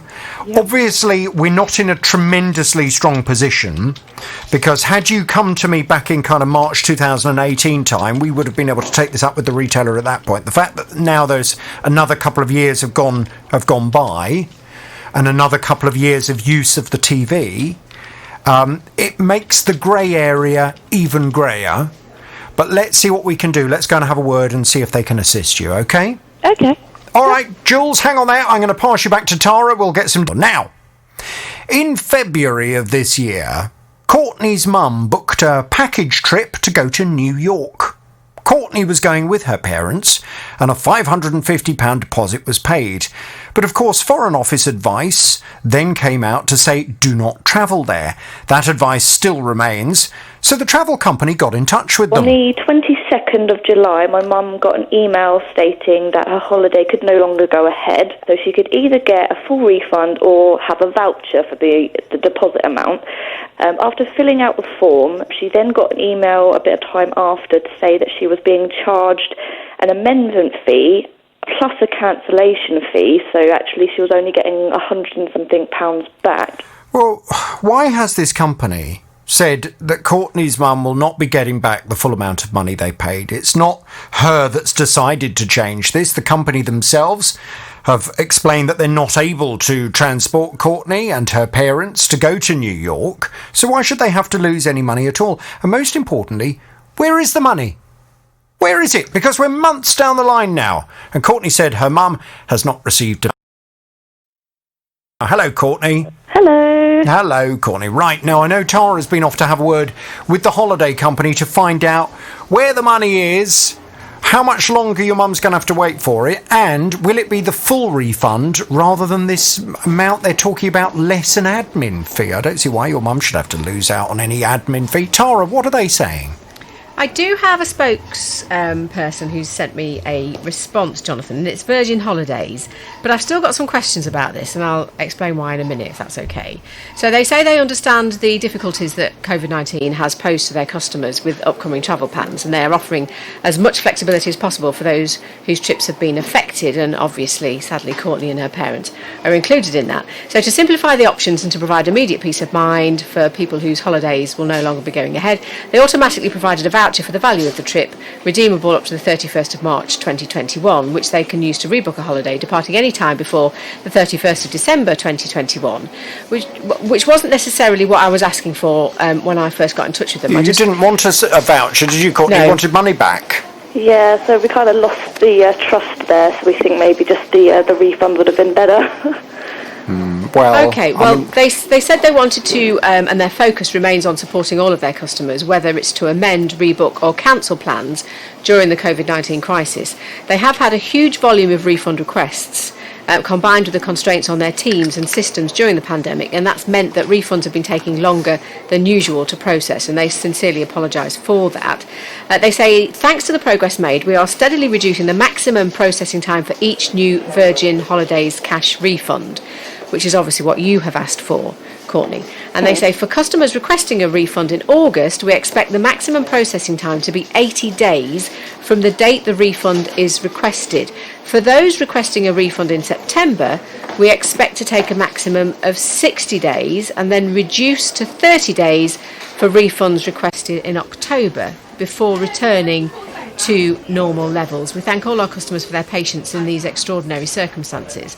But that does mean, actually, you cancelled, or your mum cancelled, before August. And we understand that cancelling before August, you have to wait a maximum of 120 days. Now, we are currently 69 days in. That seems like a very long time to have to wait for a refund, to me. I wouldn't be very happy. I bet they didn't they didn't allow you to keep hold of the money for 120 days when you first booked the holiday. No. I think for us as well, it's just it's got to the point now where the waiting, it's not so much the issue, it's how much are we actually going to be getting back. I think that's the bit that we're more worried about. Now, have they been in contact with you at all, Courtney? So I think it was literally yesterday, possibly the day before, we got a kind of generic email to say that the refund would be processed. It could take up to 14 days. But two things. They firstly didn't actually say how much they were going to refund, whether it was our full amount or the amount with all the fees taken out. And also they said that it may come to us in instalments as well.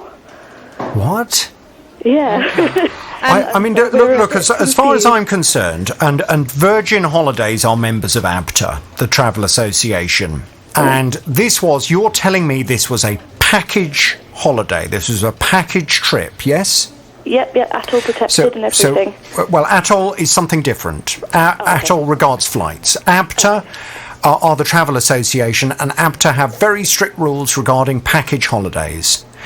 And the package holiday regulations mean that if you are unable to travel on that package holiday through no fault of your own, and in this case it was Virgin Holidays that cancelled the holiday, then you are due a full refund. It is absolutely not acceptable for Virgin Holidays to try and hang on to any of your money. You are entitled to a full refund. If they were unable to provide you with the holiday that you booked, you're entitled to a full refund. I wonder whether, Tara, can we just get a call into Sean Tipton at ABTA and ask him a couple of things? Firstly, can he just confirm that as far as ABTA would be concerned, they would insist that Virgin Holidays give the customer back a full refund if the holiday was cancelled by Virgin Holidays because of the coronavirus pandemic? Yeah. And secondly, what do ABTA make of this 120 days before a customer receives a refund? And what do ABTA make of this business of, we may well pay you back in instalments?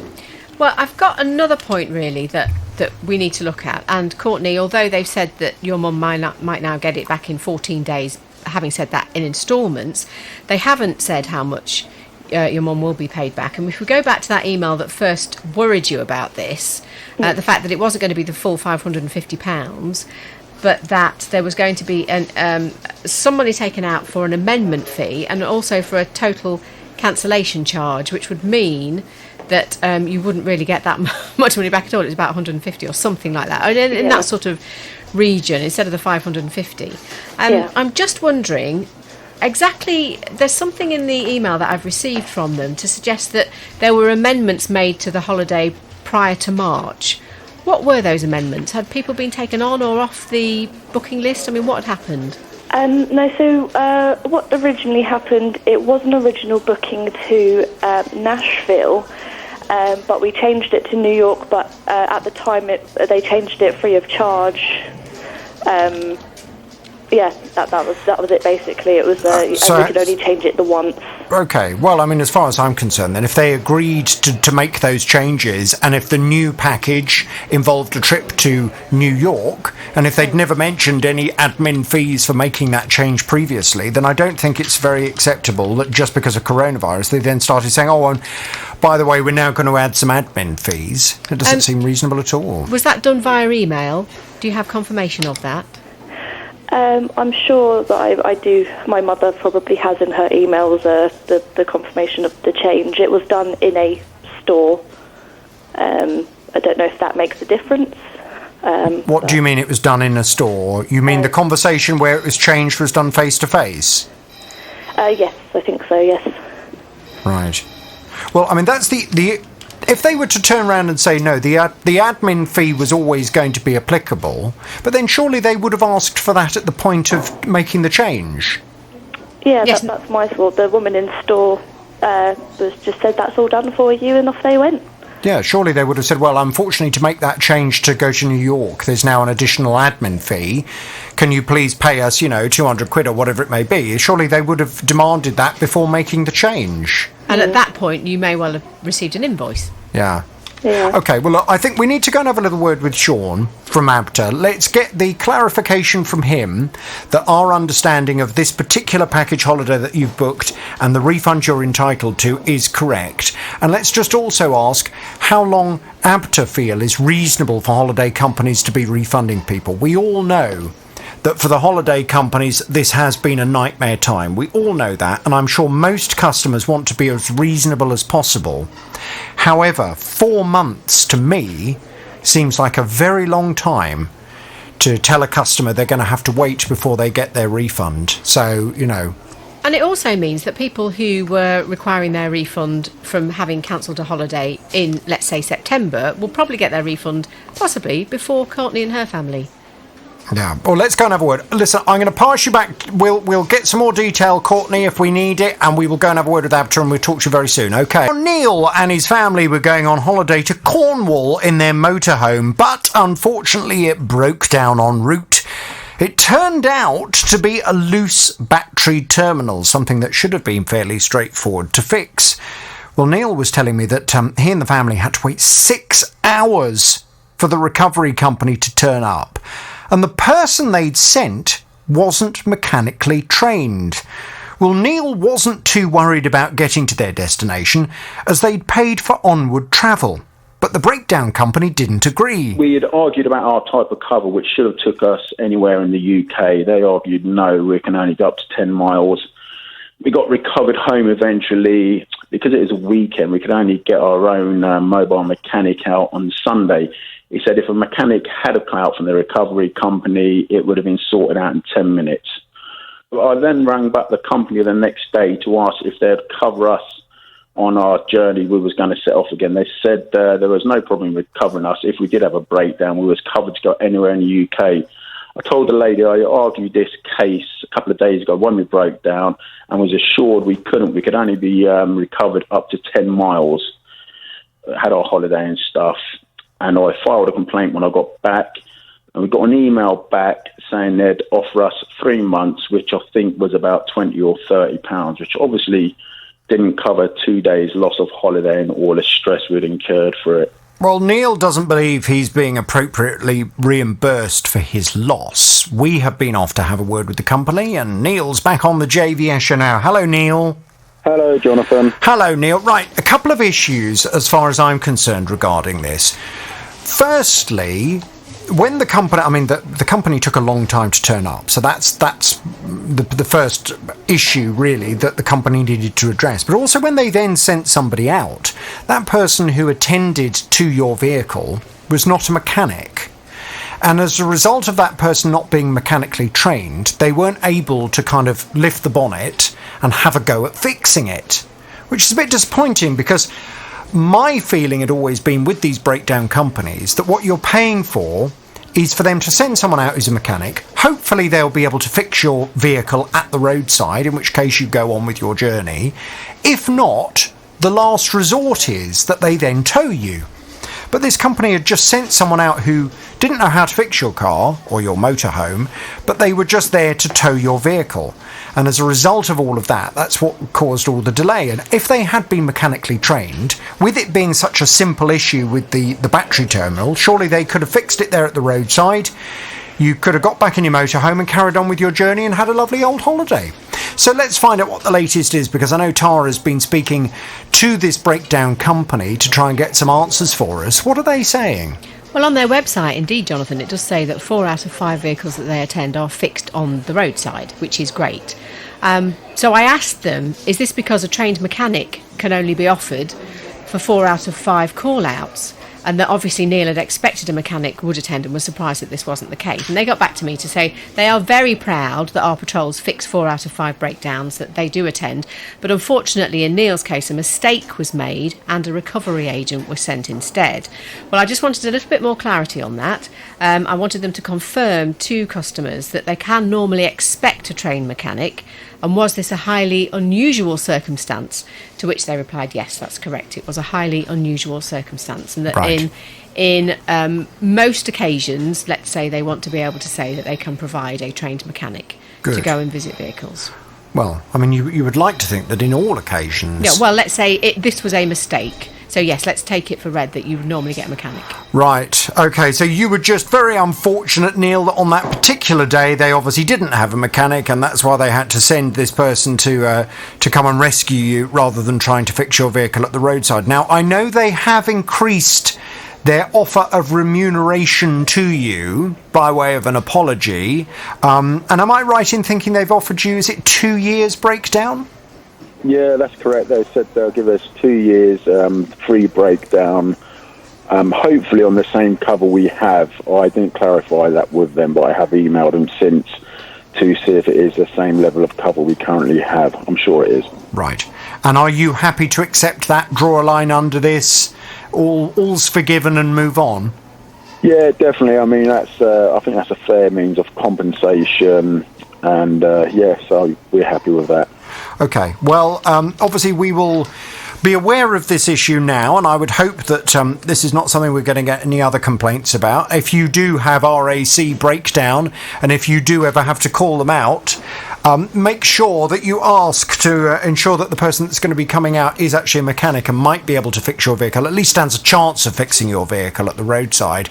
And if you also, like Neil, find yourself in a position where they're sending someone out that's not a mechanic, please do let me know. I'll be very interested, and that applies to all of the breakdown companies. I'm interested to know if this is sometimes a bit of an issue. They tell us it's not, this was just a mistake on that particular day.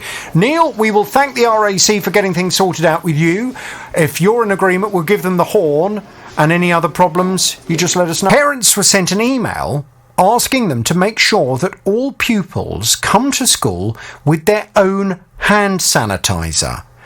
But Lisa was very concerned with what her daughter told her when the school reopened. When she got home from her first day at school, she said that there was none around the school, apart from one tiny little pump in the school canteen, but that was only for the use of the children that had school dinners.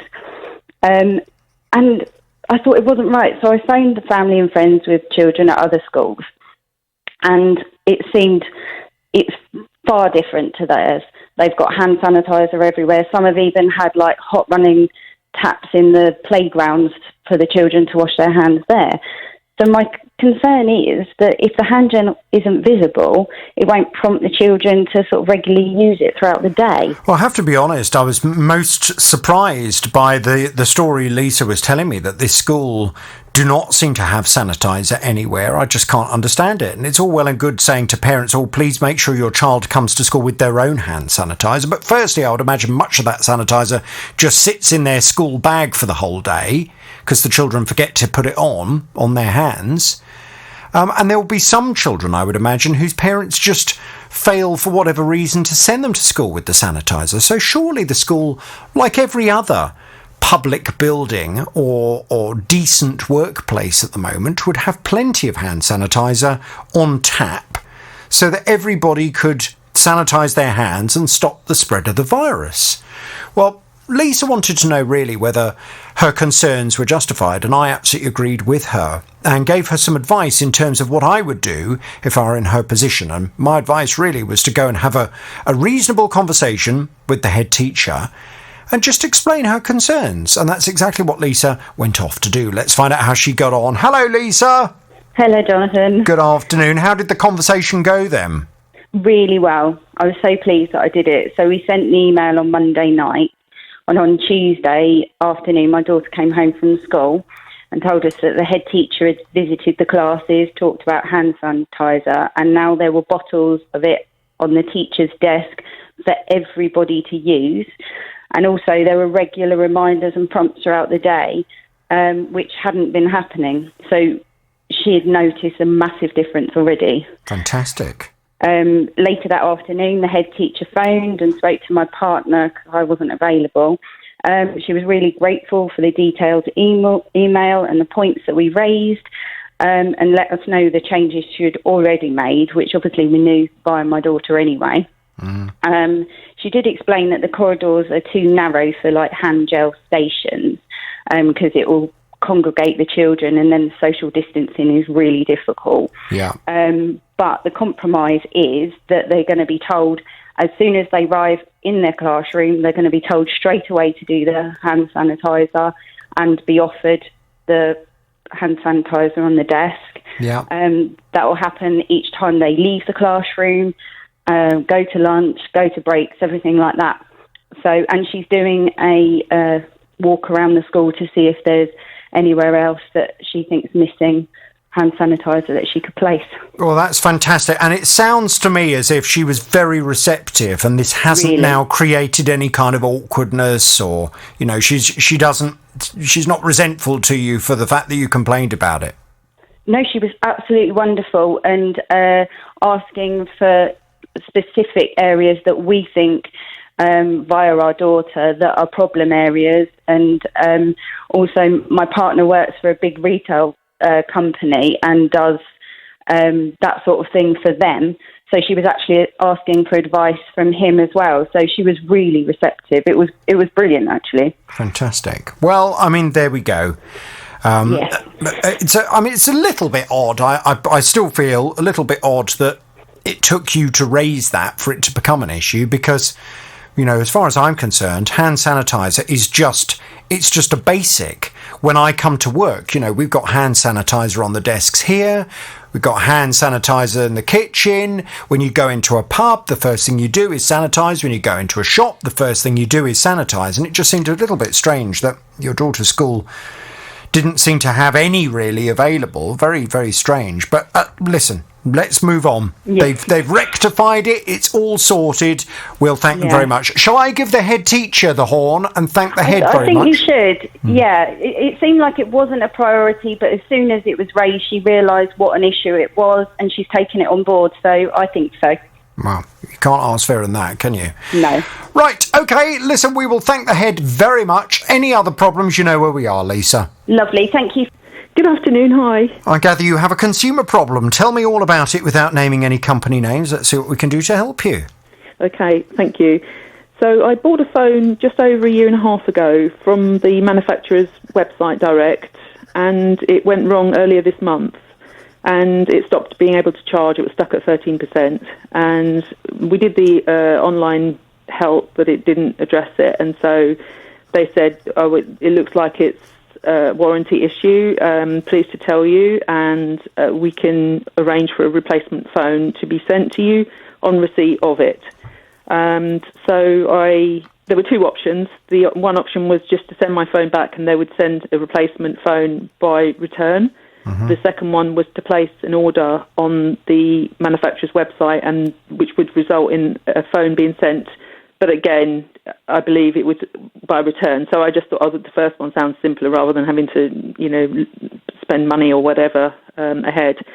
So they replied, and okay, that's being arranged. There'll be some stamps, pre-posted things coming to you.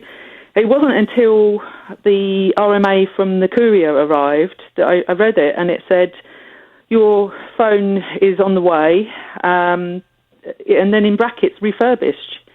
And that put massive alarm bells in my head, and I got in touch with them and I said, what's going on? You didn't mention anything about a replacement being refurb.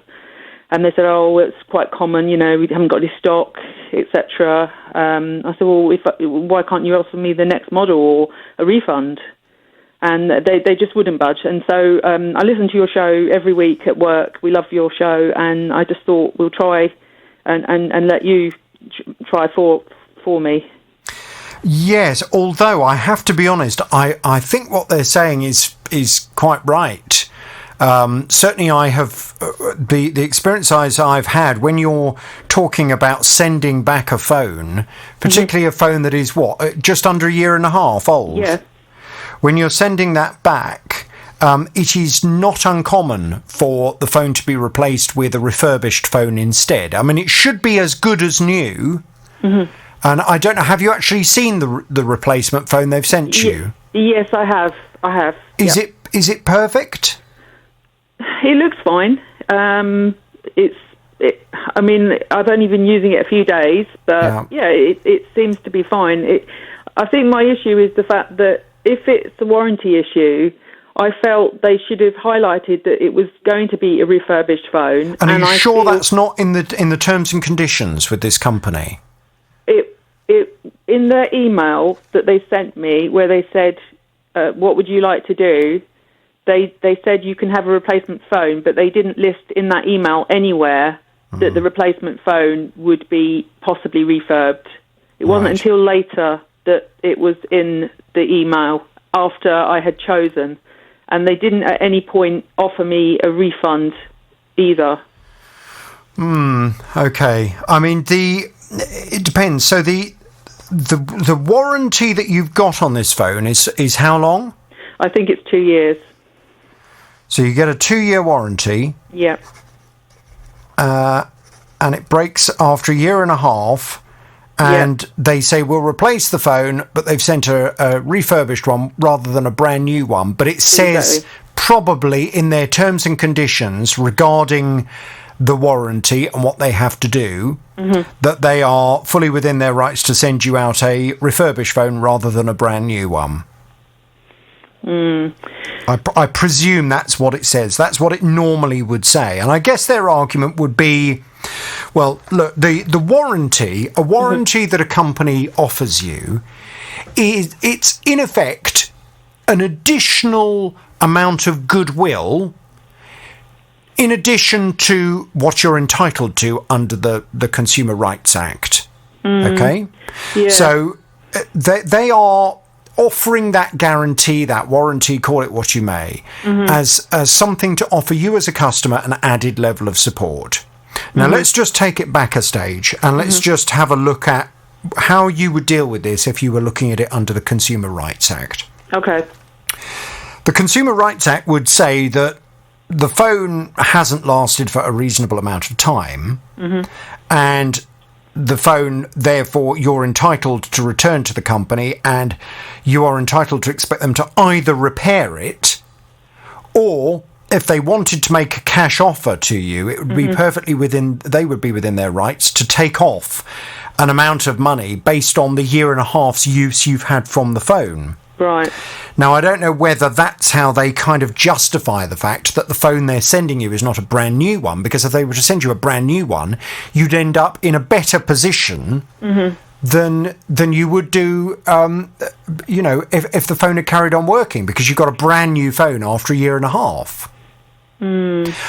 I don't necessarily think what they're doing is unreasonable. I do think what they should have done is to make it quite clear to you in the email they sent you. Exactly. Yeah, and I think I'd be more than happy to drop them a line and ask why they didn't make it very explicitly clear that it would be a refurbished phone at that time. Tara, I'm going to pass Vicky back to you. We'll get some detail. Let's go and have a word. Step this way, Vicky. Okay, Vicky. Okay. Well, we were due to get married in August this year. And we wanted to have a wedding that was a holiday, basically. So we wanted to be able to go somewhere, stay there and have a nice holiday, because we have children. Lots of our friends have children and they're teachers as well. So we wanted to go in the summer holidays and make a break of it. Right. So we found this place we booked over a year ago. It had everything that we wanted. Everything was on site. So we're really looking forward to it. And then obviously with the restrictions, we started to think maybe this wasn't going to happen. But we were still holding out hope. How many people were due to go on this wedding with you? So we had 130 guests. And the place could sleep. So it had a big house. So we could sleep about 40 people in the house, and then we were going to do glamping for any other guests, or they were going to find accommodation elsewhere. Right. And were you expecting all 130 guests to kind of come on holiday with you then? Yeah, they were quite up for coming because it was the summer holidays, and they wanted to have a break and make a week of it. Oh, wow. Well, blimey. So it was going to be what? Get married at the weekend and then everyone stays for the next week? And then they were going to sort of go and have their holidays in the area because, there's sort of lots of lovely places to see in the area where we were going to have the wedding. But were you still going to be all meeting together during the holiday, or were you all going to go your separate ways after the actual wedding itself? So we were going to spend like a long weekend together. And then some people were going to sort of travel around the area, go and stay in different places. We were going to go and stay in sort of a holiday campsite in the area with some friends as well. Right. Okay, lovely. Well, it sounds a great idea. It's a shame coronavirus has ruined it. Yeah, so it was a real shame. So we were still holding out hope at the beginning of the year that things could go ahead, but we got a call just pre the end of April, and the venue very sensibly said maybe we should look at changing the date because, even if weddings could go ahead, it might not be the wedding that we wanted. Now, how much had you paid as a deposit for the venue? We'd spent £5,000 for a deposit. And how much, can I ask you how much the whole thing was going to cost you in total? £15,000. Right, so there's another 10 to pay to the venue. Yeah. Okay. Fine. So they then suggested at that point it would be a good idea to change the date. Yes. Mm-hmm. So we had a look at which, we didn't really want to do, but it's a sensible thing to look at and to have a look, what other dates were available. So going forward to 2021, unfortunately they did have one date in the summer holidays for next year. But it was the bank holiday, and he said that would be £5,000 more. Then other dates looking in the summer, we had another date at the beginning of May, which was £2,000, or the only other date in the summer was at the end of September, which was also £2,000 more. Right, but of course that won't work with your plan for everyone to have a holiday because you were saying it needed to be in the summer holidays. That's it. So the only date that sort of worked was the August, but it was £5,000 more, which, already on top of 15 grand, that we just didn't have that money. So he was pressurising us to make a decision because he was saying, these dates are going quickly. We looked at 2022 as well, but all the dates in the summer holidays for 2022 were also £5,000 more. Right. So because I felt a bit panicked about, we had to make a decision because he was telling us, all the couples, these dates are going to go because he's having to move so many couples. We just quickly said, okay, we'll take May because we can't afford £5,000. It's not really the time of year we want, but, we just feel we have to get something booked in. And I think in the back of my head, I was thinking at that point in April, it won't get to this.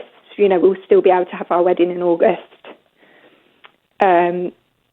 So we went for the May date, and then that was for the same price that you'd already paid or you'd already agreed to pay? So that was for £2,000 more, so that was going to be for £17,000 in total. Okay. So, but you agreed to that? So, we said on the phone that, we'll just get it booked in because, we were panicking that we weren't going to have a date, and the £2,000 we weren't happy with, but we thought, we just have to get a date booked in because these dates are going quickly. Mm-hmm. So that evening he sends us an email to say, that's fine, we can have that date, but the payment terms have changed. So the old payment terms was you paid a third deposit, and then the final amount was due 4 weeks before your date. The new payment terms was you had to pay a third as a deposit, the second third a year before your date, and then the last third 6 months before your date. Right. So that meant, because we were having this conversation now at the beginning of May, end of April, beginning of May, he wanted the second third. So he wanted $6,000 for us to pay that day. It sounds as if at that point they were just trying to get money into the business. That's it. So that rang alarm bells for us, because if he's this desperate to get money in, is he even going to have a venue next year? Is he even going to have a business? Because it seems he was sending me lots and lots of emails, really putting the pressure on that we were going to lose the date. We had to pay $6,000 today. So it made us get cold feet, and we just decided, actually, this isn't even what we want to do. It made me quite unhappy that, it wasn't the time of year we wanted. It wasn't going to be in the school holidays like we wanted. And we had to pay £2,000 more for that. So we just said, that isn't what we want, so we don't want to go ahead with that. And what did he say? Now, can I just clarify? At that point, the conversation you've just talked about, did that come after you'd agreed to the date in May formally? So we had agreed. So I agreed on the phone to him, and then I put in an email, we will take the May date. And then he then came back and said to definitely have the date, you need to pay the £6,000. Right, and it was at that point he then kind of changed the terms of the agreement. Right, so at that point when he then came back and said, OK, you can have that date in May, but I now need £6,000, was that the point that you then said, OK, cancel it and we'll have our money back, please? Yes. Right. So we never actually said cancel because, I think at that point we were still holding out hope that August was going to go ahead. So we just said we don't want May, and we're going to, hopefully, fingers crossed, go ahead still with August. Right. At that point. Okay. So, I mean, I'm assuming August came and went, and there was no way you could have had the wedding that you wanted. So, was that ever formally cancelled? No. So it got to the point where we would have to pay the final balance 4 weeks before, and he said to us, if we don't pay, then we would be in breach of contract, and he would be able to come after us for the final balance. We said we're not comfortable to pay you that final money because you've not given us any security up till now that you would ever give us the money back if it can't go ahead. So one of the things we suggested that we could do, because we were worried that we were in breach of contract and he would be able to come after us for the rest of the money, was we asked if we could somehow pay it into like a holding account, like into a solicitor's account or something like that. So the wedding could go ahead, he could keep the money, and if it doesn't, then we could get the money back. But he said he wasn't going to play those games, and either we pay the money, or if we don't, then he would come after us for the rest. So what did you do? So we just said, we're not paying you that money. That's, it's ridiculous. We, still at this moment in time, we cannot have a wedding. Well, it was for 6, I think. Was it by that point? I can't remember now whether at that point we could have 6. So he was saying, you can still have a wedding, but it's not the wedding you want. So that's not my problem. So in the end, an email came back and he said, what I'm willing to do is we'll forget about the 20 grand, not 20, sorry, 15. We'll forget about the extra 10. And, I'll keep your 5 grand and we'll leave it there. Oh, right. I see. Yeah. Right. Okay. How did you pay the £5,000? On a credit card? No, we did bank transfer. Right. Okay. That, of course, a bank transfer is the same as paying by cash. Yeah. So you don't have any protection. Did they give you the ability to pay it by credit card? No, he said that it was through, at the time he said, this is the payment, and he gave his bank details, and this is where you pay it to. Right, okay. All right, well, listen, I think at this stage what we need to do, we need to have a look at the contract that you've signed and what you've actually entered into with them to find out what's going on. And it may well be that what we're going to need to do is to get one of our solicitor friends just to have a look over that contract so they can see... Does it say what the terms of cancellation are in there? So if we were to cancel, then we would be liable to pay the final amount unless he was able to resell the date, which obviously he wouldn't have been able to do at that point. On that particular... okay. And he's said that he's happy to hang on to the $5,000 and he won't come after you for the additional 10 for that date. Yes. Well, what we need to do, and I'm not going to give you at this stage, I'm not going to give you any promise that he can't come after you for the additional amount, because until I've had a look at that contract, I mean, I think it'd be very unfair for him to do so, but until we've had a look at that contract, when you enter into an agreement with a company, you know, let's say for sake of argument, I decide to buy a car and I go into a dealership and I put down a £500 deposit on a car. Unless it was made very clear that the deposit was fully refundable, then firstly you should assume that the deposit you've paid is non-refundable if you decide to cancel the contract or don't go ahead with it. But also, this is something a lot of people are not aware of. If you agree to go ahead with the purchase, you are actually liable for the full amount for the car. And the dealer could come after you and say, right, well, you agreed to buy the car's £20,000, you're the one pulling out of the contract, we will deliver that car to your driveway and we look forward to you paying £19,500 into our account, please. So that is the worst case scenario with this kind of situation, that he could actually come after you for the additional 10. But let's see what we can find out and see if there are any glimmers of hope in all of this. I'm going to pass you back to Tara. Tara, can we just get some detail? And we might want to go and have a word with our chum Sean, just have a look at that. Yes, there's a lot of detail we do need on this one, I think. Absolutely. Right. Amy, hang on there, please. I'm going to pass you back to Tara. I need to have a chat to Tara about something else, so just stay there. We'll get to you eventually, okay? Okay. And the flats are run by a housing association. He says that trees in the grounds of this block of flats are so overgrown that it's having a huge effect on the light coming into people's properties. We've had some tenants who, after doing some complaining themselves and have had no response from the housing association, took the matters into their own hands and actually climbed the trees and cut some branches off themselves so they could get some light into their houses. And that's why I contacted the housing association myself and spoke to them, and I told them the situation. Their attitude was that the tenants were vandalising the trees, and I had to put them right on that. We had a housing officer come out within a week, had a look, took some photographs. Now, this was in June. It's going to get done, he says, but we don't know when. So they committed to saying that there is a problem in the area. However, I have rung them 10 times since the beginning of June, and I've said to them, what's going on? When is it going to get done? Let me tell you something, I get more light in the winter than I do in the summer.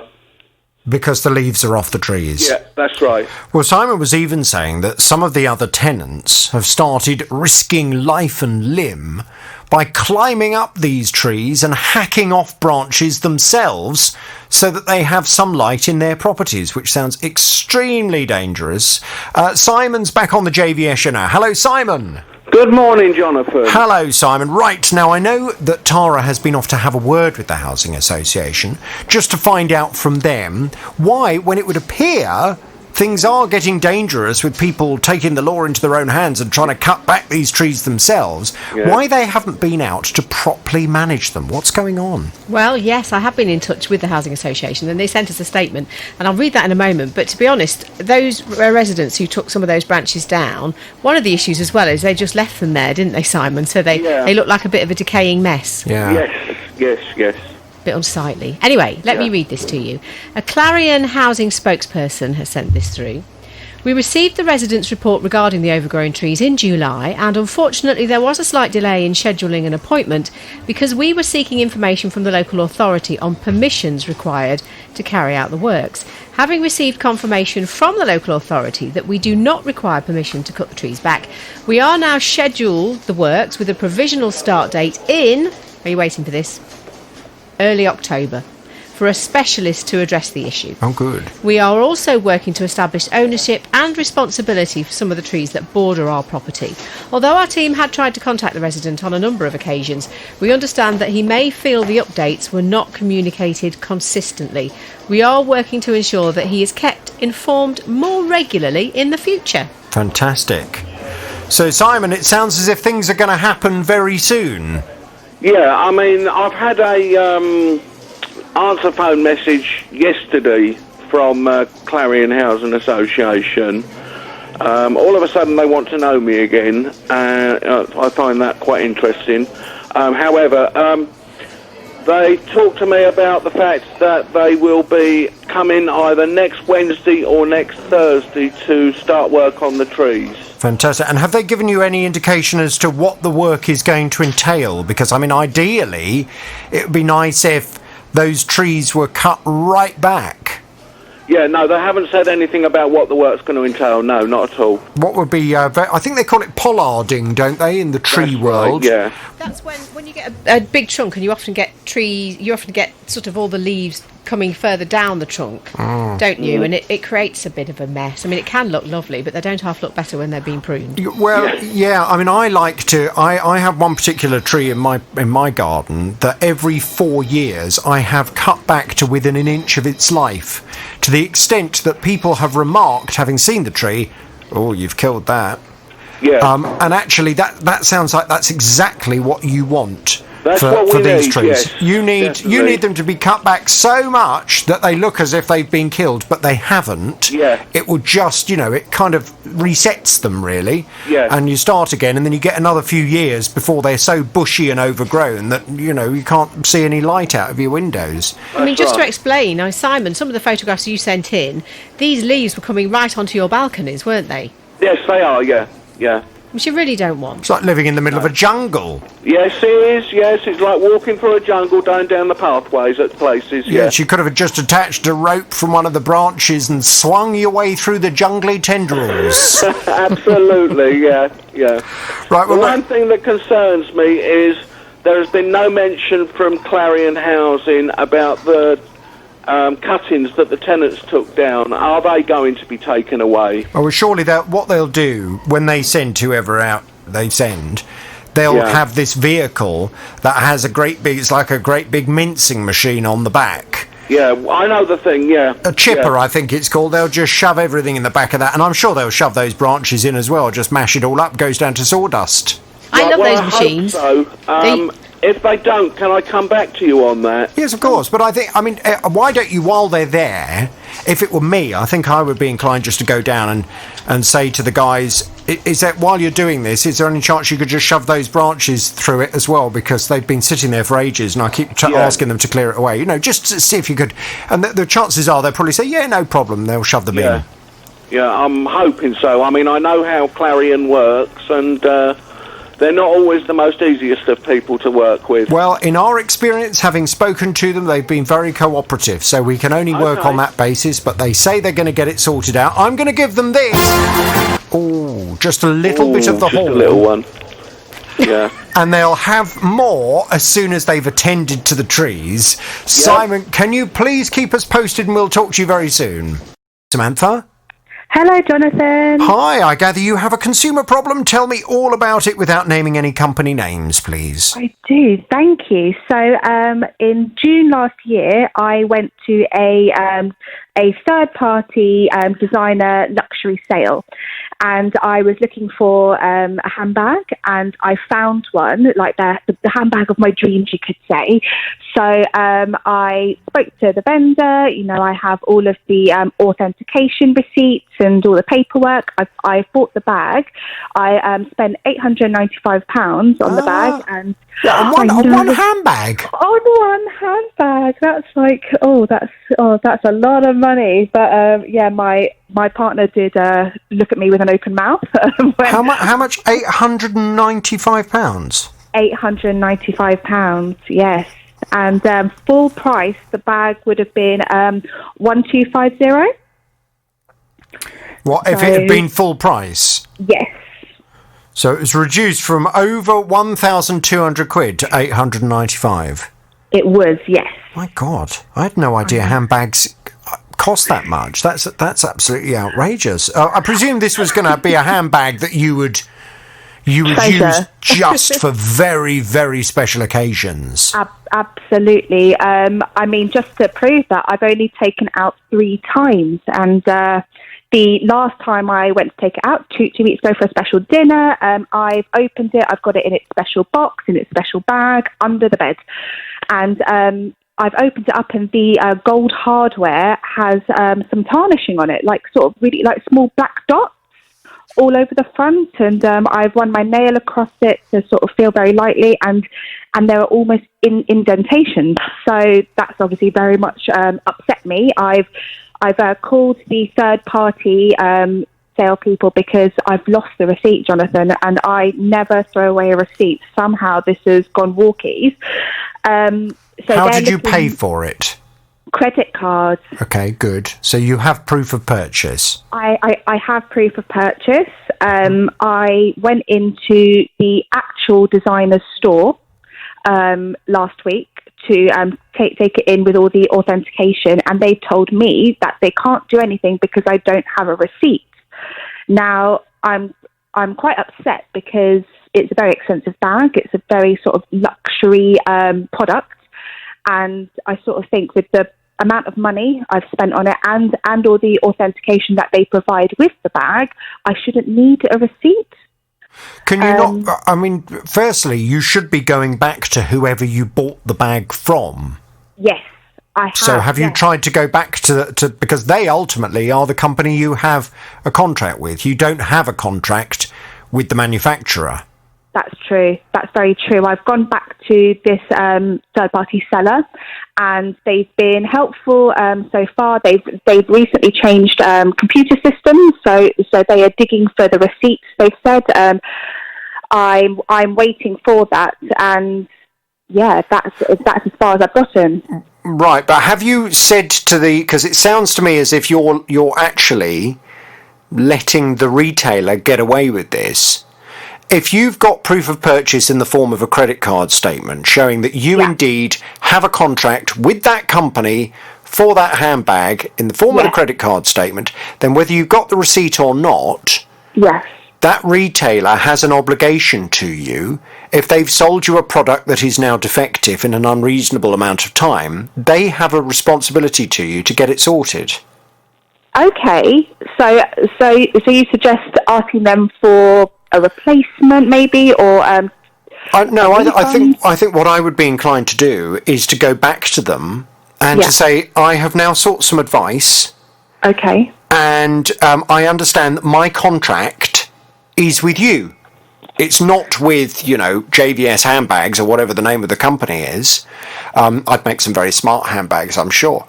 But your contract's not with the manufacturer. So I think I would say to the retailer, my contract is with you, and I've been advised that therefore it's your responsibility to address the fact that this handbag has now developed a fault in an unreasonably short amount of time.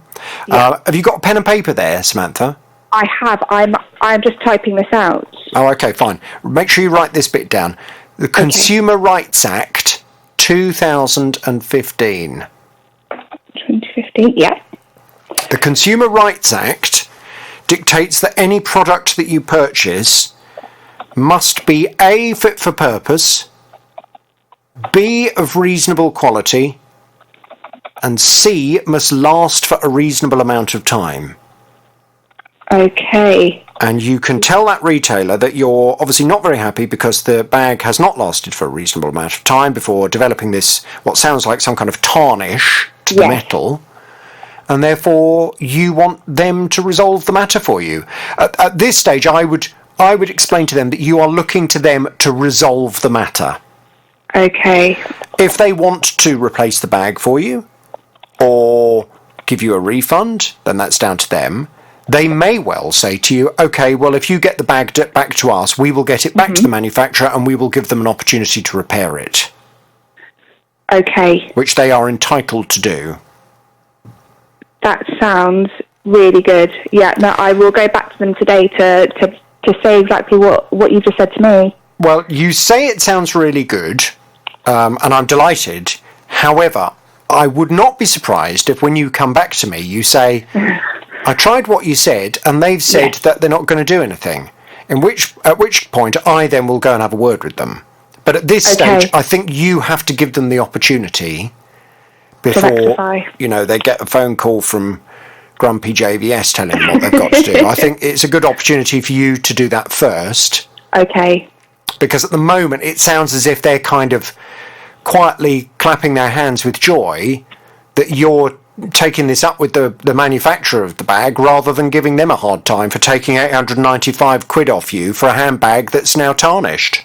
Yeah, absolutely, because I've sort of gone straight to the big boys without sort of looking, as you've said, to the people I bought it from. So, no. Yes, let's just hope that that will it will do one of two things. They will either whir into action or suddenly, miraculously, they'll find the receipt for you so you can take it back to the manufacturer.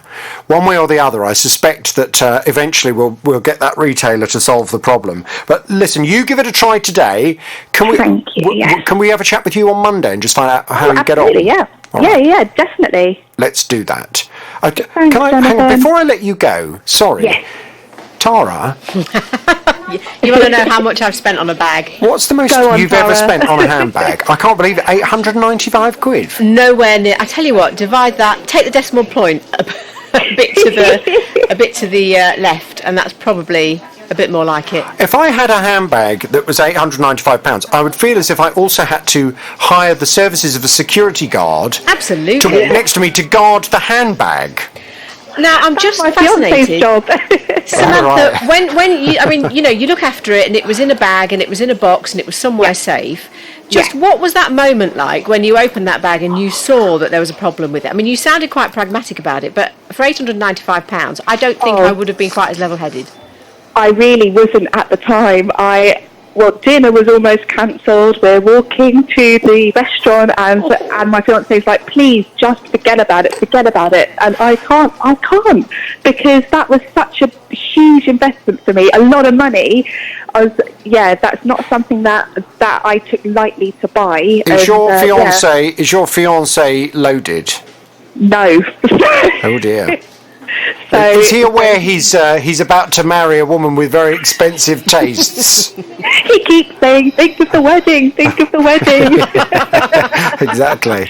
Blimey. Right, well listen, we'll leave it with you. Let's have a catch up beginning of next week, find out how you get on with the retailer, and I sense it may well be necessary for us to get a call in next week. But let's see how you get on first. Interesting case, and this is a real warning to everybody else listening to the programme. Tony came to me. He was telling me that he'd decided to help his son out. My son asked me to book a driving theory test for him. He'd been asking for some time, and I'd not got round to it.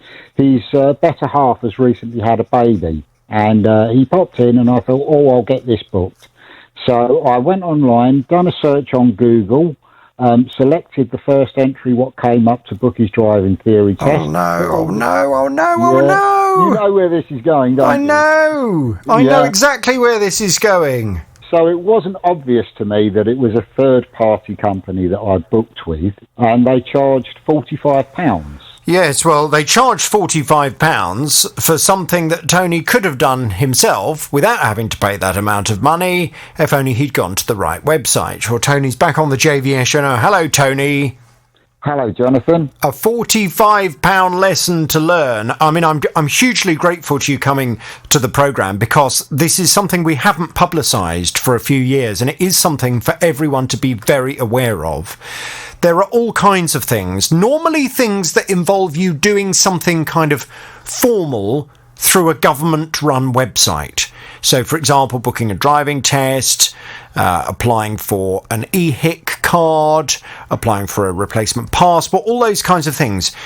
If you just kind of Google them, if you Google book a theory test or Google replace your eHIT card, you will find that there will be all kinds of other websites that pop up at the top before the official government site. And I, over the years, have known so many people who click on those sites and end up paying money for something that they could have done for free. I've been off to have a word with the company that you paid this £45 to. Now the company have come back. The company are called, and I don't. Did you look properly at the website address that you were clicking on? Not at the time of booking it. I've certainly looked at it since. Yes, I mean when you see the actual address, surely some bells should ring, because it's thetheorytest.co. Not Yes, .co.uk, not gov.com or anything like that. It's just thetheorytest.co. Well, I went off to have a word with thetheorytest.co, and they've come back with this response. Hello. When a customer books an order and pay for it, our colleagues are going to book a test for them. After the test was booked, they wanted to cancel, but we are charging cancellation fee, and they have read and agreed to it before they booked their order, because without an agreement our website doesn't let them book. I have explained this. We are charged to process refunds, and once a customer pays, you have instant access to theory test practice questions, which is a service you are paying when booking with thetheorytest.co. Why he paid £45? Because we provide revision material, practice tests, which assists the customers before taking their test. Also, if the customers are eligible, a free retest will be booked for them if they fail. They need to pass at least 10 of our practice tests prior to their test to be eligible for a free retest, and save the results, please, on their account. This was made clear in the T's and C's. But unfortunately, the discussion went on and on. I ended up cancelling their test and fully refunded. I'll be honest with you, there's a part of me that wonders whether this website is based in the UK, Tony. Well, from the way you just read that out, yes, it does suspiciously sound like some manuals that I've had to read in the past. It's a very nice message from someone called Donna at thetheorytest.co, but I'm not sure whether it has come from a UK-based website. Now, the simple fact is that you don't need to pay money to go through another company if all you're trying to do is to book an official driving theory test. What you need to do is to scroll down on the search engine until you get to the gov.uk site. So the actual website that you want to be booking on is gov.uk/book-theory-test. And you will find yourself, you'll know instantly that you are on the official government website. And that way you can then follow all the links, etc., and know that you are on the right website. And you don't then need to pay the £45 to another company that may or may not be based in the UK. It's impossible to tell because I can't seem to get any proper address for them. And the website .co is a rather unusual suffix for this particular address. Now, the good news is, I understand shortly after my message to them, something popped up in your bank account. What's going on, Tony? Well, first of all, I had 14 emails to say that they was going to give me a full refund. Unfortunately, They only refunded it once, but I suppose I might have been being a bit optimistic, expecting it to be refunded 14 times, but yes, I don't know what you said to them, but you seem to frighten them into giving me a full refund, and I appreciate that I've been very, very lucky in this, and other people might not be able to benefit from your help. Well, listen, it's just so good that you came to the programme so that I can publicise it, because now, when anybody listening to this programme does look for a proper government website, because they need to book something, they'll just double-check and then maybe triple-check to make sure they are actually on the official government website, rather than just automatically clicking on the first website that comes up. You can pay to advertise on search engines, and if you pay to advertise, very often your website will go right to the very top. And it doesn't necessarily mean that your website is the official website to click on. So please be very careful when you do click on websites to make sure that you're in the right place. Regarding your money, I will thank them very much indeed for giving you the refund, Tony. Any other problems, you know where we are. Yes, brilliant. Thank you very much for your help. Hello, Jonathan. Jackie, I gather you have a consumer problem. Tell me all about it without naming any company names, please. Yes, I do. Thank you for talking to me. So I have a problem with my daughter's laptop. I bought it in August of last year, and then in March she came to me and said the hinge on it was broken. It has like a 360-degree hinge, and it has a touch screen, so you can prop it up and use it like an artist board. So sorry. Can you just when was the date of purchase? 18th of August last year. 19. Okay, and when did this hinge break? March. It was around the 20th of March. The children had been sent home from school. The schools had closed at that point, okay. And we were kind of facing a lockdown. I don't think anyone was quite sure what was going on then. No, March the 20th was literally just as the country was going into proper lockdown. So I think that was the weekend, and I think everything was due to shut down by the Monday. Yeah, okay.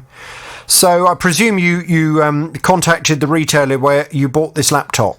No, I didn't. Because everything was going into lockdown, I thought if I go to them, because it was a big national chain that I bought it from, and they wouldn't have had a repair there. So I thought if they take it in, they're going to send it off, and then I'm going to be without a machine for however long this takes. So I thought I'm going to take a punt, and I popped into like a small local a repair shop, and they took a look at it, and I said, obviously, time's of the essence here. Is there anything you can do? And they said, that's not a problem. The hinge just looked like it sort of popped out of being true, and they said, we can get that done in a day or so, and it'll cost you £25. So I thought, that's brilliant. I'm not going to bother with the manufacturer, because I thought by the time lockdown ends, I might actually, it might not be in warranty anyway. So I thought for £25, that'd be fine. So I left it with them on the Saturday, and they said it would be okay by the Monday. And on the Monday, nobody phoned me, and I did get hold of someone, and they said, oh, this isn't a problem, but we do need to get some parts, and the part's going to be another £15. So I said, so the whole bill's going to be £40, and you can fix the hinge. And they said, yes, that's not a problem, and we'll have it back with you in a couple of days. So I thought, that's great, just go ahead and do it. Now, and did you do your due diligence on this repair shop? Because some of these independent repair shops are fine, other repair shops are dreadful. And it's very important just to look up and make sure that you're taking your much-loved, valuable possession into a good, trustworthy, reputable repairer. I know, and hindsight would be brilliant. I've looked since, and I've seen all the atrocious repairs, but I chose that one specifically because my mother had been there, and she did have a screen changed on a tablet, or it could have been a mobile, but she had used them before, and it was all absolutely fine. Right. So I didn't look them up. I didn't look up their reviews. I just thought I'll just take a chance, and for £25 and a day's work, it'll be fine. So of course, it wasn't fine, and by the time, so Wednesday came and went, and I thought, no one's been in touch with me. I popped it up to the shop, and the shutters were down, and there was just a sign on the door saying closed. And I thought, damn, this is exactly what I wanted to avoid, being without a machine at all during this whole lockdown. Because it was a usable machine, it just didn't work as a 360-degree hinge. It only opened about 90 degrees or so. So a huge regret with this. But then my husband, over the next few days, he found them on Facebook, and he sent them a message just to say, you have our machine, is there any way we can get it back? And they said, that's not our branch, but we'll get your branch manager to phone you. And he did within a few days, and he said, that's fine. We're going to open the store for about 30 minutes on this particular day. You can pop up and get it. So I thought, brilliant. But hang on a minute, wasn't that after the lockdown had then started? Yes, I think this was, I can't quite remember. I think I was due to go and collect it originally on the Wednesday, and that was when the store was shut. And then it was possibly the following Saturday or the Friday, and they said, we're going to open the store for a few minutes. You can come on in. Right. I mean, that was illegal, wasn't it, at that point? Yes, And I do know the store has had problems since then because they kept opening during lockdown and they were being told by the council they had to close. So when I did go up at that weekend to pick it up, the shutters were open, the store was open, the neon light was on, and I went in. I said, "Hi, you've got my machine," and because no one was really touching anything, so I said, "Can you just open the machine and just show me the hinge, and then pop it in this bag, and I'll take it away." And as he opened the machine, the whole screen was just completely smashed. And I just kind of put my head in my hands, and I just kept saying, "Oh my God, you smashed my machine!" And he was so belligerent. He just kept saying, "Well, it must have been bought in like that." And I said, "Well, of course it wasn't bought in like that. It would say on the repair ticket that I bought in a smashed up machine, and I just want a hinge fixed." But he wouldn't have any of this, and he kept saying, "This wasn't our fault. You bought it in like this. You owe me £60. And I was saying, "Well, where has £60 come from? It was supposed to be 40, and it was supposed to be fixed, and now I've got a smashed up machine, and you're demanding £60. And it just went backwards and forwards, and he wouldn't listen to anything that I said. And then, so I had the machine was in a bag on my shoulder, and he said, "Right, well, I'll tell you what you will do. After lockdown is over, come back in, and we'll get this sorted for you." So I thought, brilliant. And he said, "But you owe me £60. And I said, I am not paying you for smashing up my machine." And he said, "Oh no, don't be silly, you owe me £60. And he flicked the switch behind the counter, and the shutters were coming down, and I just started to panic, and I was all a bit nervous, and I didn't know what to do. So I just kind of opened the door and, rolled under the shutters and got out of the shop. And I was in such panic. And then... so he was trying to lock you in the shop? He was locking me in the shop because I wasn't paying him £60. So he smashed up my laptop, and two, I don't even know where £60 came from because a repaired hinge was supposed to be £40. So I was just in a panic, and he phoned me straight away. I was only sort of yards from the shop, and he phoned me straight away, and he said, "You've been a very silly girl. You need to get back here, and you need to pay me £60. And we just went through it again. I said, "I'm not paying you £60. And he said, "I'm phoning the police." And I said, "Great, get the police here, because I'm not having this, and I'm not." Well, I would imagine that the police would have been delighted to turn up to find that he had illegally opened his shop during the lockdown. To be honest, I think there was so much going on in the world. The last thing they'd have cared about was me owing them £60. But in the end, so it went back and forth, and I said, "Fine, phone the police. I want the police here. I'll speak to the police." And then he said, "I'll tell you what, we'll leave the police for now. You come back in after lockdown, or he said, "I'll get the manager to phone you." And then it was left at that. And I went away all a bit upset. I've got this smashed up machine that I can't use at all. And a few days later, I'm assuming it was the manager. He did phone me, and he was very polite. He didn't apologise, and he didn't admit any liability. But he said, "Come back in when the shop opens, and we'll get this fixed for you." And I said, "That would be brilliant." I said, "I really don't mind paying you £40 for this to fix the hinge, but I'm not paying for you to repair the screen because it wasn't my fault." He said, "That's fine. Don't worry. We'll get it sorted." And of course, they didn't contact me when the store reopened, but eventually I saw it was open, so I popped in, and I saw a guy that was in there, and he was a really pleasant chap, and he said, "Oh, I've got all your notes here, it's fine, we'll get the machine fixed for you." And I said, "And it's definitely just £40, and he said, "Yes, that'll be fine." So I handed it over. I thought, give them a chance to redeem themselves, and then I didn't hear anything. And then I kept popping in, and it was the same pleasant guy, and he said, "Oh, having trouble getting parts because they don't exist anymore. Leave it with me, and I'm going to try and bid on eBay for some, and I'll let you know." So that was fine. And then we just kept going. I kept popping in, and then there was another story of how we're getting another machine to take the parts from that, and we're going to fix it. And it just went on and on and on. And this is just so upsetting because this is a product that was still within its 1 year's warranty. You still could have gone back to the retailer and had a proper repair carried out by a proper authorised repair company, rather than what sounds like people who hadn't got a clue what on earth they were doing. I know, and I feel like such an idiot because I was just trying to avoid not having a machine for all the time that the children were at home, using laptops for their homework. And of course, I didn't get that at all. That wasn't the result. No, I mean, ordinarily it would have been a very, very foolish thing to do. But I think based on the timing of all of this occurring, I can understand why you thought, look, I just can't afford for the children to be locked down without the computer that they need to use for their schoolwork. So I will just take a chance with this independent repairer that done a good job with my mum previously. You know, I can understand your train of thought, but unfortunately they seem to have made things a whole lot worse, don't they? Oh, it's a completely unusable machine now. But when I thought I'll pop back in again, see how the repair's going, and then so it was Wednesday of this week I went in, and it wasn't the chap that had been pleasant, it was the guy that had tried to lock me in the shop back in March. And he had a very different story about what was happening. He said, it can't be fixed because the parts don't exist. He said, you're really running up a very big repair bill with us for all the time and effort we've put into this for you. And I said, look, forget about the hinge.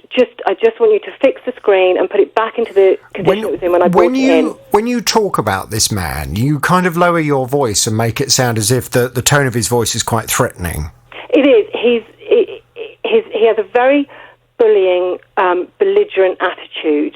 Oh, I like dealing with people like that. Well, each time I've spoken to... So it was only in March when he tried to shut me in the shop, and again earlier this week. It's like talking to a wall. This week I was just faced with, you owe me £90, and you're running up a very big repair bill for us. We have not broken your machine. And he kept saying it, you're a very silly girl. And I just thought, I'm not a little girl, and I won't be bullied by you, and I'm not paying you. I kept saying, I'm not paying you £90. You smashed up my machine. And again, we were going backwards and forwards. He said, well, I'll tell you what I'll do. I will do you a big favour here, and I can order a whole new surround that will fix the screen and fix the hinge, and I can get it from the Far East, and it'll take about 3 months. And he said, and we'll do all this for you for £70. And I said, I'm not paying you £70 for a hinge that was supposed to be 25 and then 50, an extra 15 and then 40. And I said, I'm not going to pay you £70. And he said, it will take 3 months. And he said, and if that's not the right part, I'll send it back. And it'll be another 3 months. And then I'll get another part, and that might be another 3 months. But it's going to cost you £70. I said, can I see the machine? No, you can't see it because you've run up a very big repair bill with us. And I said, look, I'm not paying you. And I was just shaking my head. I said, I'm going to have to take advice. He said, well, you can take advice if you want, but it won't work and it won't get you anywhere because other people have tried. And I just came out of the shop. Gosh. And I literally. I'm gonna have so much fun with this, man. I can just feel it in my water. How much was the laptop initially? It was £450. Okay. The odd thing is, since you've mentioned on the radio that I would be talking to you about my laptop, They phoned me moments ago and said, I spoke to you earlier on in the week, and I'd like you to know what you'd like me to do with your laptop. And I said, nothing. I'm going to wait and take advice. Right. So I'm wondering if they've heard you. Well, it may well be one of the companies I've had dealings with in the past. At this moment, I don't know. But I do look forward to dealing with this, and I do look forward to having a conversation, preferably with that man that keeps calling you silly little girl? Silly little girl. And when I went to pick up the machine in March, he actually said, I don't even work here. I'm just doing you a favour so you can have your machine back. All right. And I said, well, this is no favour. I've got a smashed up machine. Well, this is absolutely outrageous. You've done absolutely the right thing in coming to me, and I will look forward very much to having a conversation with these people this afternoon. Oh, thank you. Tara has a smile on her face because Tara will get to witness the conversation. Oh, yeah, Jackie, you would probably like to be there. I can tell Jonathan is going to enjoy this because he's got a little glint in his eye. I do love a Barney, Jackie. It's abnormal. Most people shy away from confrontation. I relish it. I just felt that I was up against a brick wall and I got nowhere and I got nothing, and it's all gone sort of so far downhill. I'm so pleased that you're prepared to take this on my behalf. Jackie, it's what I live for. Hang on there. He is literally sitting up a little straighter, and he usually sits as though he's got some sort of broom handle up his back. So, yes, you've done something to him. I can't wait. Consumer problems. Do you remember Dee?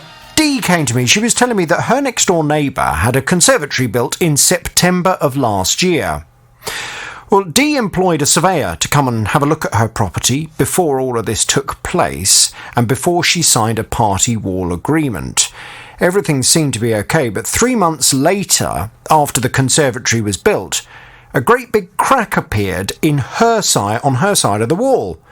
A surveyor has now been out to have a look and has established that it's thankfully only cosmetic, but it is caused as a result of the conservatory on the other side. So Dee asked her neighbours' builders to put it right. The crack goes from the skirting board all the way to the ceiling. You couldn't miss it. So they said, okay, it could have been caused by the vibrations of the drilling because they were close to the foundations. So they opened up the crack, attempted to fill it. It's still, you can still see the crack, and they have repainted it the wrong colour. And they have just painted the crack. So my wall is almond, and there is a streak of magnolia running up following this crack. I've contacted the company who said, no, we've done everything that we were meant to do. We painted it as a goodwill gesture, and you're on your own. Well, poor Dee's been trying to deal with this for quite some time now and hasn't been getting anywhere, which is why she came to me. She's back on the JVS show now. Hello, Dee. Hello, Jonathan. Thank you very much. I don't wish to go over this yet again, but the ultimate responsibility for this, I really feel, does lie with your next-door neighbour. Now, you said that you've got a very good relationship with your neighbour and you don't want to fall out over it, and I completely understand that. Neighbourly relations are very important. But it really is the ultimate responsibility for this lies with your next door neighbour to liaise with his chosen contractor to put your wall right. In the absence of him doing that, I have obviously been off to have a word with the company that built the conservatory for him. Now, that company is Anglian Home Improvements, and I couldn't quite believe the first response that I had from them. Over the years, I've dealt with Anglian Home Improvements on numerous occasions. I'd never had a response quite like this. The response I had was, a spokesperson for Anglian Home Improvements said, please advise Dee that she can contact our customer service department via phone or email and they'll investigate this for her. No, that's not acceptable. I went straight back to them and I said in my usual style, that is one of the worst responses I have ever had to a consumer complaint, and I will be saying so on my programme. Dee has been speaking to your customer service department already, but not getting anywhere, which is precisely why she came to my programme. Should you wish to provide a more satisfactory response to the complaint for broadcast, then please respond to this email. Well, sure enough, they came back with something a bit better. Not a lot, but a bit. A spokesperson from Anglian Home Improvement said, the property in question is a neighbouring property to one of our customers, whose installation was completed earlier this year. The installation by Anglian was subject to building regulations and was approved by a building regulation inspector at the time. Our customer service team will contact Dee to investigate the complaint. Well, that would have been okay if when I spoke to you on the programme you said, yes, they've been on the phone, they're going to come and get it sorted out. But when I spoke to you last, you hadn't heard anything. I hadn't, no. Not okay. So I went back to them again and made it clear that I was very disappointed that you hadn't heard anything and that I, of course, would be revisiting this story on my programme very soon. And I hoped by that point somebody would have called you. They've come back with a third response. Well, let's see what they're saying now. I think we're having gradual improvements with each response that we get from them.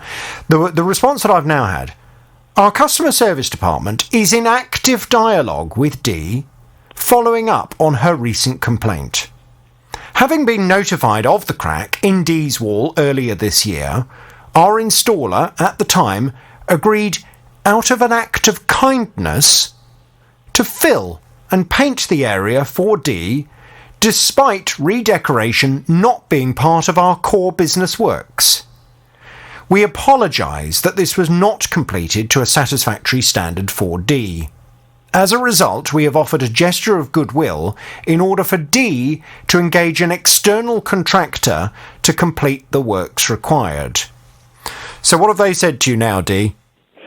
They're pretty much said the same, but they've sent it in an email, and they've indicated that I said that it may have been caused by the vibrations, but it was their own surveyor that said that. Well, but the most important thing is, what are they going to do about it? So, again, it's the same. They've just said, as a gesture of goodwill, and not to cause any issue or dispute between myself and the neighbour, they're willing to give me £150 as a goodwill gesture to get it repaired. Okay. And are you satisfied with that? To be honest, I wanted to speak to yourself in regards to it, so I haven't said anything in regards to accepting it, because I want to speak to yourself. I don't know how much it's going to cost, because I haven't been able to get anyone to give me quotes, because people say they're going to arrive and give me a quote, and they don't. That's very, very frustrating. Yes. When I lived in St Albans, it won't surprise regular listeners to learn, I was the chairman of the Residents Association, and I frequently had the task of having to get contractors to come round and quote for works. And it was an absolute nightmare. The number of times that they would say, oh, yeah, I'll turn up at such and such, and they just wouldn't turn up. You think, well, do you want the work or not? Yeah. Absolute nightmare. Well, I mean, I completely understand you wanting to get a quote from someone to come and decorate the wall. Have you still got any of the paint that you used when you decorated that room? No. And that's half the problem. So they were saying, well, for myself to go out. Originally it was, when the spokesperson rang, they said, oh, will you go out and get the paint colour matched and we'll reimburse you. Now, I said to them, no, I don't have the time for it. And also, to be honest with you, it's been such a fight to actually get this far. I thought, well, hang on, who knows if they're going to leave me with the bill for the paint and just not get a hold of me again. Well, I think if you can get, and there are companies out there that can do colour matching, if you don't remember the exact, name of the paint or the name of the colour. So I do know the name of the colour, which is almond, and I know the brand, but they unfortunately don't make that colour paint anymore. So that's how long ago was the room decorated then? It was probably done about 2 years ago or a year and a half ago. Oh, that's bad timing. The paint company have stopped doing that paint already. Yes, so unfortunately when I initially contacted Anglian, they were actually doing the paint, but I think it's since COVID they've cut down on some of their lines.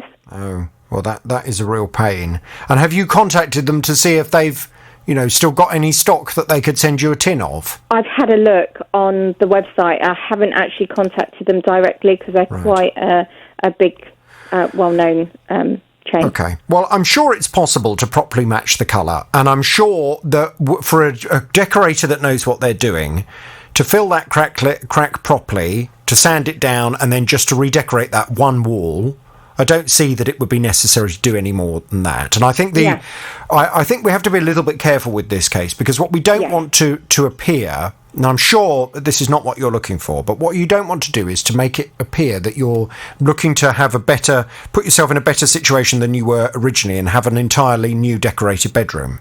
No, I literally want just the wall back in a state of where, because I've even said, do you know what, if you can't get the colour match, I'm willing to buy wallpaper just as long as you can fill the crack, put the wallpaper up, we're done.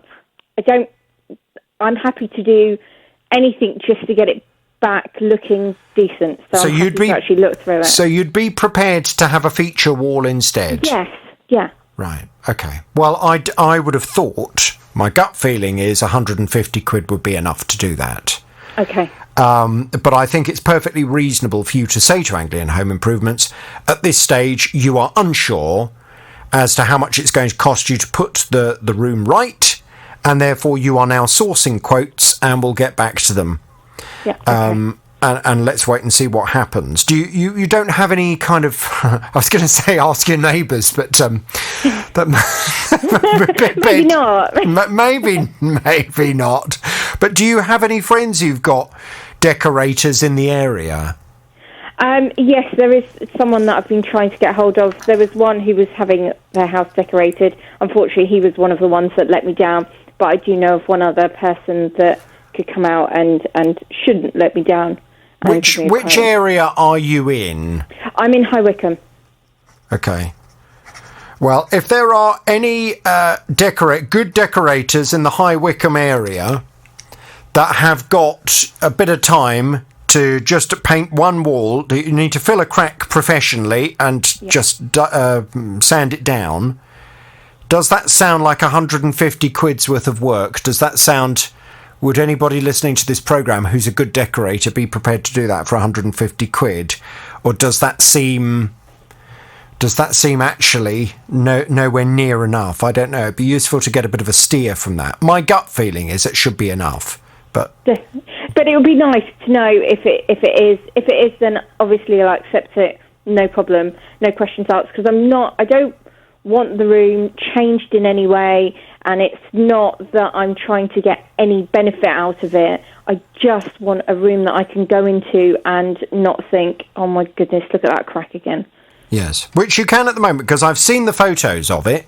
Yeah. And just for anyone that is not clear of how this looks, if you imagine a crack going up a wall, imagine someone rather crudely filling that crack and then just painting the wrong shade of paint to go over where they have filled the crack. That's how it looks on the wall. It looks like a right bodge job, to be honest.